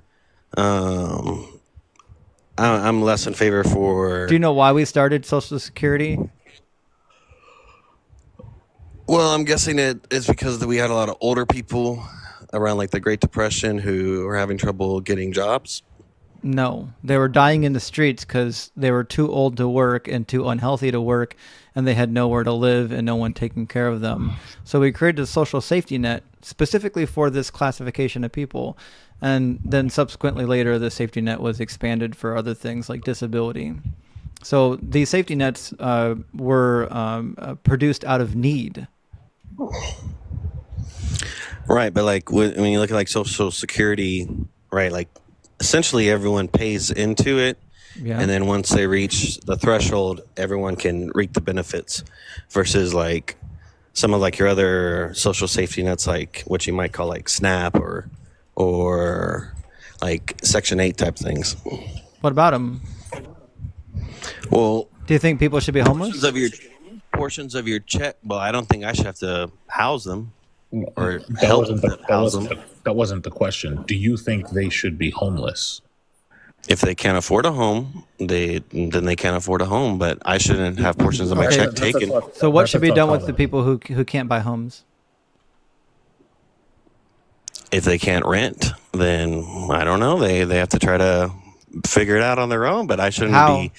Do you know that the number of people that are unemployed because they have disabilities that aren't covered by some sort of government program is like a main contributor to why we have these safety nets? You said it's because of what? Sorry, I didn't catch that. What happens to their job? There's a high proportion of people who literally cannot work and they don't qualify for government assistance, or they need of some type of disability. Yes. Are you aware that there's a huge percentage of people that are we would call unhoused because they have disabilities that are going unmet? Okay. So like this idea that like there's just like welfare queens out there that's just soaking up the money it's not true. And even in my state, in order to get SNAP benefits, you have to work. In the state that I live in, you have to be employed for a particular amount of time period. And if you're underemployed, like you can't find a 40-hour work week, you still have to contribute to the program. And it's got a run-out period. It's only for 6 months. You can be on SNAP for a period of 6 months. Sometimes there are provisions that would allow it to go up to a year. But it's not just a handout program like people think. I mean, the reason that they're getting it is really no concern of mine. Real quick. Yes, Jeff. We're talking about disabled people. I just want you to know that if you were born on a planet with a yellow sun, you weren't born on a planet with a red sun, you are just temporarily abled. All right. That's a fact. Like right now, you may be young and spry, but eventually one of your knees is going to go click when you get up, and you're going to be like, "Wait, what was that?" You're temporarily able. Right, but I'm able to secure employment, and then I'm able to get health insurance. But not everybody has that privilege. Yeah, and other people's issues shouldn't be my concern. Okay, so let me give you a really good example. So Wait until he finds out car crashes exist. Right. I have insurance though. Right. So as it turns out, we live in a society. Your insurance isn't going to pay your medical bills for the rest of your life. That's And just your a fact of the matter. insurance isn't going to fix your legs in case they break on impact. That's the whole point. Like, just because it's not your problem now doesn't mean it's not going to be your problem tomorrow. I don't wish nothing on anyone, and I will knock on wood that nothing happens to you. But you cannot sit there and say that you're able to do this, you're able to do that, when you can be in the same predicament tomorrow. Yeah, and so could one of your family members, which brings up my point.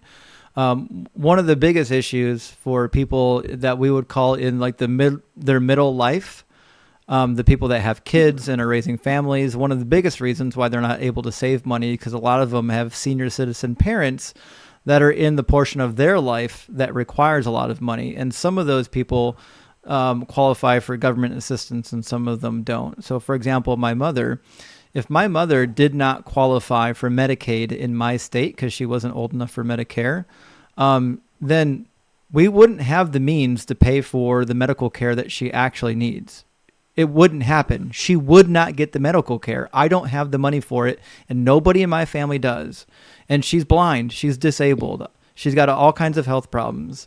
So we live in a society where we've decided that we're not going to let people just suffer and die because of consequences of not getting health care or not being able to get housing.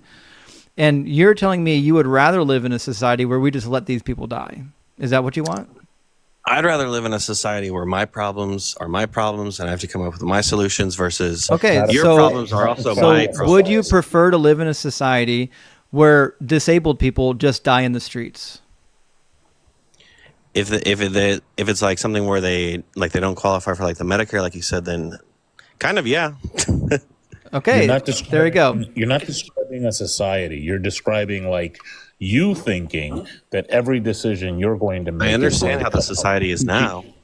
No. Wait until he finds out the majority of unhoused people are veterans. Yeah. Oh, I don't worship veterans like some people do. Look, hold on. That's irrelevant to me. What you're not describing a society. You're describing a scenario where you take, and give nothing. Yep. There's some like I'm okay with like social work programs. Do you think you benefit from society? Yeah. Okay. Are you aware that safety net programs have a higher spending multiplier than nearly any program in the United States? What spending multiplier? Can you elaborate on that, or what do you mean? Yeah, I'll show you a graph. Hold on. But I'm okay with like social works programs, like roads, schools, things like that. Oh, the things that you directly benefit from.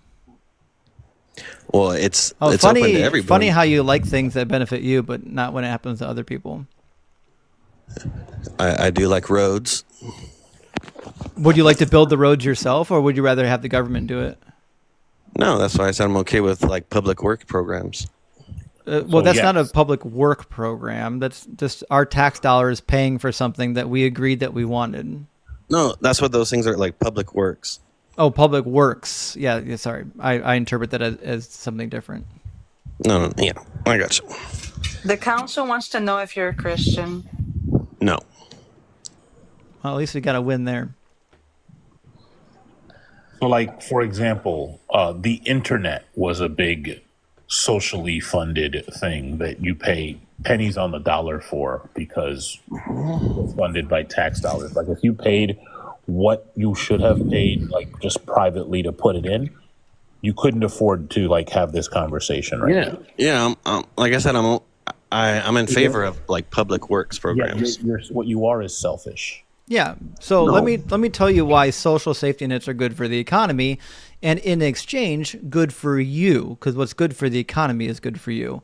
So when you look at spending like through tax cuts and things like that, you've got a multiplier of about between 1 and 1.2%. That means for every dollar that gets spent, you have a return. My finger won't go that far. You'll have a return within the economy that is a multiplication of that particular dollar. So that means if I spend a dollar and I spend it locally, then that dollar can be spent somewhere else. But if I save a dollar because I got a tax cut, I'm not forced to spend that money anywhere. It's just money that's now in my bank account. So when we go down to actual public spending rather than tax cuts, what we find is that various forms of public spending, like unemployment insurance, temporary assistance for food stamps and things like that, these have very high multipliers because that money gets immediately put back into the local economy, which means you benefit, it means I benefit, it means everyone benefits.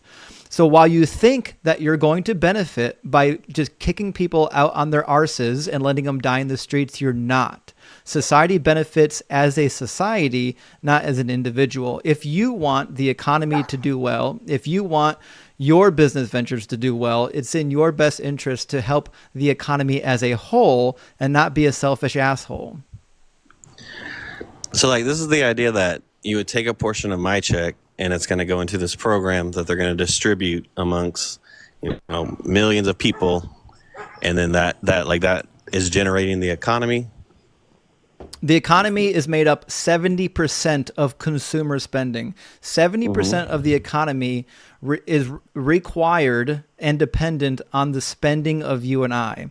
But guess what? People don't spend when they have loved ones that are hundreds of thousands of dollars in medical debt because they're not part of the safety net. The safety net allows people to live normal lives and keep the economy afloat. When we just let people fall through the cracks, those are people that are not participating in the economy. And in fact, they're a burden for themselves and they're a burden on all of their friends and family members, which is why we have social safety nets. They're good for the economy. And if you believe that we live in a society and we should do things as a society, then it's the right thing to do as a society. In my desired society, you would be responsible for yourself and your family members, not me. Should you be responsible if your mother gets cancer tomorrow? Should you be responsible for paying all of her chemotherapy? I should be responsible for helping pay for that. Should that's you? my family. Does your mother have $300,000 right now sitting around for chemo? No, but she can. Okay, should you be responsible for paying for her chemo? Yeah, because she's part of my family. Okay, so you would be okay spending all of your hard saved money your entire life to pay for your mom's chemo? Like right now, I would have to either way. Like she's not under any type of entitled program. No, that's not my question. If your mother got chemo and we didn't have a safety net for her, would you be okay with spending your life savings giving her chemo, or would you just let her die? Well, like currently right now, like she would be able to use her own health insurance. I'm not saying right now. If she gets chemo, if she gets cut from her job because she can't work anymore, because jobs can do that, you can get sick and they can cut you. She's not going to be paying for this. She wouldn't go on FMLA? That's limited. Well, like what, for like a year? Basically, 6 months to a year, depending on where you work. Uh-huh. She can't just go on FMLA for the next 7 or 8 years while she's fighting cancer. Well, I mean, yeah, like she would have to start working again. Like, so you would want your cancer-ridden mother to work while she's taking chemo treatments. This is your average Trump voter, guys, right here. Let the elderly and the sick care for themselves as long as they don't touch my bank account. Yeah, and you guys how many lawyers do you have on retainer news? None. Okay, great. So when a shark like me hatches a scheme and steals your life savings, and you can't sue me because you don't have a lawyer and I have like 12, what happens then? How are you going to steal my money? It's not a question of how. Just engage in the analogy because it's a good one. If you were to somehow steal my money, and then how would I get it back? Well, I would try to find a lawyer and then see where that goes. But I'm okay with the government going after people scamming people. Like, I'm okay with that role of the government. That wasn't his analogy. Jeff, give him the analogy again. Okay, so I'm a clever person. I'm going to engage in a scheme that steals your money, but I have a gaggle of lawyers. You're not going to get like some cheapo lawyer working on contingency to take on my gaggle of lawyers. You need somebody on retainer. You need to give them money to come after me, right? You need to give them money just to find out who I was. Well, I'm trying to figure out like how you're scamming me. Is it like through like a fault that I made that trust you, like investing my money? Or are you talking about? It doesn't even have to be like that. But yes, you could trust me. I could be smiling in your face and shaking your hand. There are a dozen scams floating around where you don't even know who did it and your bank account is wiped. But my question to you is, because you said you're okay with the government going after people that scam people, right? Mm-hmm. I'm more clever than you. I've never been scammed. My stuff is two-factor authenticated to the max, right? Biometrics and all. So why should a portion of my check go to covering your dumb behind? You don't have any lawyers on retainer to go. You don't have any private investigators. You can't afford none of that. So now I have to take a check and find lawyers for you. Hey, currently I've never been scammed, so I don't know if we might be. I don't know why you're not capable of engaging in the analogy. It's wild. It's almost like you're. Are you scamming me? It's almost like you're just being avoidant. Scamming me? Like you're legally scamming me? Then that's my fault. No, I'm illegally scamming you. Oh, okay. Well, then I would want a society where where there is an option for me to go to the government to try to go after you. But you have no idea who I am. You have to find out who I am first. And most of the time, the government's going to investigate this, and it's going to go nowhere. How old are you? I'm in my 30s. Early 30s? Mid-30s. Mid-30s? Okay, so you're at the point where you're going to become tasty for scammers. You're starting to get to the point where you become like a snack for scammers if you're good with money. And if you don't have any of this on retainer, like I do, right? If you don't have any of this ready, then you're saying that it's okay for me and Justin to pay for the fact that you're not prepared for this. I'm saying that I'm okay with other people having to pay to go after you, but you just said like they couldn't even find you right now. Yeah, you have to do that. But you said already that the government couldn't find you. You want extra money for the government to have to find me. But you already said the government couldn't find you right now. But you're going to want them to engage in that activity. Most of the time, the white-collar crime stuff, they barely investigate it. Okay, well, then I'm screwed either way. Yeah. Do you think we should have a police force? I'm okay with that. That's like... Oh, because that benefits you. Well, that's something that everyone can. That's a direct benefit to you. That's not a benefit to me, my guy. I'm black. It's not a benefit to me either. So I bet $1 million that we're talking to the police. I bet $1 million that we're talking to a guy that's whiter than me. So wait, if you got into like a car accident and you call the police, are they gonna be like, "Well, you're black, sorry, sir," and they're just walk off, or what? I only call the police when I'm compelled to by the law.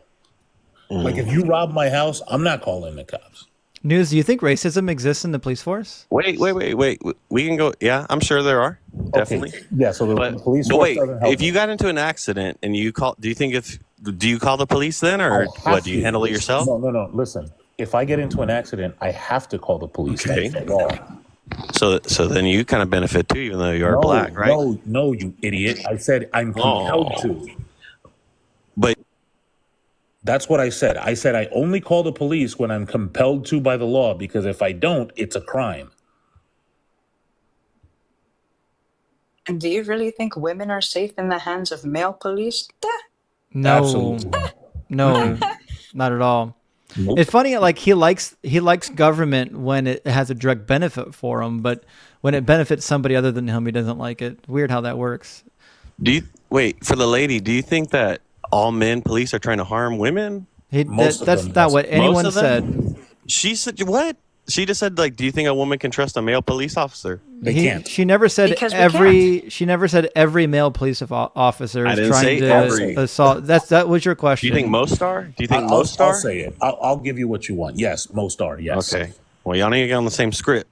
No, look, We're not on a script. A monolith. You gotta get on the same script. None of us are on a script. Hey, princess, I trust my police in my country more than American police because American police, especially the men in general, no offense to you two, Jeff and Justin, I get fetishized on a daily basis because I am quote unquote exotic. So yeah, I'll take my chances with my police officers in my country versus the ones here. At least they don't shoot first and ask questions later.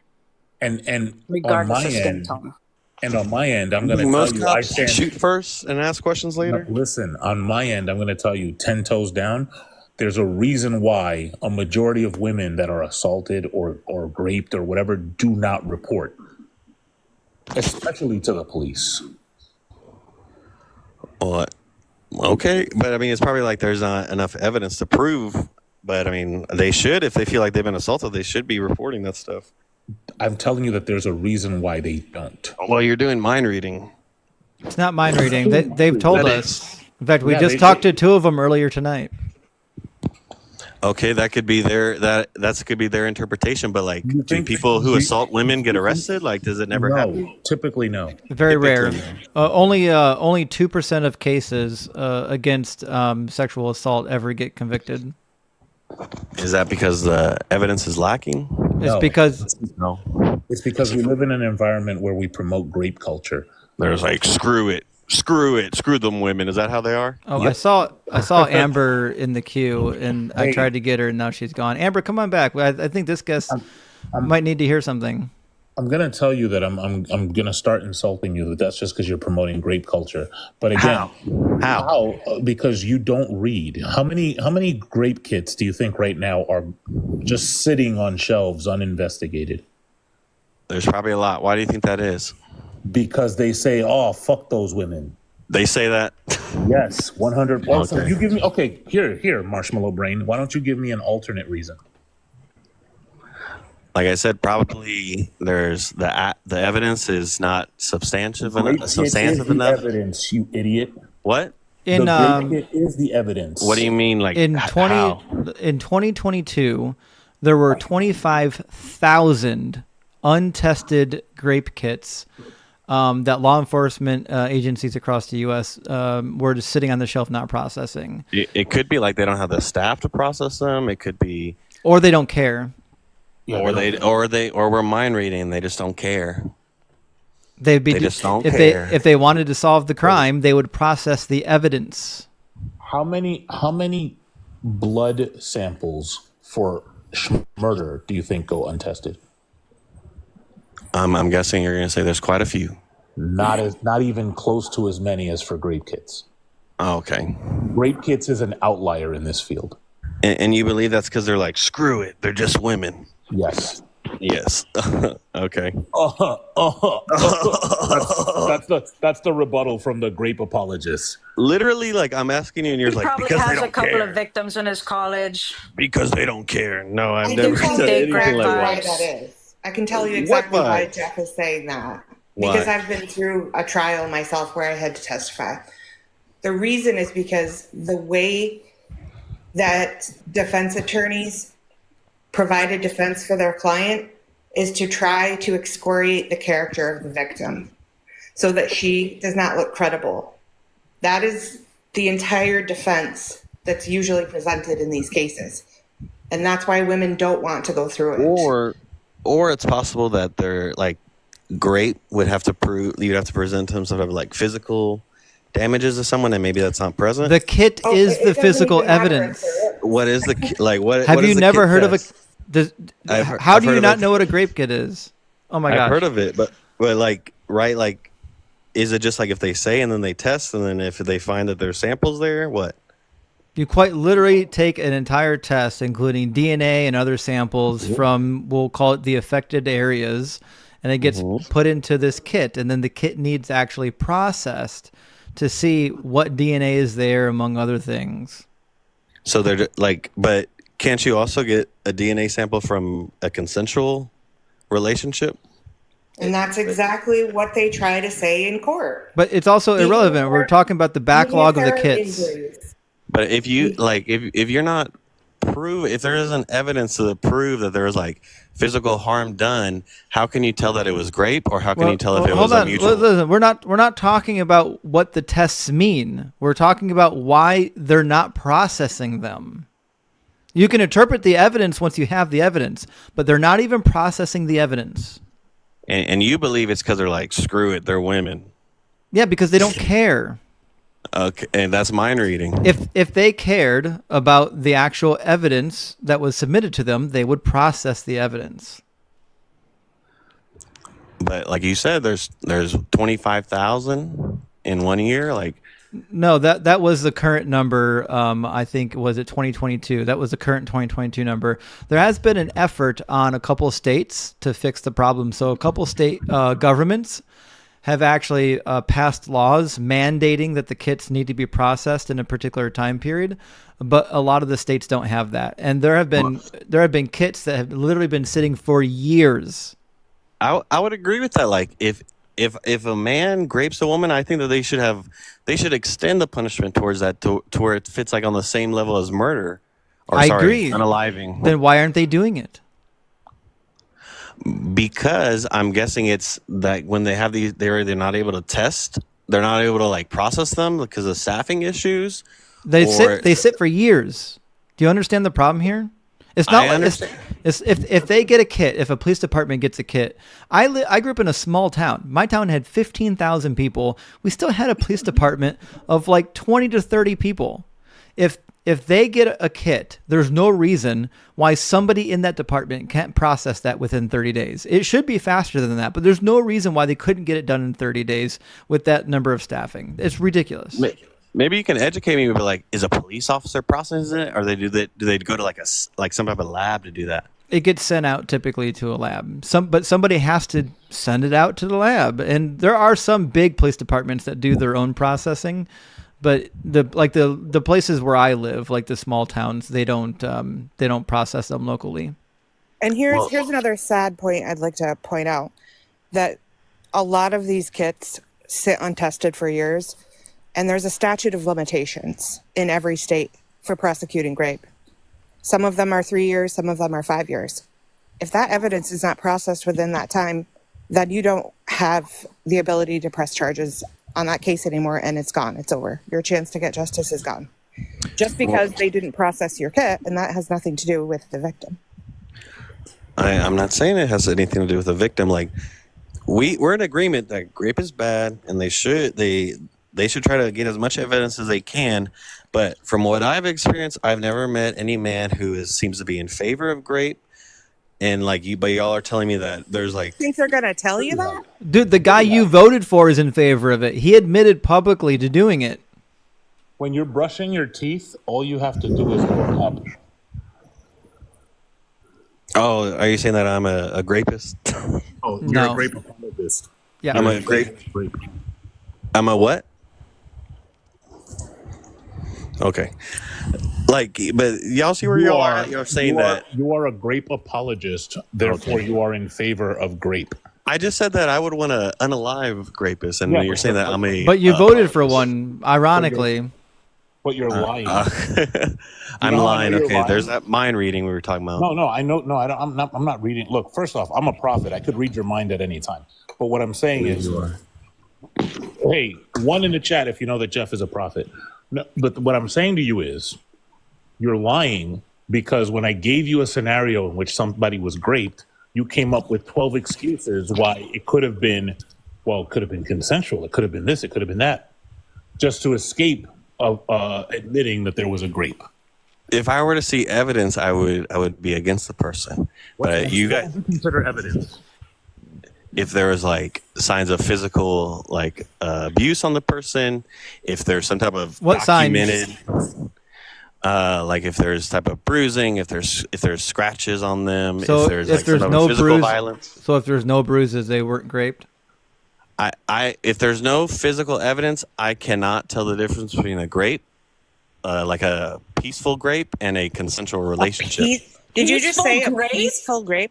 As in like where they're not like beating the person up. This They're might not be like, the most "Let's see the disgusting guest I've seen in a long time. You understand that grape in and of itself is violence, right? I understand what I'm saying. When I shouldn't have said peaceful. Please forgive me. I bow humbly towards y'all. But when what I should have said is like where there's not like physical violence involved. Well, I'm sorry to tell you that there rarely is any kind of that does happen, but that's not the norm. There usually isn't, because there's a reason why women don't fight back, and it's because they're trying to prevent the situation from getting more violent. But if there isn't evidence, then how can you prove that it was? The evidence is testimony. How about you? Okay. Yeah. so How about then you he believe said, the she said. women? Also, let's. Should I believe the men then too? No, you Or shouldn't. what? So, what? Women in the chat, put a 1 in the chat if you've been essayed and people didn't believe you. Then y'all are literally arguing for he said, she said, but we always believe what she said. Like, Wow, a lot of 1s. It's almost like people don't believe women when they come forward. Holy shit.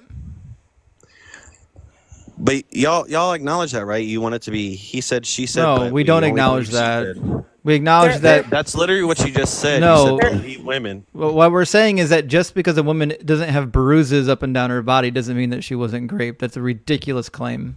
I'm not saying that. What I'm saying is that if there's not the evidence to prove it somehow, then it is a he said, she said, and you just want to believe she said.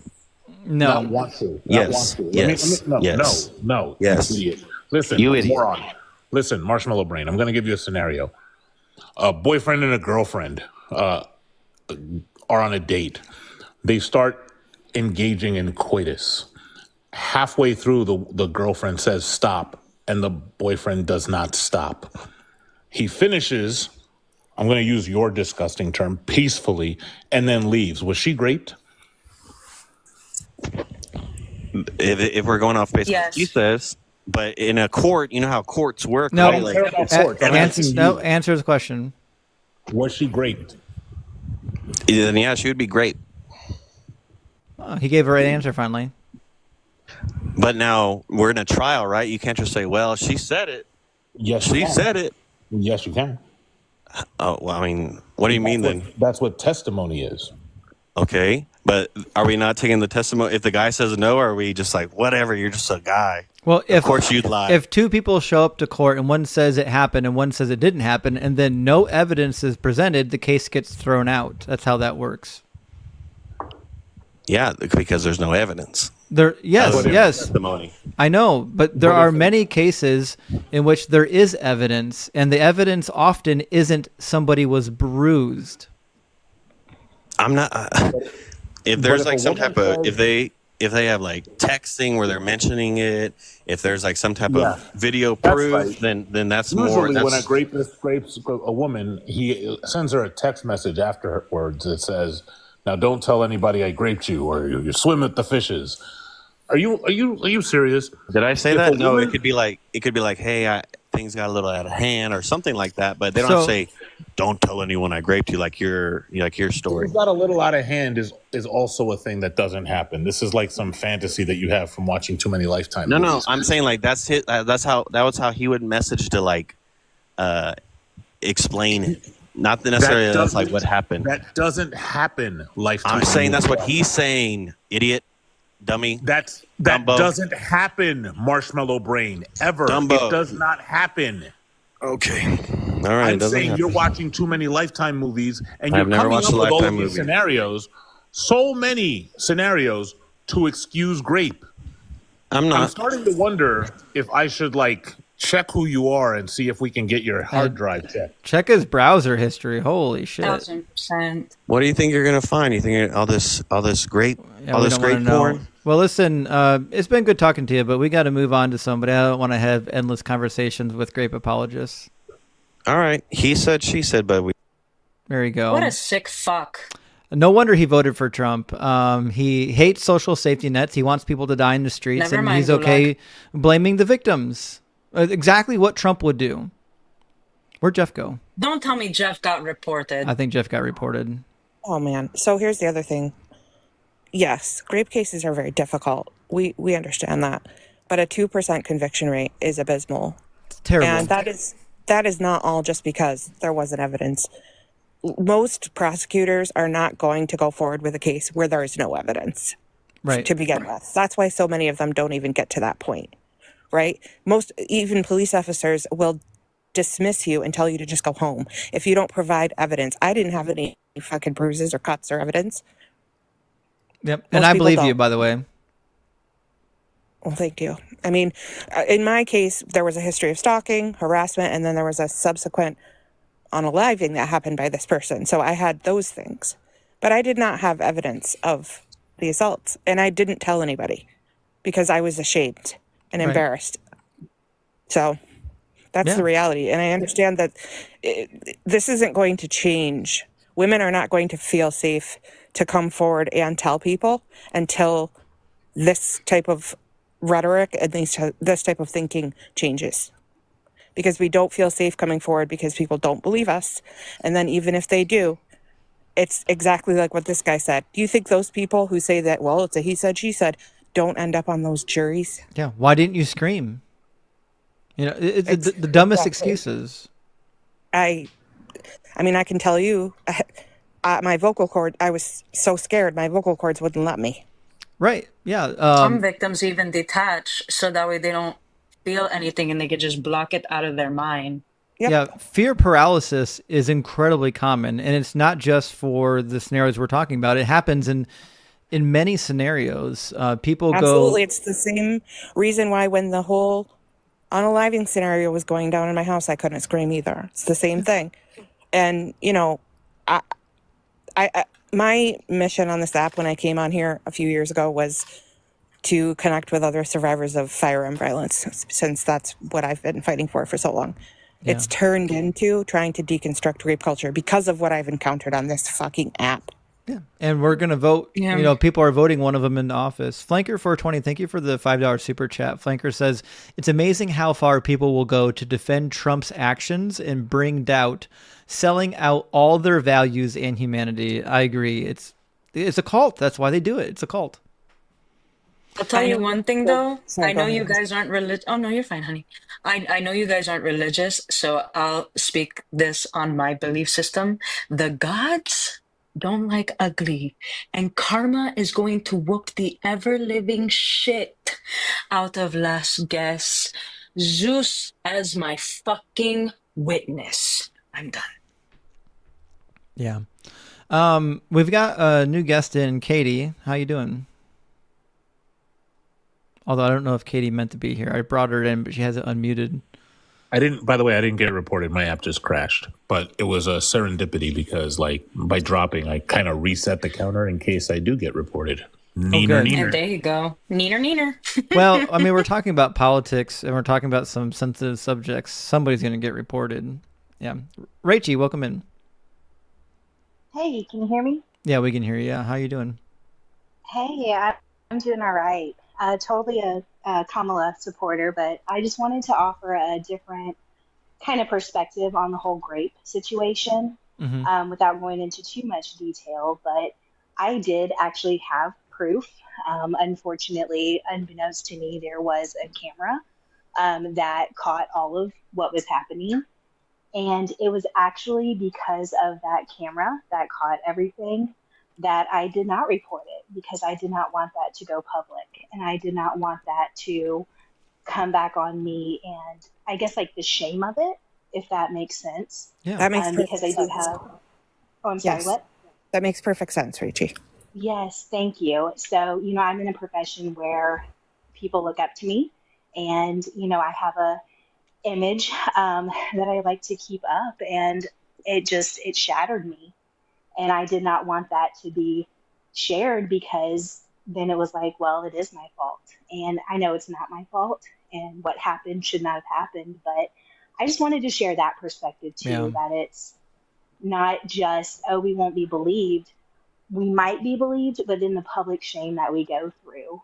And, well, this happened, or you shouldn't have done this. And yes, it's on video. And then now everybody gets to witness. It's just, I don't know. I'm just kind of rambling at this point. I apologize, but I wanted to share that kind of perspective, if that makes sense. No, it really does make a lot of sense, and we really appreciate that, Rachel. I'm terribly sorry that it happened to you, and your experience is it's one of many. I've heard a lot of them like it. Sad. Yeah. Justin's heard my experience, and I'm pretty sure it pissed him the fuck off because of my age and who it was. But it's just Hanji, it's never your fault. It's not your fault. But thank you. I've got a family I would be member. interested, Hanji. Oh, I'm sorry, I didn't mean to talk No, over you. no, you're okay, Rachel. Go ahead. No, I was just wondering, like, I would love to reach out to you, Hanji, if that's okay, and maybe we kind of talk, because I'm not fully healed from it. I've tried, and, you know, deconstructing on top of that. So if I could reach out to you, Hanji, I already follow you. Yeah, by all means. And for those who are curious, it's easier to talk about now. I was 13, and it was my uncle's best friend, who I considered an uncle. I told my pater side of the family. No one believed me and instead disowned me because they didn't care, because they cared about his character, until they found out years later when his daughter was going to high school that he was going after one of her friends. So I got my justice. It was a little too late, but hey, karma, bitch. Yeah. Yes, I hope that is a real thing. And people will side so. with the offenders too. I know a young woman where I live who her father was a police officer, and one of his fellow coworkers actually raped her, and he refused to turn him in, and he told her that it wasn't a big deal and she needs to suck it up. Wow. This is really interesting that we're talking about this right now, because I grew up in a small town, and it had a pretty large Christian school that was attached to the school district. That was like larger than most other districts have. Very well known. Was there for a long time. The kids went there until 7th grade. And I knew a lot of those kids who went there because they assimilated into our district. Small. I graduated with like 99 people. I found out by accident 2 days ago that 2 of the leaders of this church are in jail right now for child S behavior and trafficking that has been going on there since the 70s. I had no idea, and I know these people. I would have never suspected these things. So if, like the guy said, you know, like, well, I know a lot of guys and none of them seem like somebody. Yeah, they don't seem like somebody that would do that. They're not going to display that behavior in public or tell you. That's how they're able to get victims. They make themselves seem like a safe person. Right. Usually. So. Yeah. Thanks for sharing. Rachel, thanks so much for sharing with us. I'm going to move through some of the guests and see what we can get in here. Absolutely. Thank you so much. Thank you. I appreciate you sharing. Of course. And be sure to get in touch with Dr. Joe Recovery. She just popped in. Yeah, is she here? Dr. Joe waved to us in the comments. She just popped in. Dr. Joe is a phenomenal licensed therapist with her PhD. She's not. She didn't go to a fake Christian school either. She went to a real school. So definitely get connected with Dr. Joe if possible. She's absolutely amazing. She also does a lot of therapy for people recovering from religious trauma and people recovering from addictions and things like that.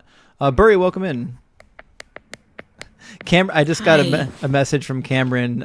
Thanks for the $2, Cameron. Cameron said the last guest was embarrassing himself, and I agree. He was embarrassing himself. He's going to be on the internet forever for people to listen to.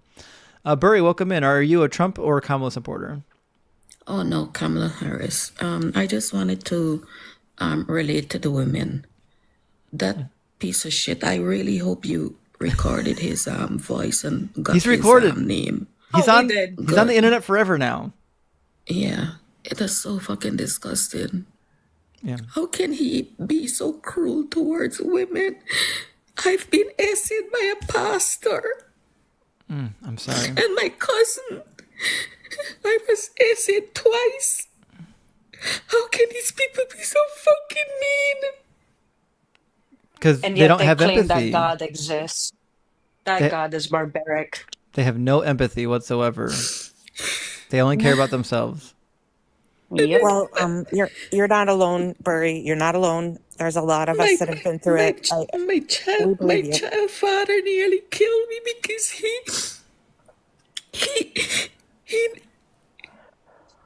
Trigger warning for chat if this is too much for you. Step out for a second. I will reshare the live when it clears out. These people are so fucking mean. They are. They're terrible. We talk to them every day.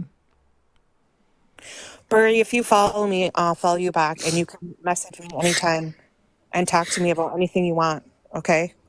You're not alone. Thank you.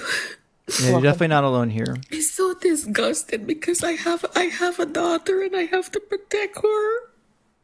Yeah. And you can't trust anybody. And that's the hardest thing is there's nobody that you can trust.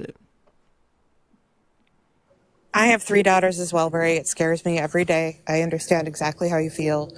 And these conversations are really, really, really triggering and difficult. And what you're experiencing right now is PTSD.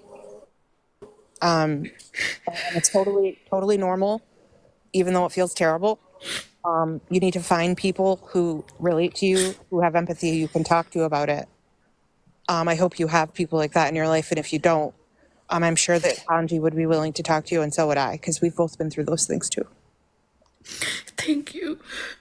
You're welcome. Burry, really sorry make this sure, happened. yeah, make Thanks sure, to you. make sure you connect She got with me, yeah. some of the amazing women here. Thank you so much. Thank you for sharing. We're following each other already. But I'm telling you right now, I have a daughter myself. I need to stay around her to protect her, but best believe I look fucking good in orange. That's all I'm gonna say on that. Yeah, I get that. Yeah, Sid, welcome in. Yeah, that guy was sick. Gross. He was very sick. And he's an atheist. Well, he didn't say he was an atheist. He just said he wasn't a Christian. We asked him if he was a Christian, and I think he said he was he agnostic? Is that what he said? Well, my point of it is that he agrees with some of these evangelical Christians who have sold out to cultism, all because of, I don't want to go into the 4 little major things that they, if he believes for, marriage and he's going to support the Supreme Court for this or that, yet and still they're not having righteous indignation against him. He's been married 3 or 4 times. He done sexually assaulted women, but because of their fear of losing power, yeah, a white Christian nationalism, now they sell themselves out to the devil, and he's a devil. Oh, Sid, you don't have to hide it. It is white Christian nationalism. They don't like you. I didn't want to, No, you don't have to hide it. It's true. That's if you've read Project 2025 and read the rest of the documents. Say it with your chest. And they only like guys that look like me. And they should be ashamed of themselves that they're talking about how they are so open to love people, and yet and still they will, as a matter of fact, they will not even believe the gospel in order to save this evangelical white nationalism in the name of Christianity, and it's nothing but a lie, and it's disgusting, and I do not support any of them, and I care about you all very much, and I'm so sorry for those women. We love you, Sydney. This is why we say you're a unicorn Christian. Yeah, Sydney, just for people who don't know, Sydney's a Christian. He's a friend of ours. If you're a Christian, you don't have to vote for this guy. You're not required to vote for this clown. He's terrible. He's terrible. He's terrible. Xenophobic. And here we know in the Old Testament, it says to Israel, remember you were foreigners. Remember you were a foreigner. Remember you were, and don't oppress the foreigner. And yet it's still Christians are saying, because of this whole, and Justin is based in fear of loss. They feel that they're losing, quote, America and Western civilization, and he uses that fear, and they just swallow everything he says, and it's cult. It's a cult. That's what it is. Oh, And 1000%, Sydney. I'm gonna humor you for a second. You know, I came across a video that made so much fucking sense. The people who say that they are Christian that vote for Trump are the same people that would deport Jesus if he actually was alive and around. exactly, Yeah. exactly. And then they let him come into the churches. And you know what? You know what I found out to be such a hypocritical is that they will blast Democrats, and they will blast black African American pastors for having Kamala come because of the LBG and all that. But yet and still they will call them devil antichrist. But then they invite this this devil into their congregation and pulpit and worship him like he's the savior. Now, if that's not Sydney, crazy. they look. I'm going to show Sydney. There is a worship song for him. Have you heard this? Oh, I did. Are you serious? I'm not joking. Hold on. I'll put it on the screen. Listen, if you didn't believe that Trumpism is a cult, they have their own worship music. And for those of you who are wondering, Sydney is a pastor 40 years. Oh, this is gonna get gross. I'm not saying. That's all I can play before I get DMR'd. They'll take my channel away. But the Chosen One, they've got their own worship music for Donald Trump. These people are in a cult. It's a cult, and they try to justify, and there's no justification for it at all. They need to repent and really come back to Jesus. If they really believe in Jesus, they need to come back to Jesus, because this is idol worship. And God said, I had no other God before me. So maybe, hey, guess what? Now, isn't this an irony that they think that Trump will save America, but if they really believe in God, God will judge America because of the fact that they worship. Yeah, listen. These Trump supporters are the Israelites in the desert pointing to the golden idol and saying, these are your saviors that led us up out of Egypt. Trump will not save you. Exactly. So I just want to say to you all, I love you all very much. Love you, Sid. And I appreciate you all, and keep up the good work. And ladies, please, from the bottom of my heart, I just feel so much for you, and I'm so sorry that you all went through all this. And I tell you what, if I'd have saw any of them, I'd have laid hands on them.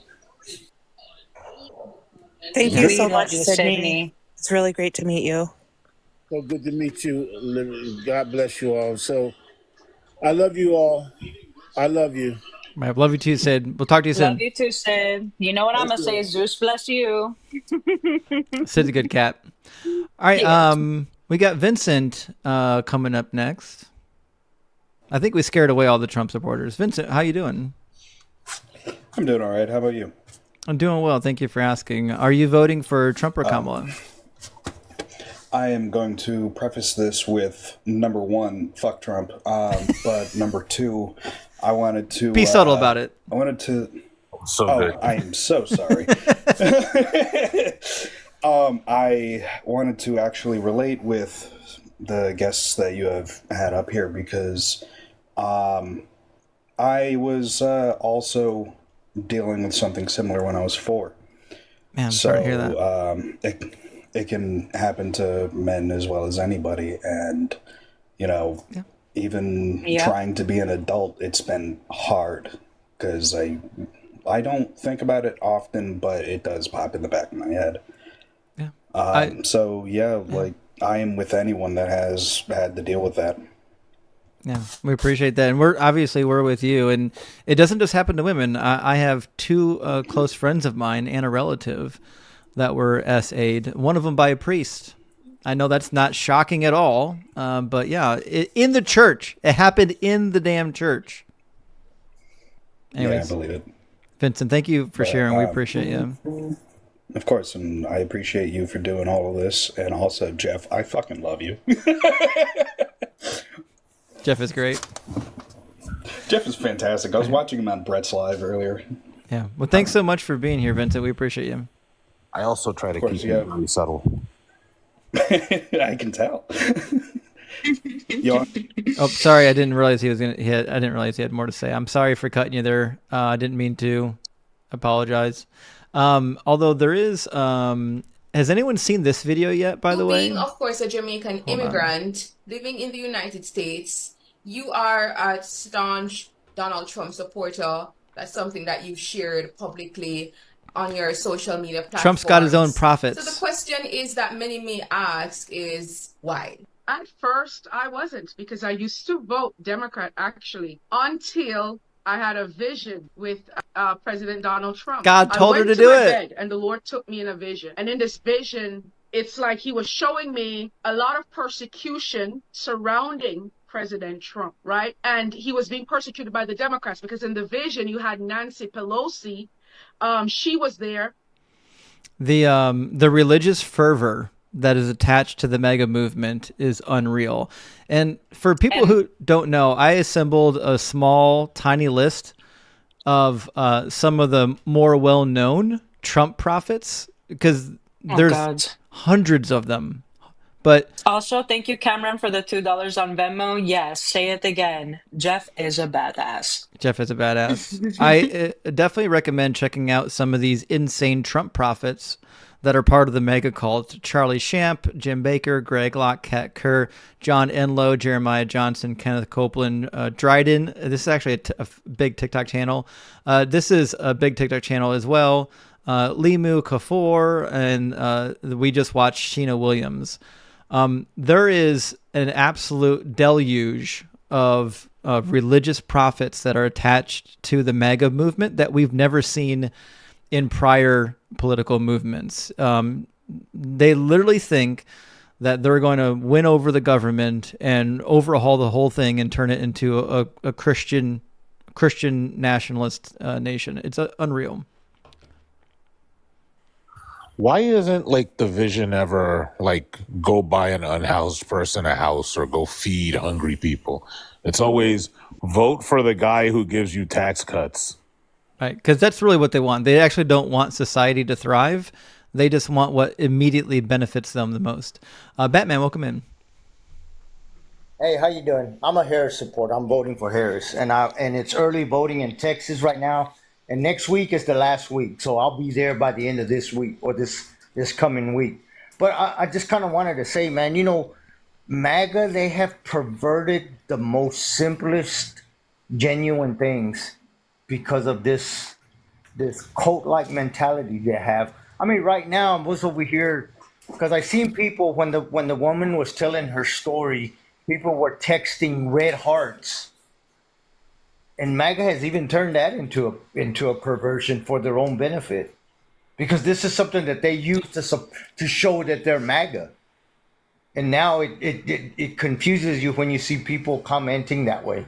You think that they're MAGA, right? Because we use the blue hearts, right? We use the blue hearts, and it's just like the flag, the United States of American flag. You know, that no longer is a symbol of freedom anymore. People are now beginning to see that as a symbol of racism. Right. Yeah. Because of the perversion that they, you know, and a lot of people think pervertedness has to do with just sexuality. Even though they have done that too, they have made the most, you know, the most sincerest things into some sort of a sexual perversion. But yet they won't even see the perversion that they're committing. You know, just a little speech that Tucker Carlson gave. Daddy's going to spank his daughter. Oh, God. That was so bad. Yeah, I know. You know, and they're sitting there laughing, and they're like, I don't know. It's like, how do you make yourself be able to say these things? Right. Because they're in a cult. They'll say like there's a couple of rules for being in a cult. Rule number one is you don't know you're in a cult. But rule number two is, in order to preserve your way of life, you have to justify anything that your cult supports. because so for example, there's a book, I don't have it with me. There's a book I read a long time ago called Out of the Cult and Into the Church. It was a book that I read a long time ago when I was in seminary, and it was a class that was designed to help people leave high control groups and find a safe haven in like legitimate actual churches. But that book was full of a lot of testimony from ex-cult members, and they all said the same thing, which is that the cult takes over your life. So when you actually come to grips with reality, it feels like you're losing yourself because they've already co-opted your identity. So you lose yourself, you lose your identity, you lose your meaning and your purpose when you leave the group. So rather than losing a part of yourself by leaving the high control group, you're more inclined to justify the most asinine behaviors that normally you wouldn't justify. And you know, it goes back also to World War II, you know, with the little mustache guy.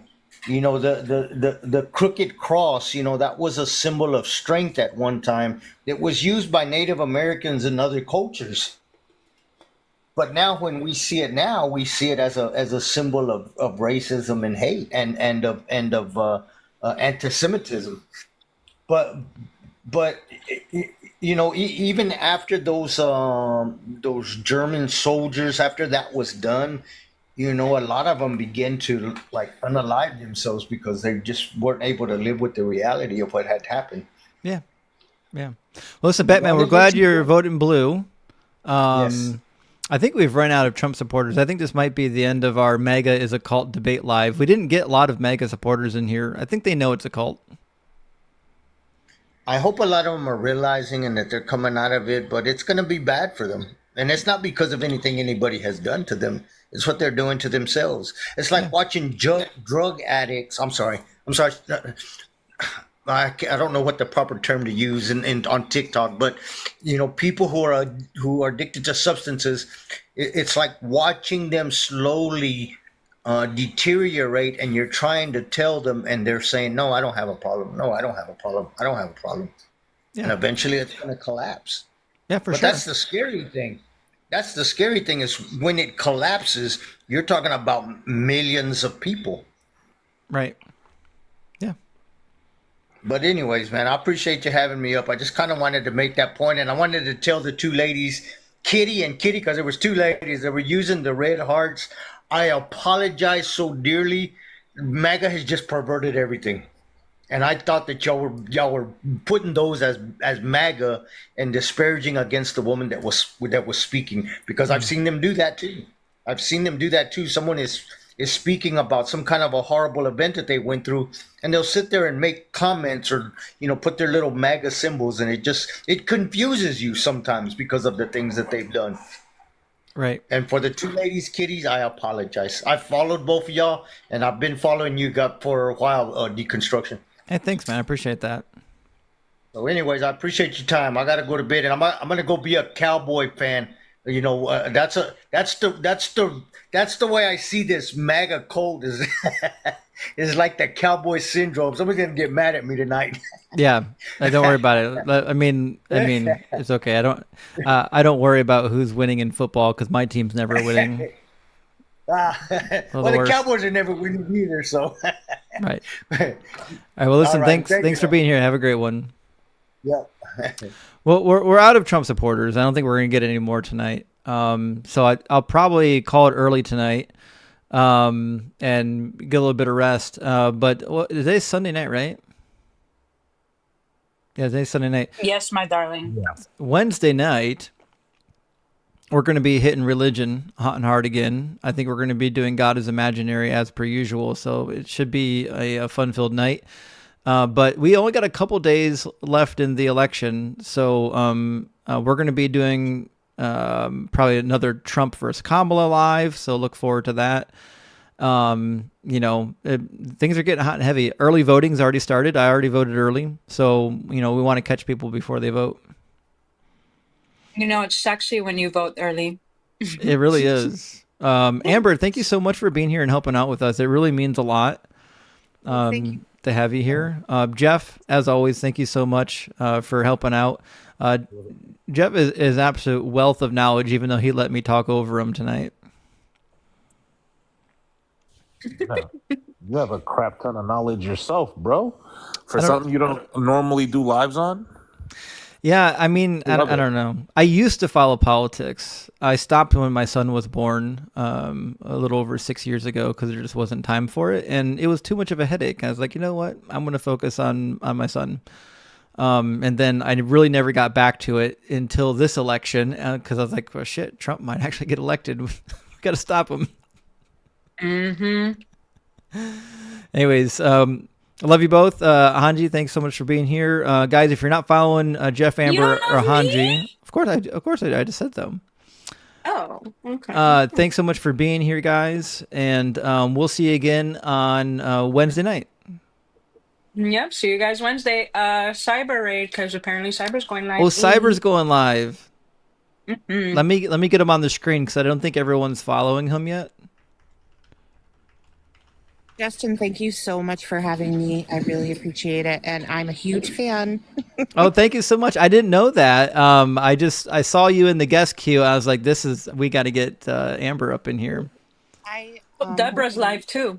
I'm new to deconstruction, so it wasn't until I found Thinker.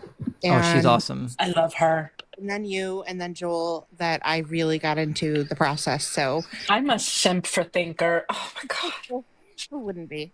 I love her. Well, we definitely appreciate you being here. You're always welcome to come on in. We typically don't do politics. We're just happen to do it now because it's getting close to the election and Donald Trump is a clear and present danger. Also, Dexter, thank you for the 5 subbies. I appreciate that. Now, guys, if you're not following Cyber Deconstruction yet, I implore you to do so. He just recently started going live. He's going to be going live soon tonight. So jumping over to Cyber Deconstruction's page and give him a follow. If I remember correctly, Cyber Deconstruction is not a deconstructing Christian. I think he's got a background in Judaism. Mm-hmm. Orthodox Judaism. Right. Mm-hmm. So he's going to bring an angle to the deconstruction debate that is actually pretty unique, an angle that I don't have because I'm ex-Christian. I'm not an ex-Judaism. So make sure you're dropping him a follow. He's amazing. Make sure you thank all the mods. And guys in the comments, most of you already know each other, but if you see each other commenting in here, just remember, you're all here. You probably agree on most of these topics. Make sure you're following each other. Get connected. This is a community. So thank you so much for being here, guys. We'll see you again on Wednesday night, and we love you. And if Cyber's not alive, go ahead and raid Deborah. Deborah Grace. Oh, Deborah Grace. Owner of Crucifying the Bible. Yeah. Author. Fantastic. All right, we'll see you again.